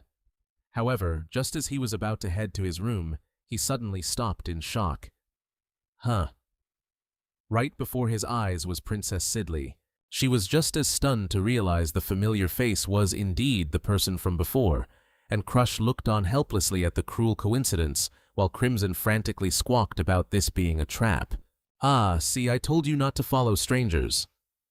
Realizing that getting identified would be a huge problem, Crush decided to ignore her and quietly slip away. Heading straight for his room, he didn't even say goodbye, just hurried off. That guy is a real weirdo. Sydney trailed after Crush, chattering endlessly. Why are you ignoring me when a beautiful girl is trying to talk to you? Don't tell me I'm not your type, huh? Crush frowned, thoroughly annoyed, walking away with cold, decisive steps. He retorted, "You're not my type. There are plenty of people in this world far more beautiful than you." Sydney just smirked, intrigued. Oh, like who, for example? Crush kept his distance snapping. I am under no obligation to answer you. But Sydney didn't seem to mind the rejection at all. She just laughed and kept skipping along at his heels. You are just as mysterious as you look. Her persistence, so thick-skinned, it was almost impressive, made Crush even more irritated. He growled, "Stop following me," regardless of his hostility. Sydney still excitedly suggested, "Come on, let's have dinner. I want to get to know you better." All she got in return was Crush's blunt, cold refusal. "I refuse. You're a nuisance." The air suddenly turned, heavy and tense, as Sydney stopped in the dark hallway, exuding an aura entirely different from her silly demeanor a moment ago. "You know I'm a princess, don't you? You surely don't want to treat me like this, do you?" She tried to threaten him with her status. Crush froze his eyes, narrowing in vigilance. The crow Crimson on his shoulder also began to sense something unusual about this girl. Sydney smirked meaningfully, her eyes glowing as she watched his back. "Huh, a gentleman from Starin, are you?" Crush was startled, cold sweat beading on his forehead as he realized the young princess's sharp perception. If he kept talking, she would figure out he was from the Vane Kingdom. He responded coldly to cut off the conversation. "I don't know what you're talking about. Children should be in bed after dinner, shouldn't they?" He walked away, leaving the princess behind. "How dare you call me a child?" Being called a child made Sydney explode in anger. "Who are you calling a child? You're just a brat yourself." Seeing this, Lady-in-Waiting Sarah approached worriedly, asking, "Your Highness, does that child really come from Starin?" Sydney firmly insisted that it was true, explaining that, although the Empire and the people of Starin share the same language, Staronians always have a distinct accent and intonation that is unmistakable. Meanwhile, as Crush was nonchalantly eating dinner downstairs, Sydney couldn't stop observing and analyzing him. His voice sounds like an Imperial's, but he can't hide those small details. Sarah admired her. "You are truly perceptive, Your Highness. Only someone like you could spot such subtle differences." Sydney proudly asserted that while ordinary people might overlook such things, she could record and analyze everything she saw. She realized something strange. Even though she didn't remember his face, his reaction made it clear he knew exactly who she was. Sarah, worriedly, suggested, "Should we have him interrogated, Your Highness?" But Sydney immediately dismissed the idea. She hopped down excitedly. "No, it's only just getting interesting. We shouldn't interfere." She would monitor every move Crush made to see why he came to this forbidden land. However, her expression turned serious when asking about news of her sister. Sarah bowed her head, confirming, "It is just as you predicted, Princess." Sigrun, the third princess, had changed completely over the past year. Sarah's report felt like a bucket of cold water doused over Sydney's mind. The image of Sigrun with a dark face, eyes full of madness, and blood on her lips appeared in a haunting vision. Sydney was shocked to realize she was no longer the sister she once knew. The situation was becoming extremely grave. Sydney gripped the stair railing, her eyes trembling with fear. My suspicion was right. If this continues, the first and second princesses will be in danger. The palace will be drowned in a sea of blood. Right at that moment in the arena, a real slaughter was taking place. The dull thuds of impact kicked up thick dust, leaving a tragic scene where opponents lay heavily injured. The stranger's overwhelming power left the crowd of spectators gaping in amazement. The announcement echoed clearly. The preliminary round is over. The 4 winners, please leave the arena. Those witnessing it were still reeling, whispering in disbelief. Crush stood tall amidst the debris, his hooded cape, hiding half his face with the crow. Crimson perched on his shoulder, looking eerie. Everyone was curious about him and the black crow that always followed him. The whispers began to surround him. That guy with the hawk-like eyes. Who is he? Could he be an underground assassin? The attention was focused not just on him, but also on the bizarre bird. Even that crow on his shoulder is weird. Its wings flap constantly, but it refuses to fly. Crush felt the pressure from Sydney's gaze. He thought to himself, has that girl been tracking me since yesterday? Being watched by someone as clever as her made Crush feel incredibly exhausted. Just a few words and it's already dangerous. She could squeeze information out of me. So tiring. However, he reassured himself that at least the preliminary round had passed without any major incidents. These preliminaries were truly a brutal culling. 100-person free-for-all, but only the 4 strongest would move on to the main event. The weak had no chance of winning. That was the immutable law of this arena. While walking through the dark palace corridors, Crush was suddenly blocked by a fighter with a body wrapped in bandages and covered in jagged scars. He looked at him with a probing gaze and spoke, just like the rumors, the crow on the shoulder and a sly face. Crush was annoyed, wondering, what is it now? The guy suddenly asked a question that left him was stunned. You're a member of the Night Crow flock, aren't you? Why would he ask him that? The name Night Crow made Crush heighten his guard. It was the most notorious assassin organization in the Empire, famous as the most dangerous underground group, and one of the reasons the Empire collapsed in the old timeline. Crush calculated internally. As an outsider to the Empire, I don't know the details, but I've never heard of a Night Crow member attending the academy. He coldly denied it. You're mistaken. I'm not. Seeing Crush's decisive attitude, the bandage-wrapped guy immediately backed down. He waved his hands frantically. Hey, calm down. I know who's behind you, and I don't want any trouble. He chuckled, proposing something forwardly. Since we're both outcasts in this world, let's be friends. Nice to meet you. The bandaged guy waves goodbye and hurries off for some business.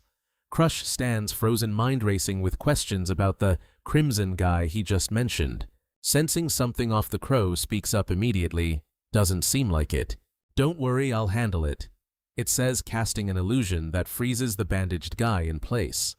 His eyes turning hollow in sheer shock as the crow flies over. It circles the guy once, and Crush asks what Crimson just did. The crow nonchalantly replies, it's just a simple mind manipulation illusion, not forgetting to mock that it only helped because Crush has potential. Seizing the opportunity, Crush starts interrogating the enchanted bandaged guy. What happened to the Night Crows? He admits that the organization has been almost completely wiped out recently.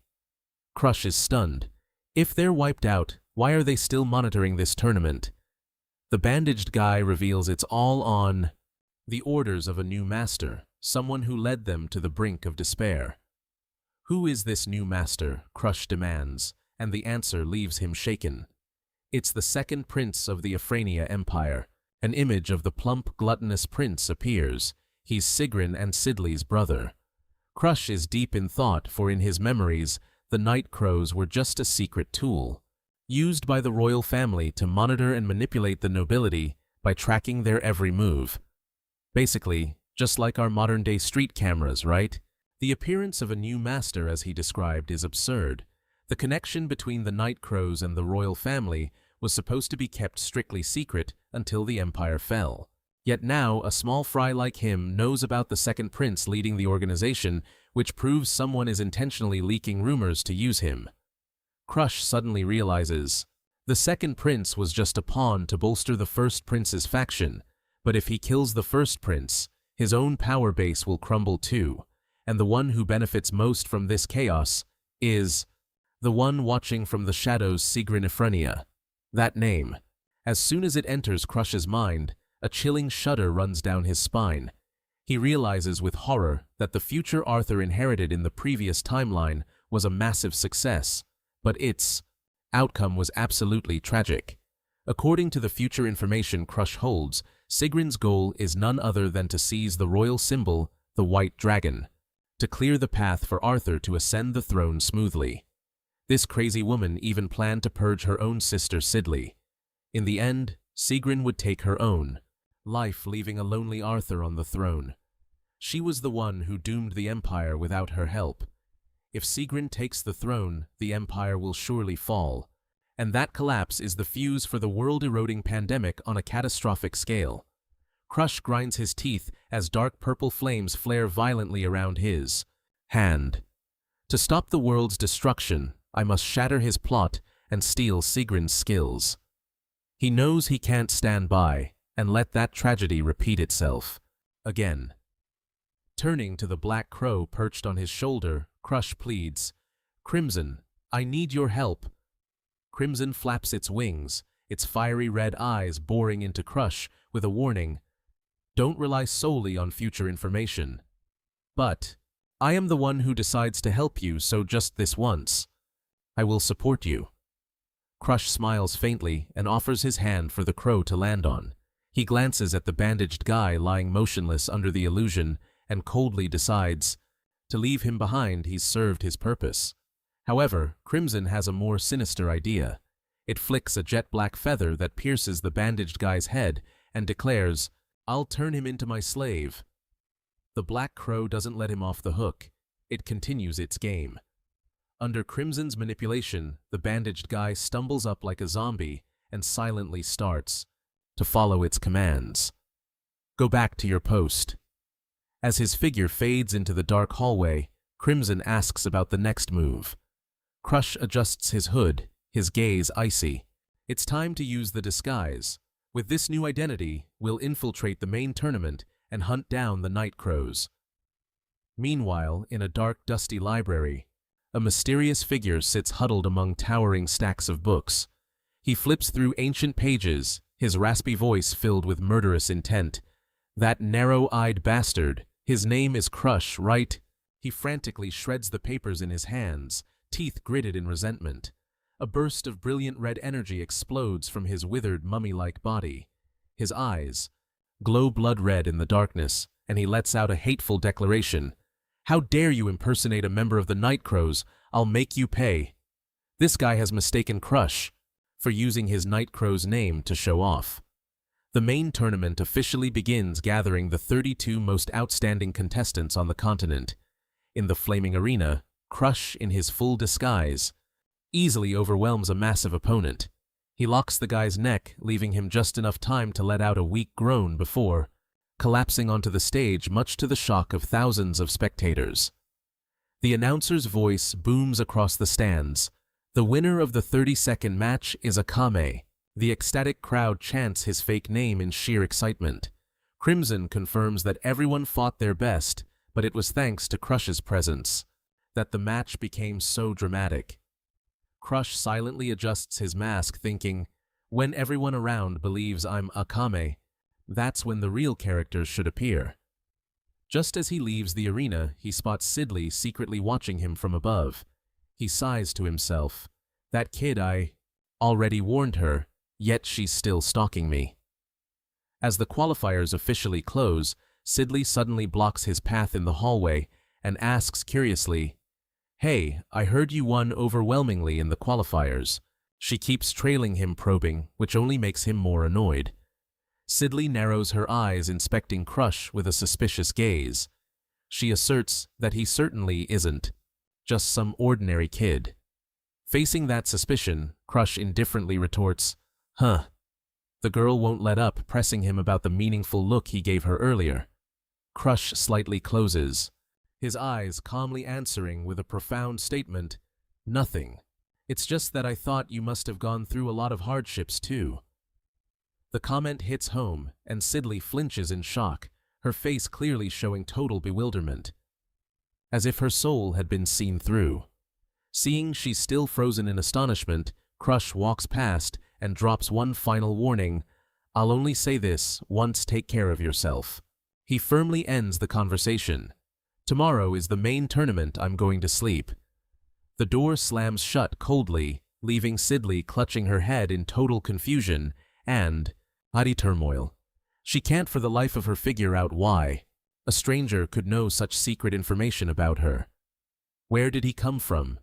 How could he know so much about her? "Sarah is the royal agent we hired." "Reliable?" Sidley asks anxiously. Sarah bows her head, her gaze serious, and replies, "I will double-check." "Is this royal agent Sarah, the one you hired, really trustworthy?" Sydney asked worriedly. Sarah bowed her head, her gaze stern as she replied, "I will double-check." Sydney sighed softly once more, watching the scene unfold. Grass secretly noted that Sydney was still hanging around here. Even after being warned, it seemed she had perhaps grasped part of Screen's plan. Sydney looked at Crush's back and offered a knowing smile. "Akthi, you really are not simple at all, are you?" Crush signaled for the crow to leave. "Cream now, we just have to wait for the real player to show up." In his heart, he couldn't help but wonder whether that little princess had truly seen through his disguise or not. Just a few steps later, a hoarse voice full of hatred suddenly rang out from the shadows. "Disguising as Akthi is fun, isn't it?" A person with disheveled long hair, tattered clothes, and a crazed look suddenly appeared, blocking Crush's path, an uninvited guest. This arrival before him, the familiar killing intent, made Crush freeze. He stared at the person wrapped in bandages and muttered to himself, "Ah, don't tell me. I didn't expect you to show up this early." Immediately, the so-called Akthi swung his dual swords and charged with terrifying speed. He pressed in frantically, unleashing dangerous sword strikes that forced Crush to focus entirely on defense. Suddenly, the attacker reached out, grabbed Crush, and roared, "If I catch you, that's all that matters." A crimson energy, like a demon's aura, erupted from his arm, radiating a lethal pressure. He laughed insanely and declared cruelly, "It's over, brat." A blow, delivered with the strength of 1,000 pounds, struck straight at Crush. In a flash, he spun and kicked the attacker's avatar. "It's useless. Your world intrusion technique doesn't affect me," Grass coldly declared as he stood tall. The shadow of the crow crimson shrouded the space. Crush had turned the tables, leaving his opponent suddenly defeated. The fallen foe lay on the ground, utterly shocked to hear the name, Orbo Asik. He trembled, sweat pouring down, wondering how the other party could possibly know the true identity he had worked so hard to hide. Grass continued to press him with a sharp tone. "The person was snatched away by Screen right now. Where is that person? I have things to discuss." Seeing the dazed and terrified expression of his opponent, he offered an irresistible deal. "Let's make a deal." Crush pointed straight at the assassin's chest and made a shocking promise. "I will use my skills to reclaim your heart and expose Screen's entire conspiracy." The final terrifying secret was finally laid bare. The one with the alias Akthi, the world intruder, was actually the summoner Orbo Asik Benepochi. The image of a thin girl in glasses, looking terrified and exhausted, appeared. She was clutching an old tattered cloth bag in despair. Orbo Asik Benepochi was someone with a tragic fate, imprisoned by the Empire for 1,000 years, just because she had lost her heart. Crush looked at her and thought to himself, "Your fate is even more cursed than mine, isn't it?" Looking at her wretched state, memories of his past life came flooding back. He remembered that in the previous timeline, Arthur was the one who brought her in, claiming she would be useful to the team. However, because of the label, World Intruder, she was always shunned. and despised by the others in the successor generation. Despite the proud title of the only summoner in the world, the poor girl only knew how to hide away in her tent, secretly doing heavy manual labor to avoid discriminatory gazes. Because of that reclusive nature, no one knew the truth. She was the legendary Acthi. Grass walked away quietly, memories of the assassin clan flooding his mind. He knew that if it were a corpse, even if he tried to empathize, he couldn't get information. But a necromancer could easily control those corpses to serve his purpose. Thus, all clues regarding the notorious assassin organization led straight to Orbo Asik.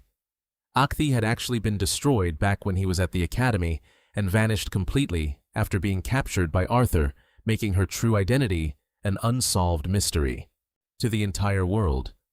Leaving his past life thoughts behind, "You're being harsh today, aren't you?" Crimson remarked, seeing him treat the girl in the dilapidated cobweb-filled room so roughly. Crush replied coldly, "With this kid you have to be tough to get anywhere." He pinched her chin, forcing her to look him straight in the eye. "Orbo Asik, John Jerry." She was in tears. Why are you doing this?" "A moment ago, you said you'd help me find my heart." Not letting her resist, Grass activated his Black Hood skill, magical chains, and purple mist began to surround the target, the heart that belonged to her. Noticing that the complex conditions made using raw power difficult, Grass leaned close to her ear and offered a contract. "Orbo Asik, if you agree to hand your heart to me, I can reclaim it right now." Faced with her only chance, the girl screamed through her tears, I agree." Crush wasn't satisfied yet. He demanded, "Don't just say it empty-handed, add some emotion to it. Only by increasing the emotion will your heart have value." Despite Crimson's confusion about his excessive seriousness, Grass continued to use psychological warfare, playing on her fear. He painted a picture of the future. "You're sick of your current life, aren't you? Right. I promise you a life where you can just lounge in your room and let the corpses do all the work. Eat well, have fun, and be completely at ease. Conversely, if you don't get your heart back, you'll have to serve the royal family for the rest of your life, working like a pack animal with no days." Off. Intense fear made Orbo Asik lose control. Eerie spirits erupted around her as she screamed, No, I don't want to work anymore." The summoner's power began to erupt violently. Under the fury, Orbo Asik sobbed, having been forced to do slave labor for 1,000 years. She clung to Crush, a pleading, "Save me, Crush." Crush coldly pushed her to the final step of the deal. "Then there's no choice but to hand the heart to me, right? So you don't have to be a slave for life anymore." "Heart? What heart? I give up. Plus, I'll gift you this heart, so please help me be free," the girl screamed in despair. Crush still answered calmly, "Not yet." He placed his hand on her head, demanding absolute trust. "I will send the heart here. In exchange for your deepest desire, please trust me." Orbo Asik sobbed in extreme weakness. "Please, I just want to live a comfortable life." The magical chains shattered before her willpower. Orbo Asik screamed, "Take my heart." Finally, the pressure and stimulation had forced her to voluntarily offer her heart to him. Grass smirked, a smile of satisfaction appearing because he had achieved his goal. He said softly, "Well done." Then he loudly announced, "Orbo Asik, you are now free." Even after reaching the agreement, Everett still trembled, demanding, "Then hurry and return my heart." Crush coolly reassured her, "Hold on.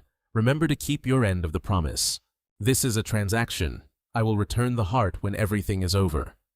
Looking at the girl just sitting on the ground wailing, Hoo, I don't want to work at all," Crush just snapped, "Dio, stop crying already." He immediately went straight to the main issue. "Everest C. Green. What is she planning?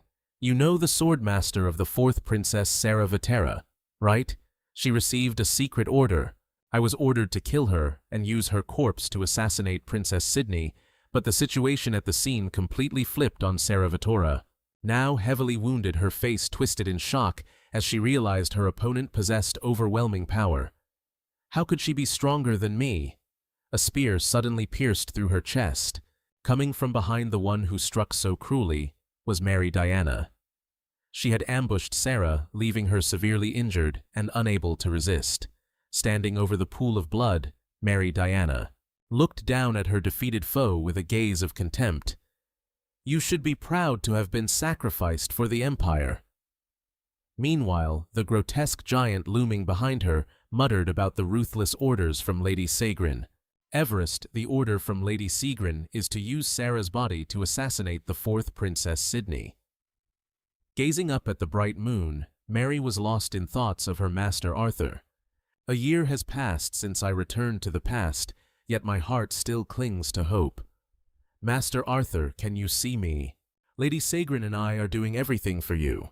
Master Arthur."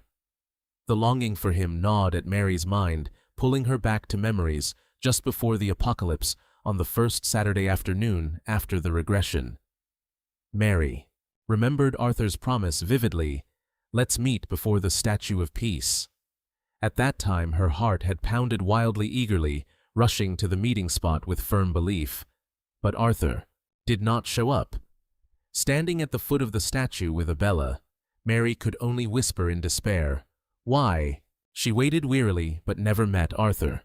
Both Abella and Master Arthur had vanished without a trace, leaving Mary wandering lonely through the streets in the dead of night.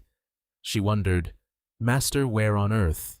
For a long, grueling year of waiting, Lady Sagrin's words always echoed, reminding her to believe in Arthur's return. Mary tightened her grip on the spear, determined, "Before he returns, I will restore my old strength and make him proud of his strongest spear." She told herself to work even harder to complete this mission at any cost. Turning to the giant, Mary coldly questioned, "Hey Everest, the night crow in the tournament. That corpse was controlled by you, right?" Everest in his monstrous form trembled and admitted it, making Mary smirk and praise him. Attaching a crow to attract attention was a clever move. However, she immediately threatened him with an icy tone. "Hey, don't be foolish enough to do anything while Lady Sagrin is away. You know who holds your heart, don't you?" Before that terrifying power, Everest revealed the panicked face of a little girl wearing glasses behind the giant facade, stuttering in utter fear. "Of course I understand. If you'll excuse me." Too shaken to keep his composure any longer, Everest quietly left carrying a large sack on his shoulder. Watching from behind, Mary gave a slight sinister smirk. "Everest, you usually collect ugly corpses. Why hide such a cute specimen like Cratty today?" She licked her lips, adding with regret, "What a shame, he's just a corpse." Meanwhile, Grass was still hiding under his cloak hand, gripping the hilt of his sword, preparing to enter the decisive battle. He hadn't expected that he would end up facing him in the finals. His opponent was Piree, a 14-year-old commoner contestant with a kind appearance who always dreamed of a peaceful world. Looking normal on the surface, Piree was actually a legendary warrior of the AZ generation. Cheers rang out across the Goa arena as he drew his sword for the first time. "Is my opponent really that strong?" Grass looked straight at his opponent and spoke, trying to persuade him. "Grass, you don't really like assassination, do you?" He advised Piree. "Take this opportunity to enroll at the neutral Lahenor Academy, give up the title of Night Crow, and live a normal life." "Still not changing a bit, are you?" Grass thought to himself when, looking into Piree's eyes, he was still such a kind friend, always caring for others. "Piree, let me give you some advice. If you hold on to hope that is too great, you won't be able to bear the true despair." These biting words made Piree's face suddenly turn dark and cold. The battle exploded immediately, with a powerful counterattack from Piree. As soon as the referee announced the start, he rushed forward like lightning, but was gently blocked by Grass. He suddenly executed the 10 Shadows step, moving at terrifying speed, creating deep blue afterimages that surrounded his target. "Quite disappointing, Crat." Piree roared as he unleashed a flurry of sword strikes. Grass was stunned to recognize the familiarity in each sword stroke. Those movements. Both men lunged at each other. He was stunned when he realized. All his feints were being seen through. He couldn't believe his opponent could memorize his swordsmanship as if they had trained together for a long time. Every sword stroke he launched was countered by Grass in a way that was perfect without a single flaw. Grass's eyes were now cold and deep enough to make Pierre tremble. Why doesn't he think that the two of them had a bond from a past life? Heh heh. In reality, Grass was the one who understood Pierre best. He knew Pierre had grown up in the White Snow region, training in footwork as fluid as flowing water to create the ultimate 10 Shadows technique. Pierre's training was even on par with Annik's, but every habit feint, or even his finishing move, was already in the palm of Grass's hand. Thanks to memories from the old timeline, Grass whispered to himself that he had observed Pierre for a long time, understanding him even better than he understood himself. Pierre roared in despair when all his heartfelt attacks couldn't even touch the edge of his opponent's cloak. At that moment, Grass focused deep blue energy into his sword, executing a strike that was unleashed, after but arrived first. Grass had used his own blade to awaken the true potential sleeping inside Pierre. Grass wanted Pierre to be even stronger, so that even if his hope shattered, he could still keep fighting. Grass didn't want his friend to be controlled by some bastards when he didn't have enough strength. I said I'd help you, but beating up a friend still hurts. The speaker system blared across the stadium, announcing the final winner was Grass. Amidst the wild cheers, Grass held his sword and the crimson crow high as a testament to his strength. Pierre sighed a farewell in his gasping breaths, wondering if they would ever have a chance to meet again. Looking at the opponent from back then, memories of the promise to protect the world and Pierre's sincere thanks years ago suddenly flooded into Grass's mind. He stood still, realizing this was the first time in both his lifetimes he had heard someone say thank you to him. See you at the academy, okay? Grass said his farewell as Pierre lay collapsed on the arena floor. The response was a firm acceptance from his old friend. Yes, we will meet at La Henner. Meanwhile, the second prince, Chifeng Efrania, was gloating in his fake victory. He laughed triumphantly, seeing the night crow controlled by Everest, not disappointing him. He was convinced that Grass was just a zombie under his command. In his mind, he had already envisioned using this assassin organization to pull in the nobles and seize the throne. Good attitude. Remember, your team is in my hands. Just stay as obedient as a loyal dog. Everest could only tremble and bow his head. Yes, Your Highness. But that arrogance was soon extinguished by the sound of rapid footsteps. Despite his guards shouting and questioning the recklessness of daring to storm into the place, he didn't want to be disappointed. He was convinced that Crush was just a living corpse under his command. In his mind, he had already painted a picture of using this assassin organization to reel in the nobles and seize the throne. Good attitude. Remember, your team is in my hands. Just be as obedient as a loyal dog. Everest could only tremble and bow his head. Yes, Your Highness. But that arrogance was soon extinguished by the sound of rapid footsteps. Despite the guards screaming and questioning the recklessness of daring to storm into such a place, at the second prince's residence, the executioners from the Black Dragon Knights were still looming forward.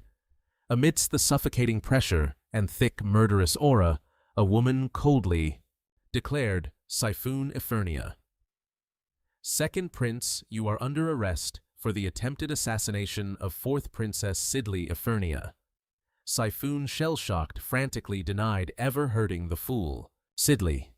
But the evidence was ironclad. A signed order from him was found right at the Night Raven's lair.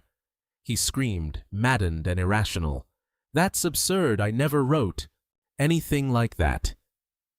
In a panic, he ordered Everest to handle the traitors who dared to frame him. But the young girl currently held by the knights could only gurgle helplessly. She had been restrained by them, without him even noticing. Amidst the extreme tension, a clear, crisp voice suddenly cut through it all. So who exactly was killed? Sidley Efernia. Alongside the swordswoman, Sarah, she suddenly appeared completely healthy. She casually mocked him. Sarah, when was I killed? We hadn't even seen an assassin, let alone been attacked. Witnessing the presence of the two who were supposed to be dead, Sigrun Efernia was completely stunned. She couldn't believe her eyes when she saw the person behind this entire plot. Having been absolutely certain they had perished, Sigrun could only wonder what on earth was happening. The truth began to rewind to the night Sarah was ambushed. Sidley's intuition had been completely spot on when she anxiously asked Sarah, "Hey, Anderson, can we really trust that royal spy we hired?" In response, Sarah could only suppress her unease and promise, "I will go check once more." At that time, they had no idea that all the spies planted in the palace had betrayed them. Sidley bitterly wondered why she, someone who had given up the fight for the throne years ago and was playing the fool, was still being targeted. That night, Sarah rushed off with a bad feeling. She decided she had to return to the princess immediately, but just then, a pitch-black energy enveloped her. A deep, gravelly voice echoed directly in Sarah's mind. "But Terra, in exchange for your life force, I will grant you temporary immortality. So, just pretend to be dead." Sarah was stunned to realize it was Crush's voice. He was speaking directly into her head. The dark power swallowed her in total shock. A glowing red eye with a star appeared eerie and supernatural. Sarah woke up. She was still in shock over what Crush had done and his demand for her to pretend to be dead. But the very moment that happened, a cold, murderous aura pressed in from behind. As the question, "Is there someone right behind me?" flashed through her mind, Mary Diana appeared with her death-dealing spear. A devastating strike pierced through Sarah's body. Mary Diana drove her spear into my stomach. If, at that moment, there wasn't the immortal power from Crush's crow, both Sarah and the princess would certainly not have survived. Now Sidley loudly introduced, "Rian is back. Get ready to get wrecked. Kids arrest the vice-captain of the Black Dragon Knights for suspected espionage." The ironclad declaration echoed through the tense atmosphere, making the vice-captain tremble. Sweat dripped profusely from his face in terror. Standing nearby, Sigrun was stunned, unable to contain her shock. "What a spy!" Sidley smirked mockingly, her eyes glowing as she stared straight at her sister, who was looking dazed. "Coming here to tease us. Too bad we're still alive and kicking." Faced with Sigrun's silence, Sidley coldly ordered, "Sarah, finish her off now." Sarah swung her giant greatsword, raining down a lightning-fast strike on Sigrun's position. A violent explosion erupted, but Mary managed to use her spear to block Sarah's attack in time. Sigrun stood frozen, her mind in chaos. How did everything end up like this? Fine then. She bitterly recalled her cruel plan. She had ordered Everest to kill Sarah, and then use her body to assassinate Sidley. Yet here they were, acting as if nothing had happened at all. Sigrun gritted her teeth, clenching her fists in frustration as she realized that the spies she and Mary had painstakingly planted within the Black Dragon Knights were being uprooted so easily. Sidley's gaze felt like it was piercing her soul, making Sigrun tremble. That cunning fourth princess, she definitely saw through it all. She had ruined the entire plan. "The opponent is too strong, my side is just cursed." That was why Sigrun had sought to eliminate her. Sigrun told herself, her eyes flashing, with an extreme murderous intent. She realized if she let Sidley live, sooner or later, she would become an immeasurable threat to her plans. Deciding she couldn't wait any longer, Sigrun roared, "Out! I have to kill her right here, right now." With that, she reached into her pocket and pulled out a bright red pulsating object. It was Everest's heart. Sigrun squeezed it hard, activating the magical seals that glowed red around her. She gritted her teeth and ordered, "Everest, kill the fourth princess immediately." Everest, currently under control, had her eyes wide in pain. "Ugh, what do I do?" Crush hasn't retrieved the heart yet. My machine is glitched. My body is moving against my will. Everest screamed in despair as her body began to lose control under the influence of the seal. Witnessing the delay, Sigrun roared like a madwoman. "Everest, what the hell are you doing?" A surge of red energy erupted from Everest's body, terrifying everyone nearby. "She really is a monster. Quickly protect the prince and princess." In the depths of her despair, Everest silently called out to her only savior, "Crush, save me." Immediately, a powerful dark purple energy surged out of thin air, grabbing the arm Sigrun was using to hold the heart. A strike of immense force. The Yuam slammed into Sigrun's wrist, forcing her to lose her grip immediately. Sigrun looked at her empty hand in shock. She screamed in despair. The heart is gone. Unable to accept reality, she realized she had lost everything. Not only did she fail to take the life of the fourth princess, but she also failed in her attempt to arrest the second prince and even lost Everest's heart. All her schemes collapsed in an instant, leaving Sigrun screaming in absolute fury when she saw all her hard work go down the drain. But madness quickly overcame her reason. She gritted her teeth and made a decision. "Fine. Then I'll finish off the princess myself." Taking advantage of everyone being distracted by the Everest situation, Sigrun saw this as the only chance to turn the tables. With absolute speed and maximum acceleration, she bolted like a lightning bolt, aiming straight at Sidley, roaring, "If I can't use my powers, I'll just fight you hand to hand, darling." A strike with the force of 1,000 pounds rained down, but Suaopao, then I will finish off the princess myself. Taking advantage of the moment, everyone was distracted by Abalas. Sigrun saw this as the only chance to turn the tables. With absolute speed and maximum acceleration, she shot off like a lightning bolt, aiming straight for Sydney, and roared, "If I can't use my powers, I'll just handle you hand to hand, darling." A strike with the force of 1,000 pounds rained down, but at the very last split second, Kras arrived just in time to block the attack. A violent blast of dark purple energy erupted, clashing intensely with Sigrun's skill. It created a shockwave right in front of the princess. Sigrun was stunned. "Wait, that's my family's heirloom technique. How did he block it like that?"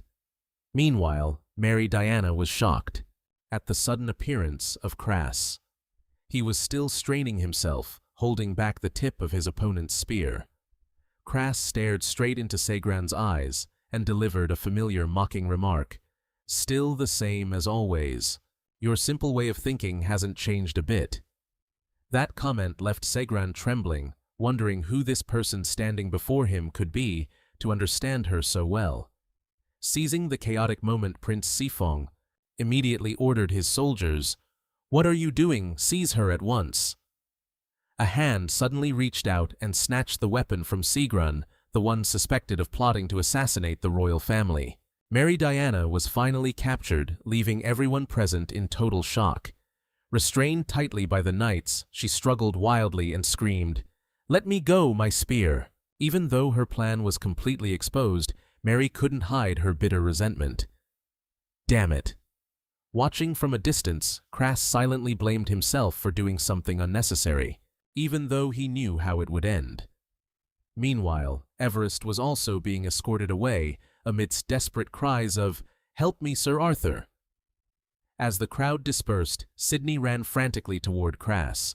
Worriedly, she asked, "Kras, are you okay?" Stifling his pain, he managed to reply, "Not really." He realized he had only just managed to block Sigrun's terrifying attack. Even after pouring out all his firepower, Kras bitterly realized that he was still a long way from reaching the master rank. That was the expensive price to pay for daring to go head-to-head against a god spear.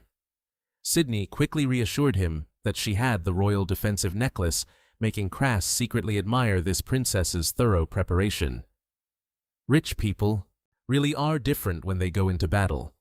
He reminded her, "As long as you're safe, that's what matters most." While the soldiers were aggressively investigating accomplices, Kras signaled to Everest to take advantage of the chaos. Let's get out of here. Everest prepared to leave. A surge of pitch-black energy erupted beneath their feet, swallowing them both into the darkness before they vanished completely. Crass didn't forget to leave one final instruction. Sydney, take care of yourself, especially keep an eye on your brothers.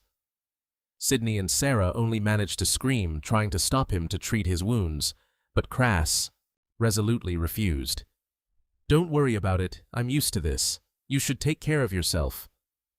Watching the fading trail, Sydney felt sad that she hadn't managed to say thank you for saving her life. She became determined to follow Crass to the academy to repay this debt. Meanwhile, the carriage carrying Crass and Everest was speeding away. Crass silently marveled at the usefulness of the teleportation skill, even though it still had many limitations. Everest explained that she could only teleport living people over a short distance. Immediately after, she took out a glowing blade of grass and handed it to Crass. Here, take it. The golden dragon grass you asked for. Because of this plant, I nearly died. Make sure to pay me handsomely. Crass took it with satisfaction and kept his end of the bargain. Now that everything is finished, the heart I promised you here, take it. Everest was stunned receiving the heart, which was still throbbing. She couldn't believe she was actually allowed to keep such a precious item. Everest hugged the heart tightly, emotionally blurting out, I thought you were going to make me work for you forever. She remarked that Crass seemed different from the fallen ones she had met, even though he had used that very power to block Mary's attack. Crass mused to himself, perhaps, because the fire had burned away the power absorbed from the deadly blood sacrifice. She saw him as one of her own kind. He realized this was why Everest trusted him, but he also worried that later on, true fallen ones might misunderstand. Suddenly, the crow Crimson flew in, interrupting their pleasant conversation. Sorry to be the bad guy, but there's a big problem. The crow's eyes suddenly became sharp and very serious. It stared straight at Crass and delivered a shocking announcement. It seems like something has happened to your family. The image of Bianca collapsed in a vast snow-white field, her breathing weak and her face pale. Your fiancé is in trouble. Sit there and chill, eh? The crow's ominous announcement left Crass stunned. He could only gasp in shock. What? Crimson continued in a serious tone, revealing that it had just received news from a servant at Haddon House. A dangerous person named Butcher Dog had stealthily snuck into the Haydenhurst mountain range, and the worst part was Crass's fiancée, who was there, had vanished without leaving a single trace. Fury and anxiety erupted. Crass gritted his teeth, remembering his bad gut feeling when he met Butcher Dog's disciple earlier. It turned out that was why. He couldn't delay a single second longer. He roared, ordering Everest, Everest, my fiancé is in danger immediately. Go to Haydenhurst right now.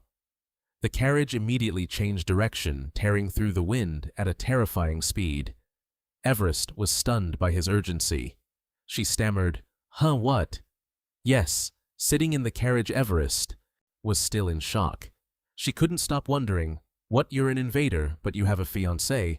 That means Crass's girlfriend lives in Haydenhurst. She mumbled about the scary rumors that the fiancé of the Van Hem house also lived there, and she never expected there to be any family brave enough to marry their daughter into such a terrifying house. Everest's face turned pale with fear, but Crass just coldly replied, not exactly. He stood up, his aura completely changed, and affirmed firmly, I am not an invader, and Crass is just a nickname. Mysterious purple energy began to shroud Crass's body, gradually stripping away the disguise he had worn for so long. Now, amidst the brilliant magical vortex, he officially revealed his true identity. My real name is Crass Van Hem, the youngest son of the Van Hem family.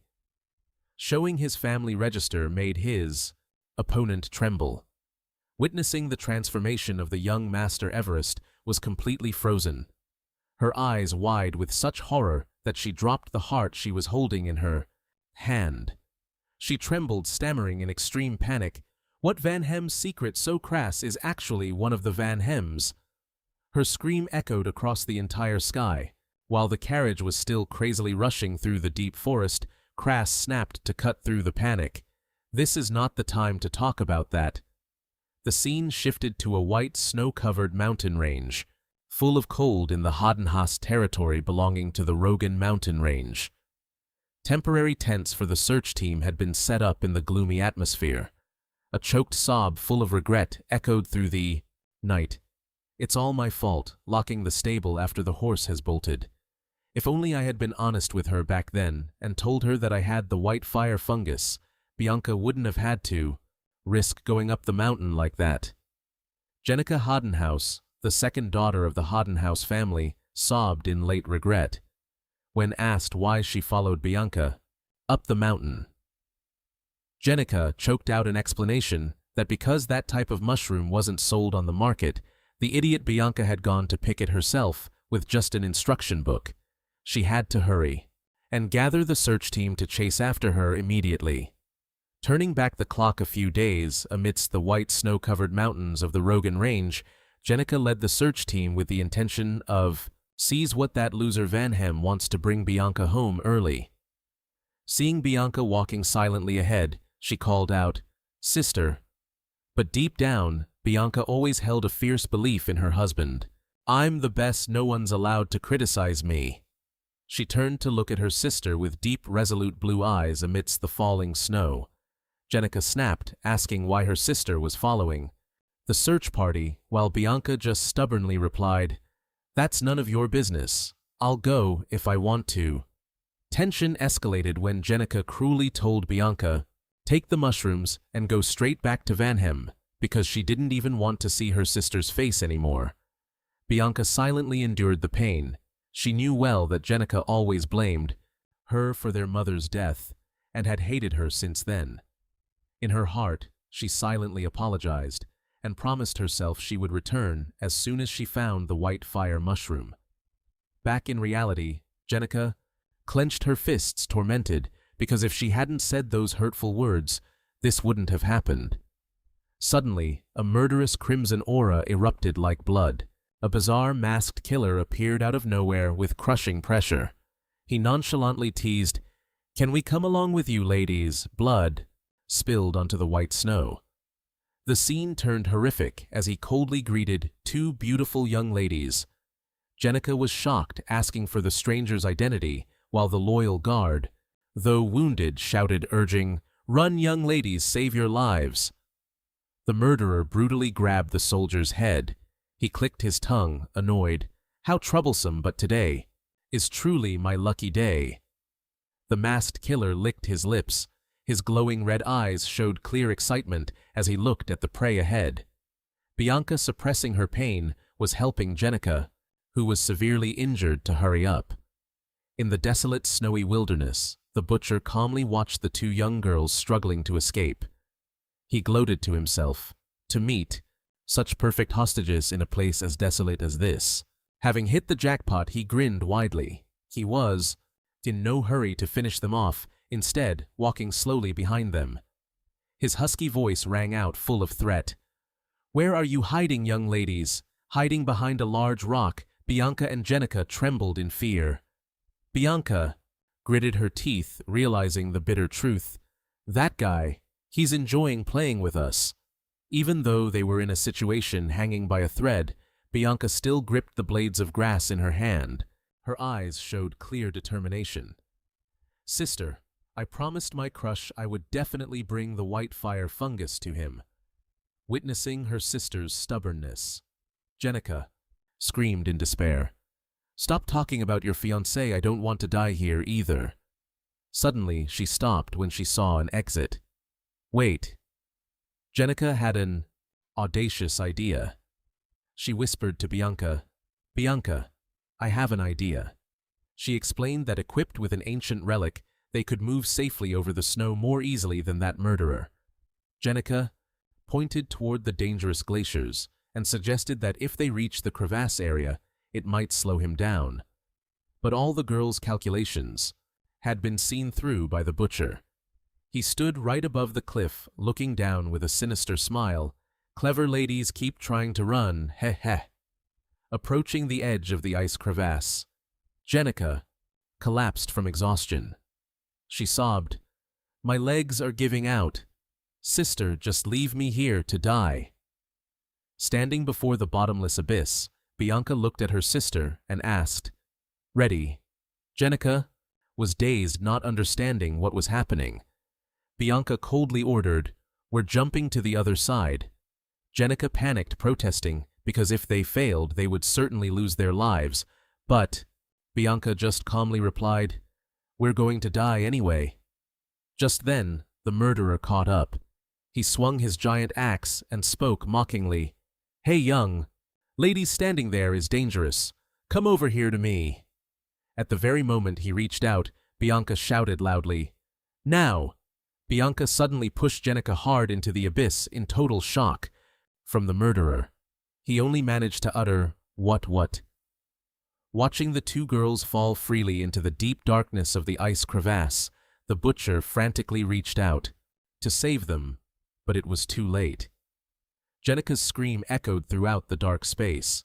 The murderer stood on the edge, roaring in surprise mixed with rage. "Are you trying to commit suicide?" The murderer looked down into the crevasse and smirked when he discovered the two girls clinging to the side. Oh, so there's a spot to grab onto, huh?" Seeing the enemy had discovered their hiding place, Jenica was in total panic. "We've been discovered. What should we do?" Not letting the prey get the upper hand, the butcher dove straight down with a crazy smile. "Looks like fun. Let me join in." Being reckless and showing off usually ends in death. Facing the perilous situation, Bianca showed extreme composure.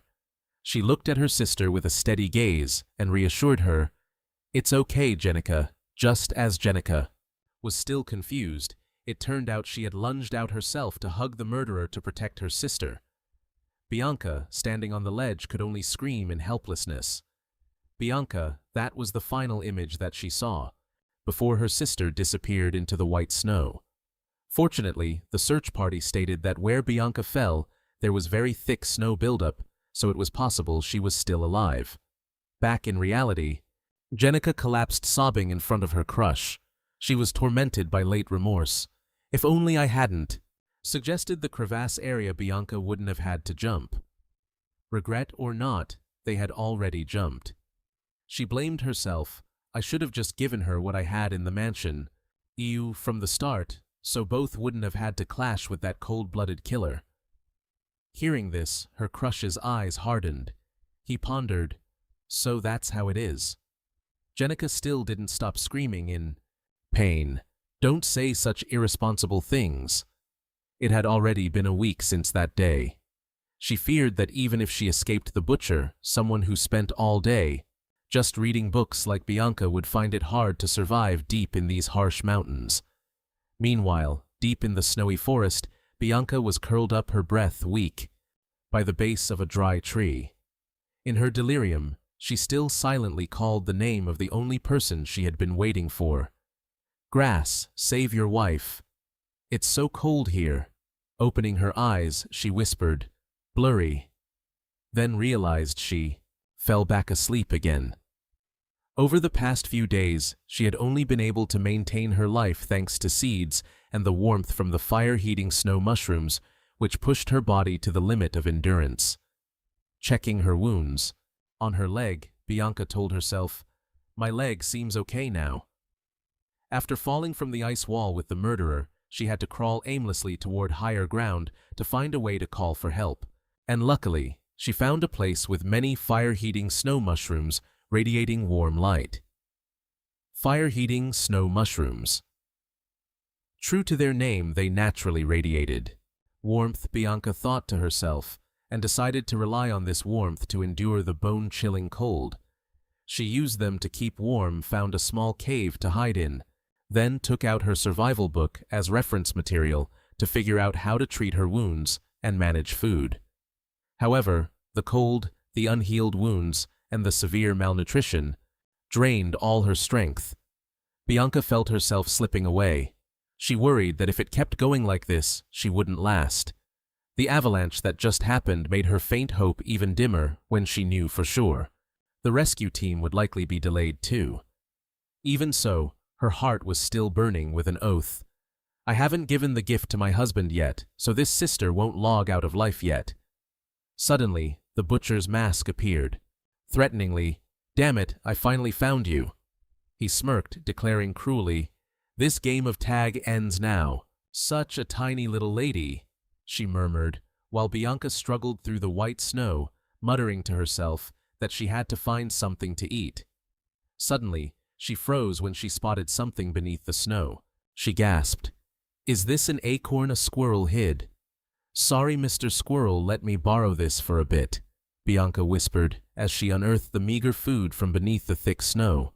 Suddenly, a streak of light shot forth and struck the ground right next to her. Bianca looked up in shock, her breath catching at the sudden appearance of her enemy. A violent explosion of snow erupted, tossing Bianca away, causing her to tumble and roll across the cold ground. She managed only a terrified gasp. From within the snowy mist, the silhouette of the assassin, Bertman, loomed forward. He mocked her, calling her a freak because her face showed no change in expression. He narrowed his eyes with malice, looking at her as he said, "Getting money out of the Van Hem family is a real pain in the neck." Bertman grabbed Bianca roughly by the neck and hoisted her into the air. He growled threateningly, "If you had just been a good little hostage like a normal kid, you might have gone home safely." His gaze settled on her sparkling snowflake hairpin, casually calculating how much he could sell it for to earn a fortune between life and death. Bianca let out a weak, pained cry. In her mind, the longing to return home rose up fiercely. Images of the happy days spent at the estate appeared, sitting quietly reading a book beside Crush with the presence of the butler Ariad. The memory of Crush's warm smile seemed to soothe the pain of the present. Bianca realized that every day spent by his side had left something in her, something like feelings. Even someone as naturally emotionless as her knew that those days had been truly happy. A tear rolled silently down Bianca's pale face as she secretly thought, "If I had known I could feel like this, I would have loved you sooner. Now that the end is near, I only feel regret." The final thoughts raced through Bianca's mind as she was being choked. In her despair, she softly called out the name of the one she longed for. "I want to see you, Crush, right now." A mysterious shadow appeared like a phantom right behind the assassin. With a powerful close-range strike, Crush delivered a lightning-fast punch that sent the butcher flying. Caught off guard, the attacker roared in pain. "Ugh, what kind of dog are you?" Ignoring the enemy's roar, Crush gently caught Bianca's frail body in his arms. Looking at her pale face, he tenderly comforted her. "You did well, Bianca. Leave the rest to me." So cool, 10 out of 10, no notes. Bianca could only gasp his name in surprise, mixed with relief. Crush smiled faintly, then turned. "To order the Black Crow.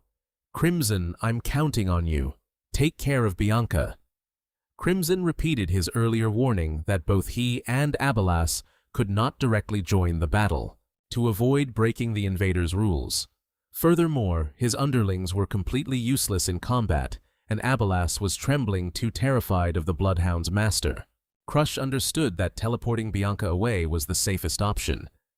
However, Crimson remained concerned. He looked at Crush with glowing red eyes and warned that the Bloodhound was far stronger than him. There was a gap by chance before, but can you really win this time? His eyes burned with determination. "No matter how strong the Bloodhound is, I will be the one to win." The assassin, furious, screamed, "Who are you? How dare you interfere in my business?" Crush coldly demanded, "Give it back here," to the other's confusion. He growled, asserting, "Are you going to return that blade to your wife or not? I'll roast you now." "Oh, so you're the Van Hem Bloodhound." Bertman smirked upon realizing his opponent's identity. Flaming red axe swings rained down, forcing Crush to strain himself to defend against them. He was shocked to realize the man's speed was so great that even his sixth sense could barely keep up. The pressure from this butcher was terrifying. It seemed as if he had reached the level of a peak master. He crazily roared that the ransom would be 10 times higher if he caught both Crush and Bianca. Crush gritted his teeth. He knew, clearly, that he had only just reached the intermediate master rank, yet he still surprised the man with the resilient defense of such a small child. Bertman laughed mockingly, continuously unleashing a storm of attacks. "Ha ha ha, come on, let's see how long you can keep blocking." A fatal opening appeared. The man seized the chance, landing a massive blow that sent Crush's sword flying, burying it into the ground. Standing before the unarmed boy, the assassin triumphantly declared, "All right, that was fun. Now let's finish this." Foolishness usually leads to a bitter end. But just as the axe was about to fall, Crush suddenly vanished like a ghost, leaving Bertman stunned. He disappeared. Then he frantically sniffed and roared, searching for his location amidst the white snow. Suddenly, he burst out from the snow right behind him, focusing all his strength into a close-range strike aimed straight at his opponent's side, sending him flying in pain. Crush thought to himself, "Even with a dull sword, I can't deploy a domain to counter his raw power." The Flamefire skill was officially activated. Bertman's eyes widened in horror, seeing his opponent determined to defeat him at any cost. "Don't be so hot-headed, brat." He unleashed his skill, Phantom Radiation. Instantly, he froze, unable to move. An invisible pressure felt like he was falling into another dimension. The assassin slowly approached. "Kid, you can't handle this. The rescue team is definitely almost here too. But I'll send you to the afterlife first." His axe swung forward powerfully.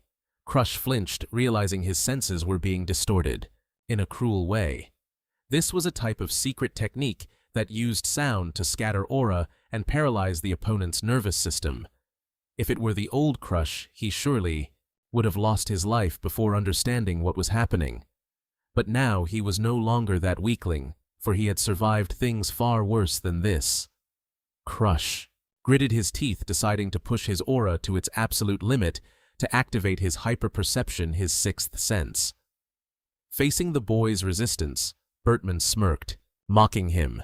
"Well, how much longer can you hold out?" Crush reminded himself not to be careless, because Bertman was on a completely different level than him. He decided not to show his full hand, yet silently letting him become arrogant and believe he had victory in his grasp until the very moment of the decisive blow. Realizing the search team was definitely nearby. "The search team is arriving, you should disappear while you can." However, all those threats were actually just psychological tactics to scare his opponent. He tried to exert all his power. Phantom Axe, countless red-hot axe blades slashed down. While he was affected by the phantom radiation and struggled to move, he used his hyper-perception to block that attack, but his body was still under heavy strain. Witnessing that horrific scene, Abelas trembled with fear. Good heavens! At this rate, he's going to die. Is this really going to be his end? Watching from the sidelines, sweating bullets, the girl struggled with intense internal conflict, wondering if she should jump in to save him or not. But the fear of the mad dog Birdman's master gripped Abelas's mind. She knew full well that if she killed Birdman, that monster would hunt both her and her crush to the ends of the earth. The world didn't matter. Abelas gritted her teeth and made up her mind, telling herself that she might be a loner, but she wasn't the kind of coward who would forget a favor. She couldn't just stand by and watch her benefactor die such a miserable death. Just as she was about to rush out to help the crow, Crimson flew in to block her, ordering coldly, "Hold on, don't interfere." It was almost a scene of damsel saves the hero. Crimson explained that her crush had chosen to fight this battle alone and asked Abelas to place her faith in the person who had reclaimed her heart. He asserted that her crush had enough mettle to see it through to the end, while adding a very pragmatic remark, "Besides, if he really dies, I'll just find a way to bring the corpse back to life." At this moment, her crush was completely exhausted. He collapsed to his knees, bracing his sword against the ground to keep his balance while blood trickled from the corner of his mouth. He wheezed in broken breaths. I've hit my limit. I used my sixth sense to keep up with Birdman's movements, but he gritted his teeth when, realizing his own limitations, he had burned through so much aura that he could barely keep his eyes open. From here on out, he had to bet his life on his own intuition. Suddenly, an axe sweep flashed by, startling him. The feint was so fast he hadn't even regained his composure before the butcher Bertman roared madly, "Take this axe, and go rest in the underworld, boy." A blow carrying destructive power swung straight down at her crush's head. In that hairbreadth moment of life and death, a bitter memory resurfaced. Long ago he had realized he lacked talent. He had always been weak. He told himself he wasn't like those geniuses out there, those who could honestly overwhelm their opponents with a fair and square strike. So he had hidden his fangs until this very moment. His eyes suddenly blazed with a deadly crimson. He officially activated his limit-breaking state, the Fire Eater Gate, by using Shin's flame. He recklessly converted all the wolf erosion energy that the world had been storing in his body into raw power, forcing himself beyond every physical limit. However, the price to pay was enormous, as he could only maintain this bizarre state for a mere 3 short seconds. Her crush roared in extreme pain. "I'm ending this right here." The explosive power made Bertman exclaim in terror. What? He could no longer keep up with her crush's speed with his naked eyes, thinking to himself that if he didn't dodge, he would surely lose his life. Her crush unleashed his ultimate technique, the Ghost Image Echo, a fiery slash tearing through space and embedding itself straight into the butcher's body. However, her crush clicked his tongue with regret when he realized the result after the strike. It missed by a few millimeters. What a waste of a high-end move. That sound distorted his vision at the last second. He realized the danger from Bertman's noise just before. A massive impact sent him flying. Blood sprayed from his mouth. His sixth sense screamed a warning as the wolf erosion effect was frying him, signaling exactly 1 second left before the butcher's claws tore his head apart. He roared in extreme fury, "Go to hell, I bought this for you, not for me!" Then he unleashed a powerful wave of dark energy to counterattack immediately. In this life-or-death moment, his concentration reached an absolute state. A glowing blue eye burned with power. His entire body was covered in a brilliant deep blue aura. The final strike was unleashed, finishing the enemy. A thundering crash, the match was over. But the price he paid was agonizing. He lost an arm, and his body was covered in wounds. The strong can defeat enemies without breaking a sweat, but for someone deemed weak to win, they are forced to pay with their own blood bones and sacrifice. Crimson flew closer and asked, "Are you satisfied?" Her crush could only manage a faint, breathless laugh. "I haven't even had time to settle the score with that guy, but whatever, I'm taking a nap." He was completely exhausted and collapsed face first onto the cold ground. Crimson commanded, "Let's go." A glowing teleportation circle opened to bring the group back to the Thantung Cat Hall. The giant from Everest carefully carried both her crush and Bianca in his arms, quietly stepping into the portal to leave the harsh snowy mountains. Remembering the memories of his past life when he met Bianca at the mansion, if he could express those feelings outwardly, then at least in his eyes, this world would not have been painted in gray. Those were the secret thoughts of Bianca as she sat across from her crush in the silent space. He quietly observed her. A wave of inner turmoil surged within him, filled with anxiety between having feelings and being completely emotionless, which would cause more suffering. He wondered if right now the stirrings of a soul suddenly arose in her body. Would she be too shocked to survive? Bianca slowly raised her eyes and spoke bitterly. "We are strangers now. If something happens to me, surely you wouldn't care." Her crush gritted his teeth in tension. He knew clearly that this distance stemmed from the cold-blooded unilateral decisions of his family, the terrifying memory of the day Dracula, Hans Hadenhans. The head of the Hadenhans clan suddenly went mad, flooded back. He had personally slaughtered his entire family, before ending his own life creating a gruesome crime scene. Bianca was the only survivor of that tragedy, thanks to the sacrifice and help of her second sister, Janiska. Immediately after the Wunheim house deemed that the marriage alliance with the Hadenhans line no longer had any value, and they unilaterally cancelled the engagement between her crush and Bianca. Therefore, this place was prepared for us to say our final goodbyes, her crush said in a low voice. Bianca also melancholily admitted that perhaps it was indeed like that, and they would never have a chance to meet again. But immediately, a powerful dark purple energy burst from her crush. His eyes turned icy cold. He roared, "I warned you. If you still want to seek death, I cannot interfere." The black hat skill was activated. A giant demonic mouth appeared and swallowed the snowman entity that was controlling Bianca. Because it had absorbed too much miasma from the curse, the snowman entity dissipated instantly under the hands, full of magical seals cast by her crush. He looked at her and asked softly, "How are you feeling right now?" That was the first day in Bianca's life she had escaped the control of the snowman curse. She spoke with bitterness. "This life is truly too cruel, Lord Crush." But right at the moment when the lost emotions returned, she also transformed into a monster amidst the chains of fate. 3 years later, in the frozen land of Hadenhans, the conflict continued stubbornly with no end in sight. Two soldiers looked at each other exhausted. One sighed, "Fighting for 3 years the pay is low, but the risk of dying is high." The other replied bitterly that if not for the interference of the Effany Empire, their kingdom of Stalin would have enjoyed peace long ago. He is holding secrets that could shake the foundations of the entire empire, forcing the North to send an envoy to prevent the information from leaking. That very envoy caused the Lord of Hadenhans to go mad, leading to the tragedy of the clan being massacred, and the flames of war ignited as intensely as they are now.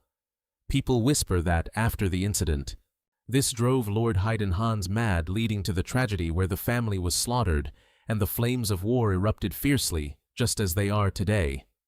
People whisper to each other that after that incident, that's right, the White Beast had already taken down the envoy, one of the 10 great warriors, to exact revenge before retreating to hide away in the northern ice palace amidst the brutal, endless battlefield.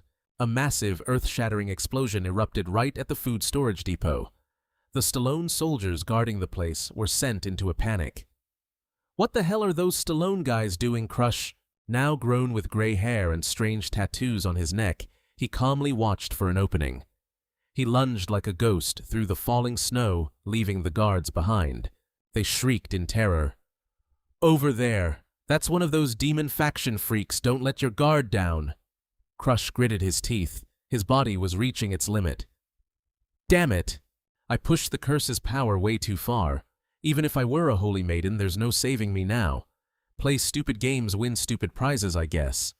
Standing before the reinforced fortress gate, Crush muttered to himself, "I've got to get Bianca's help." He pounded on the wooden door and shouted, "Wifey, open up, your husband's being chased and he's about to be wiped off the map."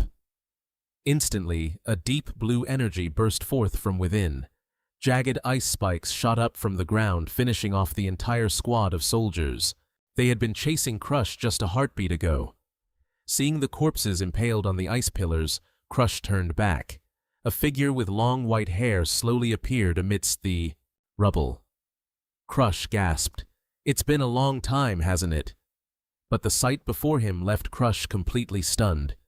Bianca was standing there, but a sword had pierced straight through her chest. Fresh blood stained her pristine white clothes.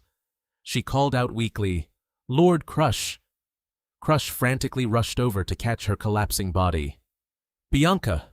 He was horrified to realize that this fatal strike had been dealt by the daughter of that envoy from years ago. In shallow, broken breaths, Bianca repeated the question she had once asked him before the tragedy occurred. "Between possessing emotions and living without them, have you ever wondered which state is more painful?" Memories of that tragic day flooded back when her sister Janiska had held her close and confessed that she didn't actually hate her from the bottom of her heart. "I don't hate you, sis. I just hate my own nature." Those final words from Janiska echoed in Bianca's mind. Back when she was emotionless, she hadn't been able to understand what those words even meant because it was such a complex and contradictory emotion. So, when the Hayden-Hans family, the place that had caused her so much suffering, was destroyed, she hadn't felt a single tremor of emotion. It wasn't until she knew what feelings were that Bianca finally understood what her sister had said back then, that she truly deeply loved her. Bianca clutched her head and sobbed in late regret. If only she had been able to feel things a little sooner, they could have shared their sorrows, and perhaps they could have sat down and talked. The ending might not have been as tragic as it is now.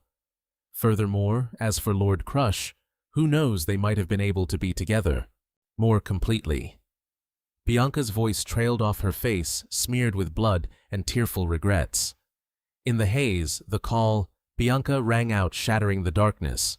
Crush startled awake. On his hospital bed, his whole body wrapped in bandages after the horrific battle with the butcher. A small hand gently touched his. Bianca was sitting beside him. She said softly, "I'm still here, Lord Crush. You've finally come to your senses." Crush looked around the lavish room and wondered, "Is this the Hayden-Hans estate?" Bianca asked anxiously if his arm was still hurting badly, but Crush scolded her in a serious tone. "Going up the mountain alone to play hero. You want to give me a heart attack." Bianca lowered her head and explained softly, "I only wanted to find the Varandoya snow mushrooms for you." Crush was struck dumb by the sincerity of the young girl. He whispered, "Her name." Then, remembering something, he held out his heavily bandaged hand to give her back the sparkling snowflake-shaped mushroom. Bianca looked at his bandaged hand and whispered, "Sorry, for making everything turn out this way."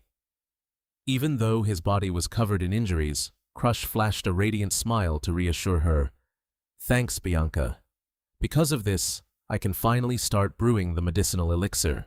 Bianca called his name quietly, "Lord Crush." She lowered her head and confessed a painful truth. "Right now, I'm still someone without emotions, even though you risked your life to save me and ended up in this state. But I still can't feel joy, anger, or sadness along with you." Bianca gripped her sleeve, her heart heavy. "Right now I feel so restless that I can't stand it anymore. I don't want to show a blank face at times like these. System error needs an urgent restart." In her heart, she yearned to be able to smile, and to share in Crush's sorrows and even his moments of rage. But she was afraid. "I don't want you to lose your soul and emotions like I did. If you can't laugh, then I don't want to laugh alone." Seeing Bianca's melancholic look, Crush gently reassured her, "Don't worry too much about that. The curse's effect is reduced, by half, for those who aren't the primary target." Bianca looked up at him with deep blue eyes, pleading, "Lord Crush, please help me find the emotions I've lost." A mysterious purple energy erupted around Crush. He smiled confidently and replied, Even if you hadn't asked, I was planning to do just that." Instantly, the magic seal of his black hat skill appeared brilliantly with the text, "Second unlock condition, become the most important person in Bianca's heart." Purple chains tightened around the frozen heart, and it began to shatter under the overwhelming power. Bianca was stunned, her eyes wide with shock as she felt a tremor from deep within. Crush affirmed, "I had intended to do that from the very beginning." Crush smiled gently at the young girl. Bianca couldn't hold it back anymore. She leaned her head against his chest and burst into tears. The hot tears rolled down, breaking through the ice that had been there for so long.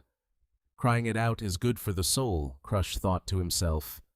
If this plan works, at least her world won't be just shades of gray anymore. A vision of the future flashed by where Crush was painfully holding Bianca in a tragic scene. Bianca sobbed, her eyes blurred, from the emotions she had just rediscovered after years of numbness. Sitting beside her on the bed, Crush asked gently, "Do you feel any better?" Bianca wiped her tears and answered softly, "Yes, thank you so much." But just a moment later, her face quickly returned to its usual cold expression. Crush watched her and thought, crying buckets a second ago. And now she's an ice block again. That emotional loading time is so slow.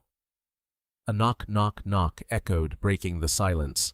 From outside, the voice of Janiska Hayden. Hans called out, "Crush, it's Janiska Hayden, Hans. May I come in?" Crush frowned wary. "Janiska, is that you? Come in." As soon as Janiska entered the room, she was slightly surprised to see Bianca there, as well. Crush noticed Bianca continuously rubbing her eyes and asked worriedly, "Bianca, what's wrong with your eyes?" Turning to Janiska, Crush got straight to the point. "What did you come, here for?" Janiska hesitated and explained, "Just came to bring some food."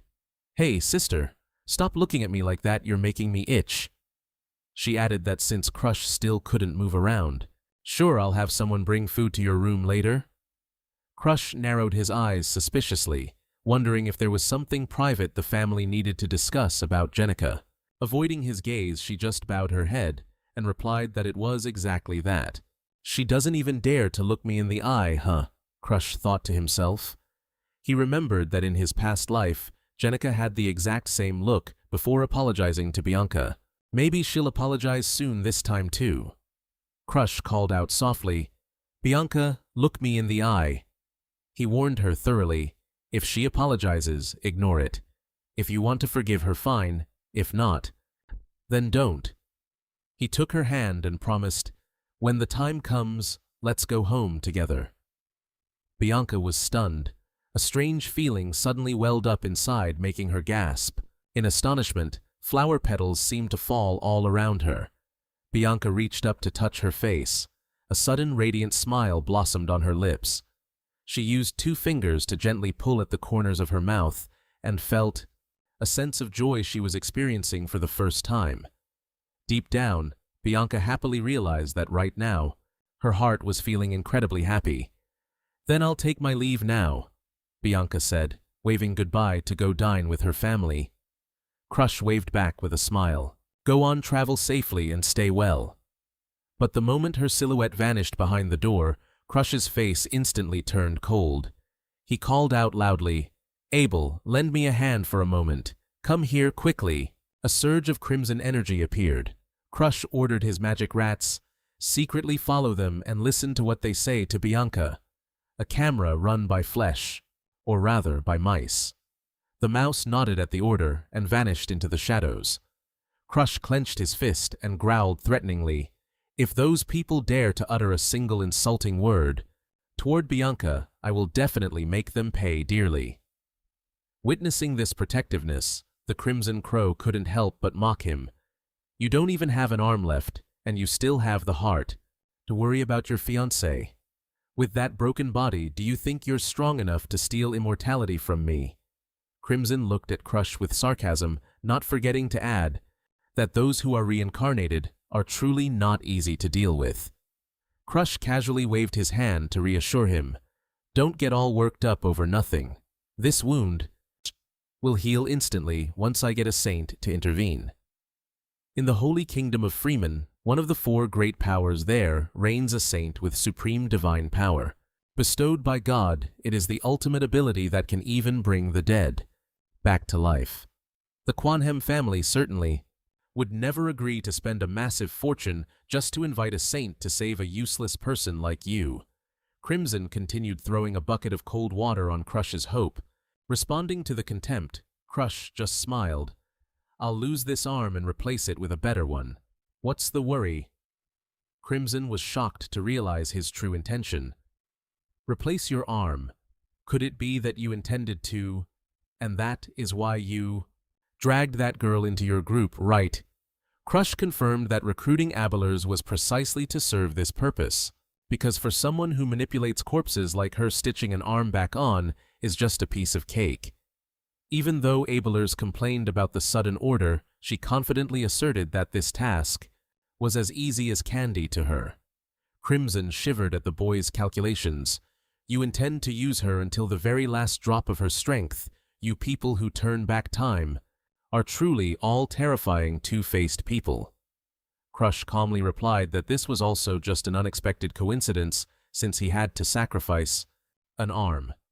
When Crimson pressed for the identity of the person whose arm would be taken, Crush coldly declared, "I'll borrow the arm of the best sword demon for a bit. Okay?" Crimson roared in shock, not expecting that Crush had known the sword demon was his subordinate all along. He was a legendary master who once shook the world with his lightning-fast sword-drawing technique, capable of taking down an opponent in the blink of an eye. The most important thing is that the sword demon is the subordinate that Crimson Garden treasures and loves the most, the one he spent so much effort honing. Haven't you always wanted me to become stronger? Then take care of me as thoroughly as you did with the sword demon. Crush smiled provocatively, making Crimson furious as he yelled, "Shut your mouth," because he had even taught his secret sword technique Jodam to him. Crush silently noted that he understood very well the affection Crimson held for the sword demon and his other subordinates. He realized that Crimson Garden's weakness in finding his true physical form was actually very simple, because he observes the world through the eyes of his subordinates. Crush knew that Crimson had unintentionally created an emotional bond with them that he himself wasn't even aware of. Currently, we have help from the Saint. Crush mused, recalling Arthur's warning about absolute cruelty, using healing magic to prolong torture, forcing subordinates to reveal their hideouts. He realized this was the weakness to persuade Crimson. Even though the sword demon had passed away from old age, the essence of his sword technique remained, and Crimson certainly still remembered every detail of it. Crush got straight to the point. If we graft the sword demon's arm onto my body, his sword-drawing technique will be brought back to life once again. Surely the sword demon himself wouldn't want to miss out on having a successor like that, right? Faced with Crush's smooth talking, Crimson could only click his tongue and say, "You're so good at this, it's a waste not to be an insurance salesman." After weighing it for a while, the Black Crow asked for 2 days to prepare and calm down. Crush smiled with satisfaction.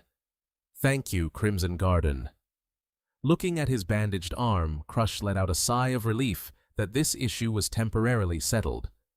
However, he started to worry about the reaction of the Wonheim family and the safety of Butler Ariel, as his movements at Hayden House would eventually be exposed. He told himself that if the situation became too intense, he would just tell Ariel to ignore it, since they had never paid any attention to him anyway. Yet lying on his bed, an uneasy premonition kept rising in Crush's heart, a premonition that would soon become reality. Right at the Hayden House family dinner table, with a sixth sense sharper than Wi-Fi, Mario, the eldest son of the family, was pounding the table and shouting at Bianca, forcing her to give up her position as fiancée to his younger sister, Jenica. He greedily realized that Crush was no longer a useless person after defeating the master Bert Munn, and he wanted to turn him into the most powerful trump card for his family. With his selfish nature, Mario declared that anything he wanted, he would definitely seize at all costs. Therefore, regarding this fiancé position, I absolutely cannot concede. Bianca stood before Mario with a look of determination, unlike any she had shown before. She firmly declared that the only thing she wanted to protect until the end was her position as the fiancé of Lord Crush. Mario flew into a rage, pounding the table. He insulted her, calling her a cursed one who would be abandoned sooner or later and was unfit to bear such a heavy responsibility. Jenica couldn't stand her brother's cruelty, so she jumped up to intervene, but Mario coldly pushed her aside. He forced Jenica to take responsibility for the engagement herself. If she felt guilty toward Bianca, she needed to think about the benefit of the family, above all else. Bianca looked at the two of them, her heart turning cold. This family is already rotting away. I'd be better off following my husband. She bitterly realized that in this Hayden house, there was really nothing left. The Bianca clan looked at the two of them, their hearts turning cold. This house is rotting away. I'd be better off following my husband. She realized bitterly that in this hidden house there was nothing left. Even though her father and brother never truly cared for her, Bianca's resolve was unshakable, regardless of whether she was exiled or no longer a fiancée. She still vowed to follow and stay by her crush's side until the end. Mario roared her name in anger, but a sudden knock at the door cut through the tense atmosphere. "I'm busy right now, whatever it is, leave it for later," Mario shouted, but the door swung open anyway. Crass walked in nonchalantly, apologizing for the sudden intrusion, admitting he had unintentionally heard a few things from the hallway, though it was a very unintentional act. Mario, horrified, called out to Crass Wunheim and urged him to lie down and rest as his wounds hadn't healed yet. Crass smirked, laying out two conflicting rumors currently spreading. One, Crass bravely saved the fiancé and killed the butcher, even at the cost of an arm. 2. The Hayden house defenses are so lax, they couldn't stop an assassin's infiltration, putting the Wunheim family in mortal danger. Crass asked Mario, "Which rumor is more beneficial while the head of the family is away?" Mario broke into a cold sweat, trembling, as he asked what exactly Crass wanted. Crass got straight to the point. "It's simple, please. Let Bianca have the freedom to do as she wishes." He demanded that Bianca herself decide whether to continue or call off the engagement. Mario stood stunned by that proposal. Crass added a firm, solid statement. "I will never abandon Bianca, and I don't care at all about that wicked curse." Bianca looked at Crass with eyes full of emotion, while Mario couldn't help but be astonished at the deep bond between them. "Fine, I give up. Just take her and go already. You're doing me a favor." Mario finally conceded, and sighed in acceptance. Crass wasn't done yet. He made one final request. "Oh, there is one last thing regarding my arm. Just consider it successfully treated by the priest invited by Hayden House." He sarcastically added that this would save the family the cost of hiring a priest, a good thing for Hayden House. Though Mario suspected Crass was plotting something, he agreed and asked to be reported to once there were results. Crass thanked him, and then he and Bianca took their leave. Watching their retreating figures, Jenica remarked to her brother that Bianca had truly changed a lot. Mario pondered this, even considering letting the two of them just get married and be done with it. In another development, deep in the shadows of the Wunheim mansion, a powerful man sat holding a report about Crass. He quietly called out the name of his youngest son, with a mysterious attitude. 2 days later, in a large courtyard at the Hayden House mansion, Crass was hard at work training, even though his body was still heavily injured. He realized the reality was much harder than he had imagined. To combine the single strike with the sword demon's peak drawing technique, he had to simultaneously focus both his aura and the encroaching venomous blood into a single point. Looking at his arm glowing with a blue-purple spark, Crass told himself that since he could currently only move one side, he would try to experiment at all costs. Sweat soaked his face. Crass clicked his tongue. "My brain seems slow today." However, the only bright spot was that the snow doll was still operating very stably. Thanks to its presence, the eruption of the encroaching venomous blood had been completely suppressed. Not only that, it also helped him identify the fatal weaknesses of the fire cremation skill, his most high-end piece of protective gear. Essentially, this fire cremation move uses Shi's flames to burn away energy absorbed from the venomous blood, helping the body break through and exceed normal limits. Although it could create massive destructive power by using the invading energy as tinder, the price to pay was incredibly horrific. Crass collapsed to the ground, breathing heavily, as he realized that as soon as the fire cremation effect ended, his whole body would fall into a state of complete paralysis. "Use this move, and my internal organs become with charred meat," Crass thought with anxiety. His organs were at risk of being burned to a crisp if he used it for too long. Looking up at the vast sky, he craved the ability to control heat to maintain his power longer. Suddenly, a cold current carrying the negative power of the moon appeared in his mind. Amidst the raging fire, the image of a person covered in bandages with fiery red hair and cold, sharp eyes appeared mysteriously. Crass wore a sinister smile as pitch-black feathers fell around him. So I've identified my next target, the ancient divine moonshadow secret technique of the Fire Emperor Aslan Regress. His eyes burned with determination. As soon as his arm recovered completely, he would definitely go and seize his curse. Crass stood before a giant ancient tree with a strange shape. He softly asked if this was Abalast's home. The crow Crimson immediately confirmed it was. Right after that, a girl in a maid outfit with long rabbit ears appeared, bowing respectfully. "It is a pleasure to welcome you, Lord Crass. The master is currently waiting for you inside." Seeing the funny rabbit ears of the maid from the 8th Undead Legion, Crass couldn't help but be surprised. She has rabbit ears. Boss Abalast's taste is a bit strange. He stepped inside and noticed the space was exactly the same as his previous visit. It seemed Abalast had used her power to connect the dimensions together. Upon seeing him, Abalast cheered excitedly. "Crass, you're here, aren't you? Everything for the transplant is all ready." Crass's eyes were drawn to a withered, pitch-black arm lying on the table. "This is the sword demon's arm, right?" Looking at the precious item before his eyes, Crass asked straight out if they could proceed with the connection right now. Abalast warned him in a serious tone. "You can do it, but you will definitely have to endure terrible pain. If you're scared, forget it." Seeing the number 8 maid holding a giant hammer, Crass couldn't help but shudder. "Are you planning on using the hammer to smash me to death?" However, he quickly regained his composure. "I'm already too used to the feeling of pain." Abalast smiled Thach challengingly. "Crying is useless, honey. Once you're on the operating table, there's no turning back." She ordered number 8 to tie Crass down and bring out the arm to start the ritual. "All right, let's begin," Abalast shouted. A burst of fiery red energy erupted violently, enveloping Crass and the demon arm. The bone-chilling pain hit him, forcing Crass to bite down on a cloth to stop from screaming. Sweat poured off him like rain.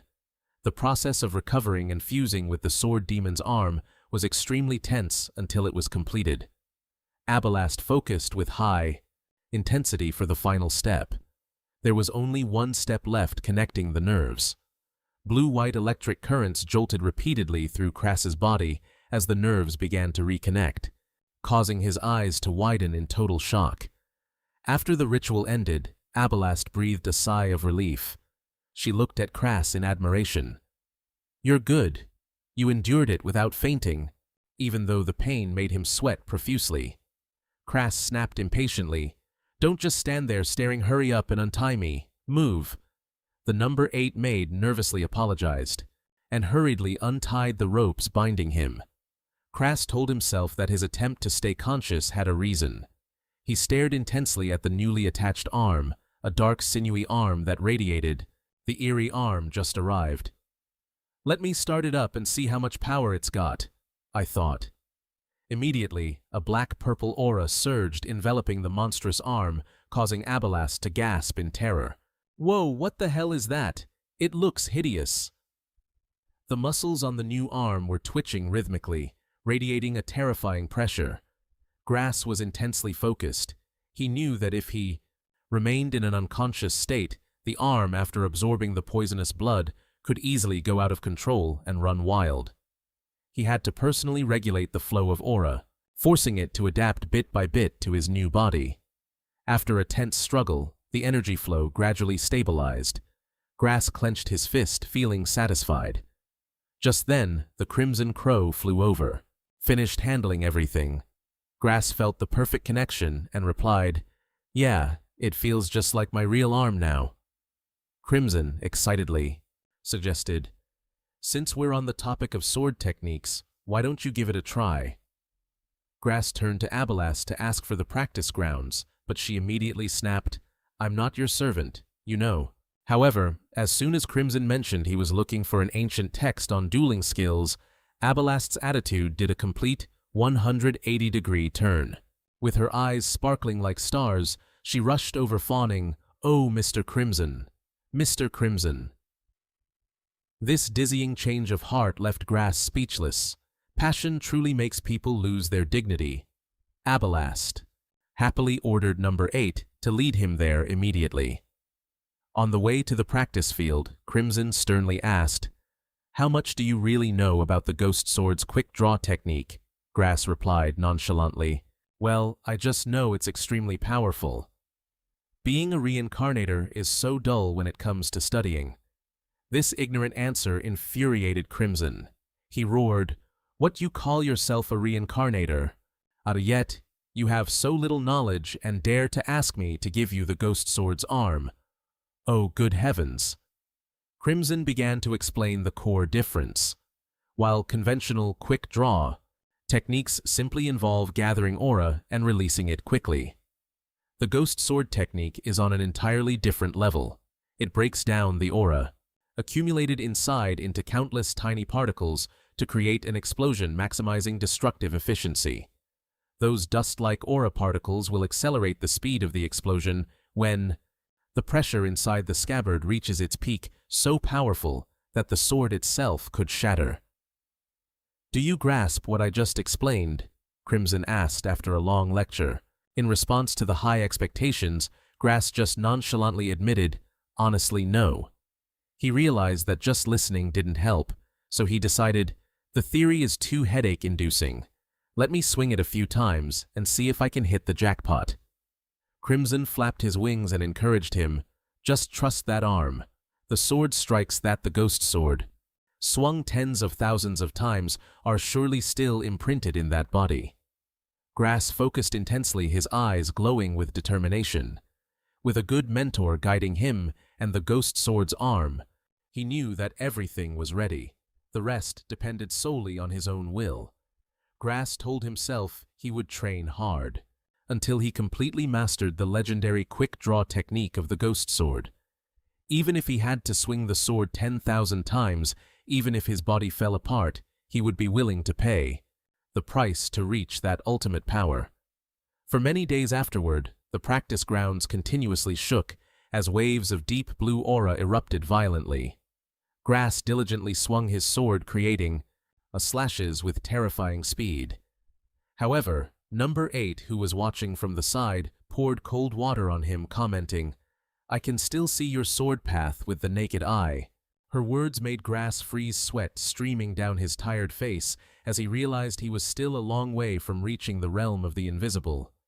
He understood that the Ghost Sword's quick draw must reach a speed that the normal human eye cannot keep up with. To match the legend, Grass had to make the sword invisible to his opponents. The altar-level speed comes from the aura, not your hand. Musing while observing his hand radiating the blue aura, Grass planned to return to the Tungkak clan to practice other skills to enhance his overall strength. He turned to thank number 8 for spending the last few days training with him. In response, number 8 advised him to be more confident in himself, because someone with a single-digit code like her is already a true sword master. Even so, the enemies we have to face in the future are all far beyond the level of a sword master. Grass fell into deep thought, then softly thanked number 8. Abalast suddenly poked her head in to ask, "Why the sudden silence? Are you done with your work?" He calmly replied, "Yes, I was just about to look for you, Abalast. Today, I'm heading back to the Von Hem family." This news made Abalast startled and anxious. She worriedly asked about her own situation. Grass explained, "Why would you follow me and expose yourself? Just stay home and watch the house, dear." Abalast hung her head sadly, acknowledging the truth, because outside of the Von Hem house, the world is full of terrifying people. Grass continued to warn her about the 5 elders, those who most likely had already sensed something unusual and might even capture her as a slave. "Therefore, can you help me? I have a favor to ask of you." Standing before Abalast and number 8, Grass spoke sternly. "Please help me monitor the one called the Poison King. Don't let him get close to the building. His name is Wang Ye. You just need to ensure the safety of Patriarch Dragragon. That is enough. Abalast was shocked to the point of widening her eyes. You expect me to go deal with the Poison King, one of the top 10 experts? This is a tough spot for a doctor, guys. Well, I know that won't be easy at all. Abalast hesitated, but then she made up her mind. But if it's just protecting the Patriarch, I think I can handle it. Grass smiled brightly. Thanks. In the future, if you need help with anything, just say the word. Watching Grass's retreating back, Abalast blushed shyly, thinking, this guy doesn't even know what I might ask for yet. He's already making promises. Number 8 worriedly asked, Master, will this be okay? Abalast fell silent. She admitted that if it were before, she definitely would have tagged along with Grass. But if they stayed together longer, she feared she would mistake him for her old comrades. Furthermore, following Grass meant having to face extremely dangerous invaders, so this choice was the best one. Abalast smiled to herself, thinking she was the type who preferred staying home anyway. However, she secretly resolved, but if one day Grass falls into a dangerous situation, I will definitely repay this favor to the end. The magnificent white carriage started rolling, taking Grass away from that place, to return to the family amidst the vast white snow. Welcome back, young Master Grass. Ariel bowed respectfully when he saw Grass carrying Bianca, who was sleeping soundly in his arms. Grass softly asked if anything special had happened while he was away. Ariel reported that the main family had inquired about his whereabouts, but he had cleverly reported that Grass was with Lady Bianca. Because the people in the main family always looked down on Grass as an incompetent good-for-nothing, the messenger only sent perfunctory information back to them. He even mocked, I quietly asked if anything unusual had happened while I was away. Ariel reported that the main family had been inquiring about my whereabouts, but he had cleverly told them that I was staying with Lady Bianca. Since those people in the main family always looked down on me as a good-for-nothing loser, the messenger only sent them a perfunctory report.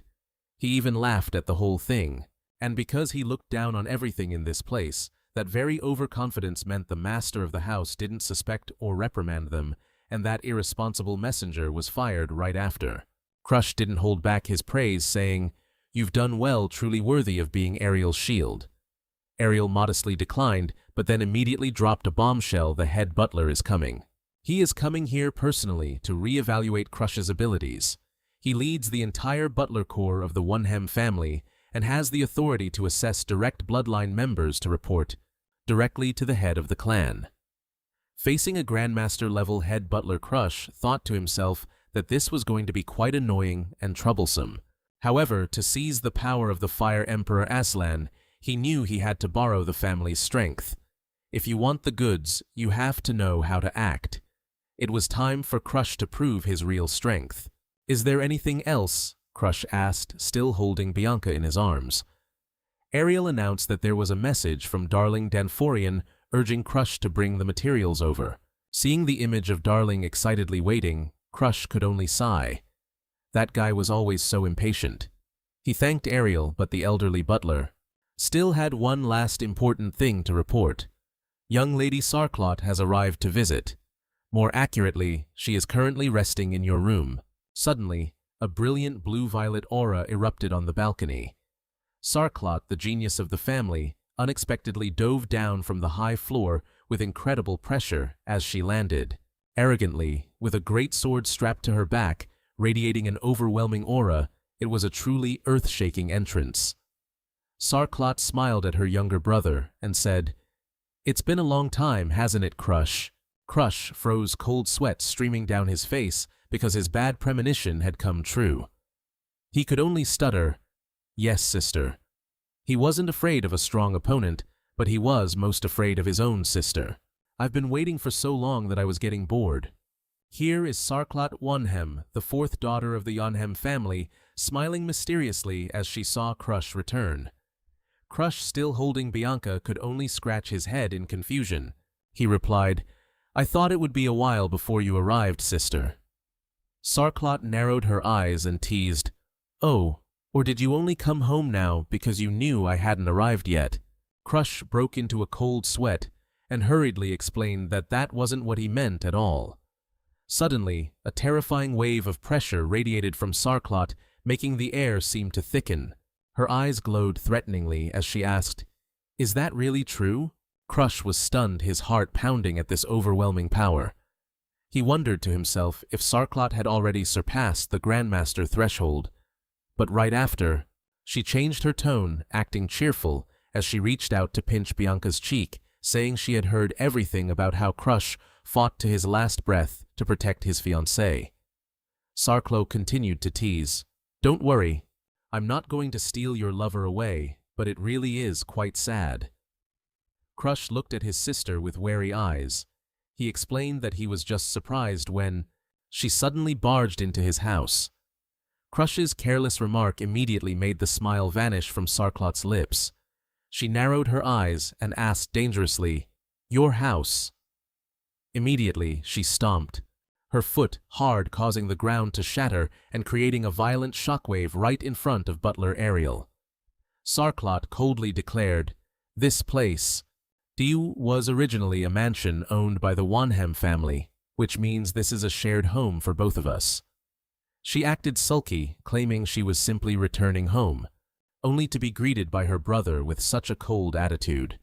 Crush was sweating profusely, thinking to himself, She and Mother are exactly the same. At the slightest provocation, they want to level everything. He shrank back and asked if she was angry with him. Sarklot suddenly returned to her playful self. She felt that since she was his closest relative, she felt hurt when Crush hid so many things from her. She went straight to the point, You can hide things from anyone but from me. You hacked your power to level up, right? Her sister's praise left Crush speechless. He wondered if Sarklot had awakened the spirit eye, the eyes capable of seeing through all things in the world. Sarklot mused, saying she felt a very terrible and enormous energy existing inside Crush. Witnessing that terrifying keenness, Crush shivered. He realized why the hounds couldn't defeat his sister. He was shocked to realize that what Sarklot had awakened wasn't a normal spirit eye, but a higher realm called the Star Eye, which can see through the world via the stars. Thanks to possessing the Star Eye, she sees through the world's erosion. Every illusionary trick of the enemy is completely useless and is finished off by her in an instant. That means right now she is also seeing through my true state, isn't she? Crush thought to himself as he realized the power of Sarklot's Star Eye. He glanced at the dark purple flames flickering on his hand and asked, Crimson, how will others see my black fire? The Black Raven replied nonchalantly that most of them would only see it as a flame filled with bad omens. Crimson explained further that in this world, the number of people who can distinguish the power of the invaders can be counted on one's fingers unless they are invaders themselves or closely related to them. It gave an example of how Crush sees the star imprint appearing on the necks of his subordinates. To illustrate, Crush nodded thoughtfully. So that's how it is. Crimson continued to analyze the foundation of Crush's power, which was completely different from its original form. While Crimson is the embodiment of the world's erosion, Crush is just blending that erosion into his own aura. That is why most people would mistake it for him bearing some monstrous curse. Crush smirked, realizing that everything still hadn't changed, compared to the time before he traveled back in time. Even though he was reassured by Crimson, Crush didn't allow himself to be complacent while holding Bianca. He knew he had to act skillfully, or he'd be getting himself kicked out of the family register. Sarklot suddenly leaned her face close to Crush's, her deep blue eyes boring into him with the remark, "You're carrying a lot of gear, aren't you?" Crush calmly replied that he was just intending to test everything within his capabilities. Sarklot laughed. She thought he was just as greedy as she was, and after all, Crush was more like their mother. Sarklot ordered him to leave Bianca in the room and follow her to the training ground. Watching his sister radiating a brilliant blue aura, Crush knew he couldn't avoid this. Sarklot said decisively, "I must test your current level a little." Standing opposite each other in the magnificent training ground, Crush couldn't help but marvel, because before his regression, he never had the chance to spar directly with his sister due to the huge gap in their ranks. Sarklot took her stance. She was certain her younger brother had learned many new techniques recently. She warned in a stern voice, "Fight with all your might. Using forbidden techniques is fine. I can take it all." Crush gripped his training sword, his eyes burning with determination. "I understand, sister." However, the two stood still, not making a move. The sister thought to herself, "It's been 3 minutes, and the brat still hasn't drawn his sword. He's not even wrapping his body in aura." She spoke up, "Why aren't you attacking? Don't make your sister get angry." Immediately, she stomped hard on the ground and lunged forward. The tip of her sword was right in front of his eyes, but Crush's eyes squeezed shut. He could feel a scorching heat surging within his body, burning through his strength to push past his limits. His eyes flared with intensity as his hand gripped his sword, ready for this moment of transcendence. "Just a split second, I have to seize it." The sword erupted with ominous dark energy in an instant, leaving his sister stunned. With a thunderous boom, the two blades clashed. It was clear that Karash had put everything into that first strike. A second blow followed. The dark aura from his scabbard burst forth so powerfully that her wooden sword couldn't withstand it and shattered. Now his sister had to use her aura. She had to materialize her blade, or else she wouldn't be able to keep up with her younger brother. That was the mark of a master-tier swordsman. To deal with her, he unleashed his Black Hood sword skill, the blade manifesting right from his palm. It nearly landed a hit on her. In the end, this match showed he was still outmatched, not quite at her level. Scarlet realized with astonishment that even though Karash hadn't completely broken through her defensive aura, that strike had truly reached her body. She stepped back, staring at her exhausted younger brother with a look of utter shock. She truly hadn't expected this. Scarlet silently admitted that Karash was the first person to ever sense and penetrate her flow of power. Her defensive aura was a unique energy, bestowed by the gods, a perfect barrier surrounding her body that even those weaker or at her own level had never touched. Yet Karash had done the impossible. Standing in the middle of the training ground, Scarlet withdrew her aura, telling herself she had held back by only using energy to create blade aura at the last moment, instead of true swordsmanship. However, a shiver ran down her spine. The genius of the family realized that if that desperate attack of his had truly landed at that very moment, she might have lost her life, something that should have been impossible for a master like her. After the fight, Scarlet met with the butler Ariat in the estate's grounds. She asked with concern, "Ariat, is Karash's arm all right?"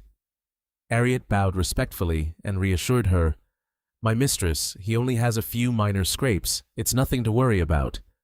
By now, Karash had completely passed out on his bed from exhaustion after the intense confrontation with his sister. Scarlet pondered, confirming the rumors. "Oh, and I heard Karash CU plans to enroll at Rayheen Academy, right?" Ariat confirmed it was true. Scarlet smirked in anticipation, calculating silently, "Only 3 weeks left. Until enrollment, that should be enough time." As his sister Scarlet decided she would head to Rayheen Academy early to wait and see how her brother would perform, Daring couldn't help but be amazed at Karash's work speed. "I didn't expect someone to be able to finish this in such a short time. The efficiency of a returner really is on another level." Perched on his shoulder, the Raven Grimm spoke up, reminding Karash to ask if there was a training ground here. Daring, "This medicine is best taken in a spacious area." Hearing this, Karash turned to ask Daring, "Could you lend me the training ground for a bit?" Daring excitedly agreed, believing it was the best choice for that type of potion. Karash was confused, not understanding the true meaning of that phrase, but he prepared himself anyway. Removing his clothes, Karash sat cross-legged. in the middle of the vast training ground, thinking to himself, "It's good to take a divine elixir," but what was with that look on Grim's face? Suspicion was clear on Karash's face when he asked again, "What exactly am I drinking here?" Grim replied, surprised, "Oh, you're just going to drink it without even knowing what it is. This elixir is called the Nine-Dragon Cry. According to legend, anyone who drinks this medicine will transform into a dragon after 9 roars. It works on a brutal principle. It destroys the body and aura at the same time to force the user to become stronger, much like how muscles must be torn apart before they can grow." Grim looked at Karash with a devilish gaze, goading him. "You're already used to pain, aren't you? You just have to endure all 9 times, and you'll be reborn." Daring stood nearby, sweating at the sheer madness of this elixir, while Karash sat silently waiting for the storm about to break. The heat began to spread. Karash remarked calmly, "It feels like a surge of fire is exploding inside me, but it's not unbearable yet." Grim was shocked by this calm reaction, exclaiming, "What is this guy?" Karash explained that although he felt like he was burning earlier, everything now just felt like a mild, scorching heat. He casually wondered if it was just because he had been through similar things before, so it felt normal to him. Grim shuddered, unable to believe his ears. "What kind of life did you live in your past life to be this terrifying, huh?" Karash smirked mysteriously. "In my past life, I was the main character in an action movie, sister." Seeing Karash, muttering to himself, Daring questioned herself in shock. Is he talking to a crow? Or maybe I'm having hallucinations from the side effects, ignoring the whispers. "Grim," urged Karash, "forget it. Just try to absorb as much as you can." The more focused he was, the faster the absorption rate. Karash immediately closed his eyes, pouring all his willpower into merging with the medicine's power. A golden flame suddenly erupted, engulfing his naked body. Crimson Garden. August, in his radiant red soul form, appeared behind the raven and silently assessed. His focus is truly remarkable. Even though this guy has endured the pain of his internal organs burning and his nerves being reconnected, he's so tough only a disaster could destroy him. He stared intently at Karash, affirming that out of all the returners he had met, he was the one with the most iron-willed and insane determination. Crimson observed Karash writhing in the medicine's power and guessed, perhaps it's because he desires his goal so much that he ignores such pain. He swore that even if Karash collapsed, he would make him get back up no matter what, because that was the price of the contract between them. In his mind, Karash clearly felt a shocking change.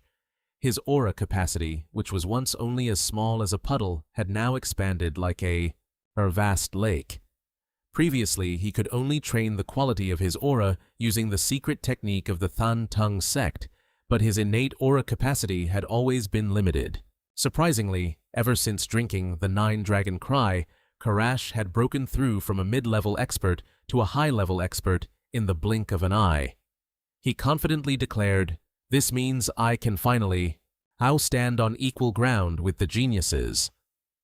Watching Karash emerge from the raging flames with deep, powerful blue eyes, Crimson couldn't help but exclaim, "Your vitality is truly massive and stubborn." He was shocked to see Karash using even the Nine-Dragon Fire to burn away all the impurities the medicine had expelled from his body. Karash knelt, gasping for air, dripping with sweat, but his eyes remained icy as he looked toward the Black Crow. "If I wasn't this stubborn, how could I fight against enemies stronger than me? And that includes you." Crimson could only let out a cry of helplessness at his recklessness. When Crush stood up and composed himself, he was surprised to see everyone still waiting for him all this time, so he asked, "Are you guys finished?" "Oh, you were all waiting here." "Well, we woke up and saw the whole fan club," Darling explained, adding that because Bianca insisted on not leaving his side for even a second, he had to stay and wait with her. Bianca blushed shyly and softly insisted that as his fiancée she had to stay by his side, right, a top-tier super-clinging wife-to-be. Crush gently patted her head and told her to go somewhere warm, to wait next time, which made Bianca incredibly happy. She noticed that Crush seemed to have grown taller and his clothes were starting to feel tighter than before due to his rapid physical development. Witnessing this scene of affection, Darling suddenly had the crazy idea of proposing to Sarklot, which made Crush immediately radiate a pitch-black aura as if to say, "Are you trying to meet your maker by asking to be my brother-in-law?" Ignoring that, Darling still made a devious face pestering Crush to become his lover, which made him want to send this alchemist to meet the Grim Reaper immediately. "Crush, you're enrolling in Raheen Academy next year, right?" Darling suddenly asked when he saw Crush resting after absorbing the medicinal power. Crush calmly replied with a firm, "Yeah." Immediately, Darling excitedly declared he would go to school a year ahead, just because he wanted to hear Crush call him senior with pride. Crush looked at the alchemist, thinking that Darling wasn't even in the same class as Sarklot, and Raheen Academy didn't even use the typical year-based system anyway. He calmly replied, "Yeah, I know. You can't keep going if you don't pass right." Darling was stunned, not expecting Crush to have prepared so thoroughly for enrollment. He smiled brightly, believing this was a golden opportunity to be with both him and Sarklot. Crush couldn't help but wonder, she's going to school too, isn't she supposed to travel the world to stop the erosion?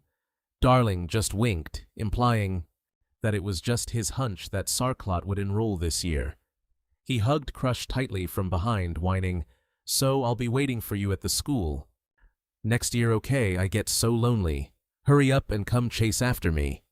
Crush could only grimace in annoyance at his friend's excessive enthusiasm, while Bianca remained silently watching from behind.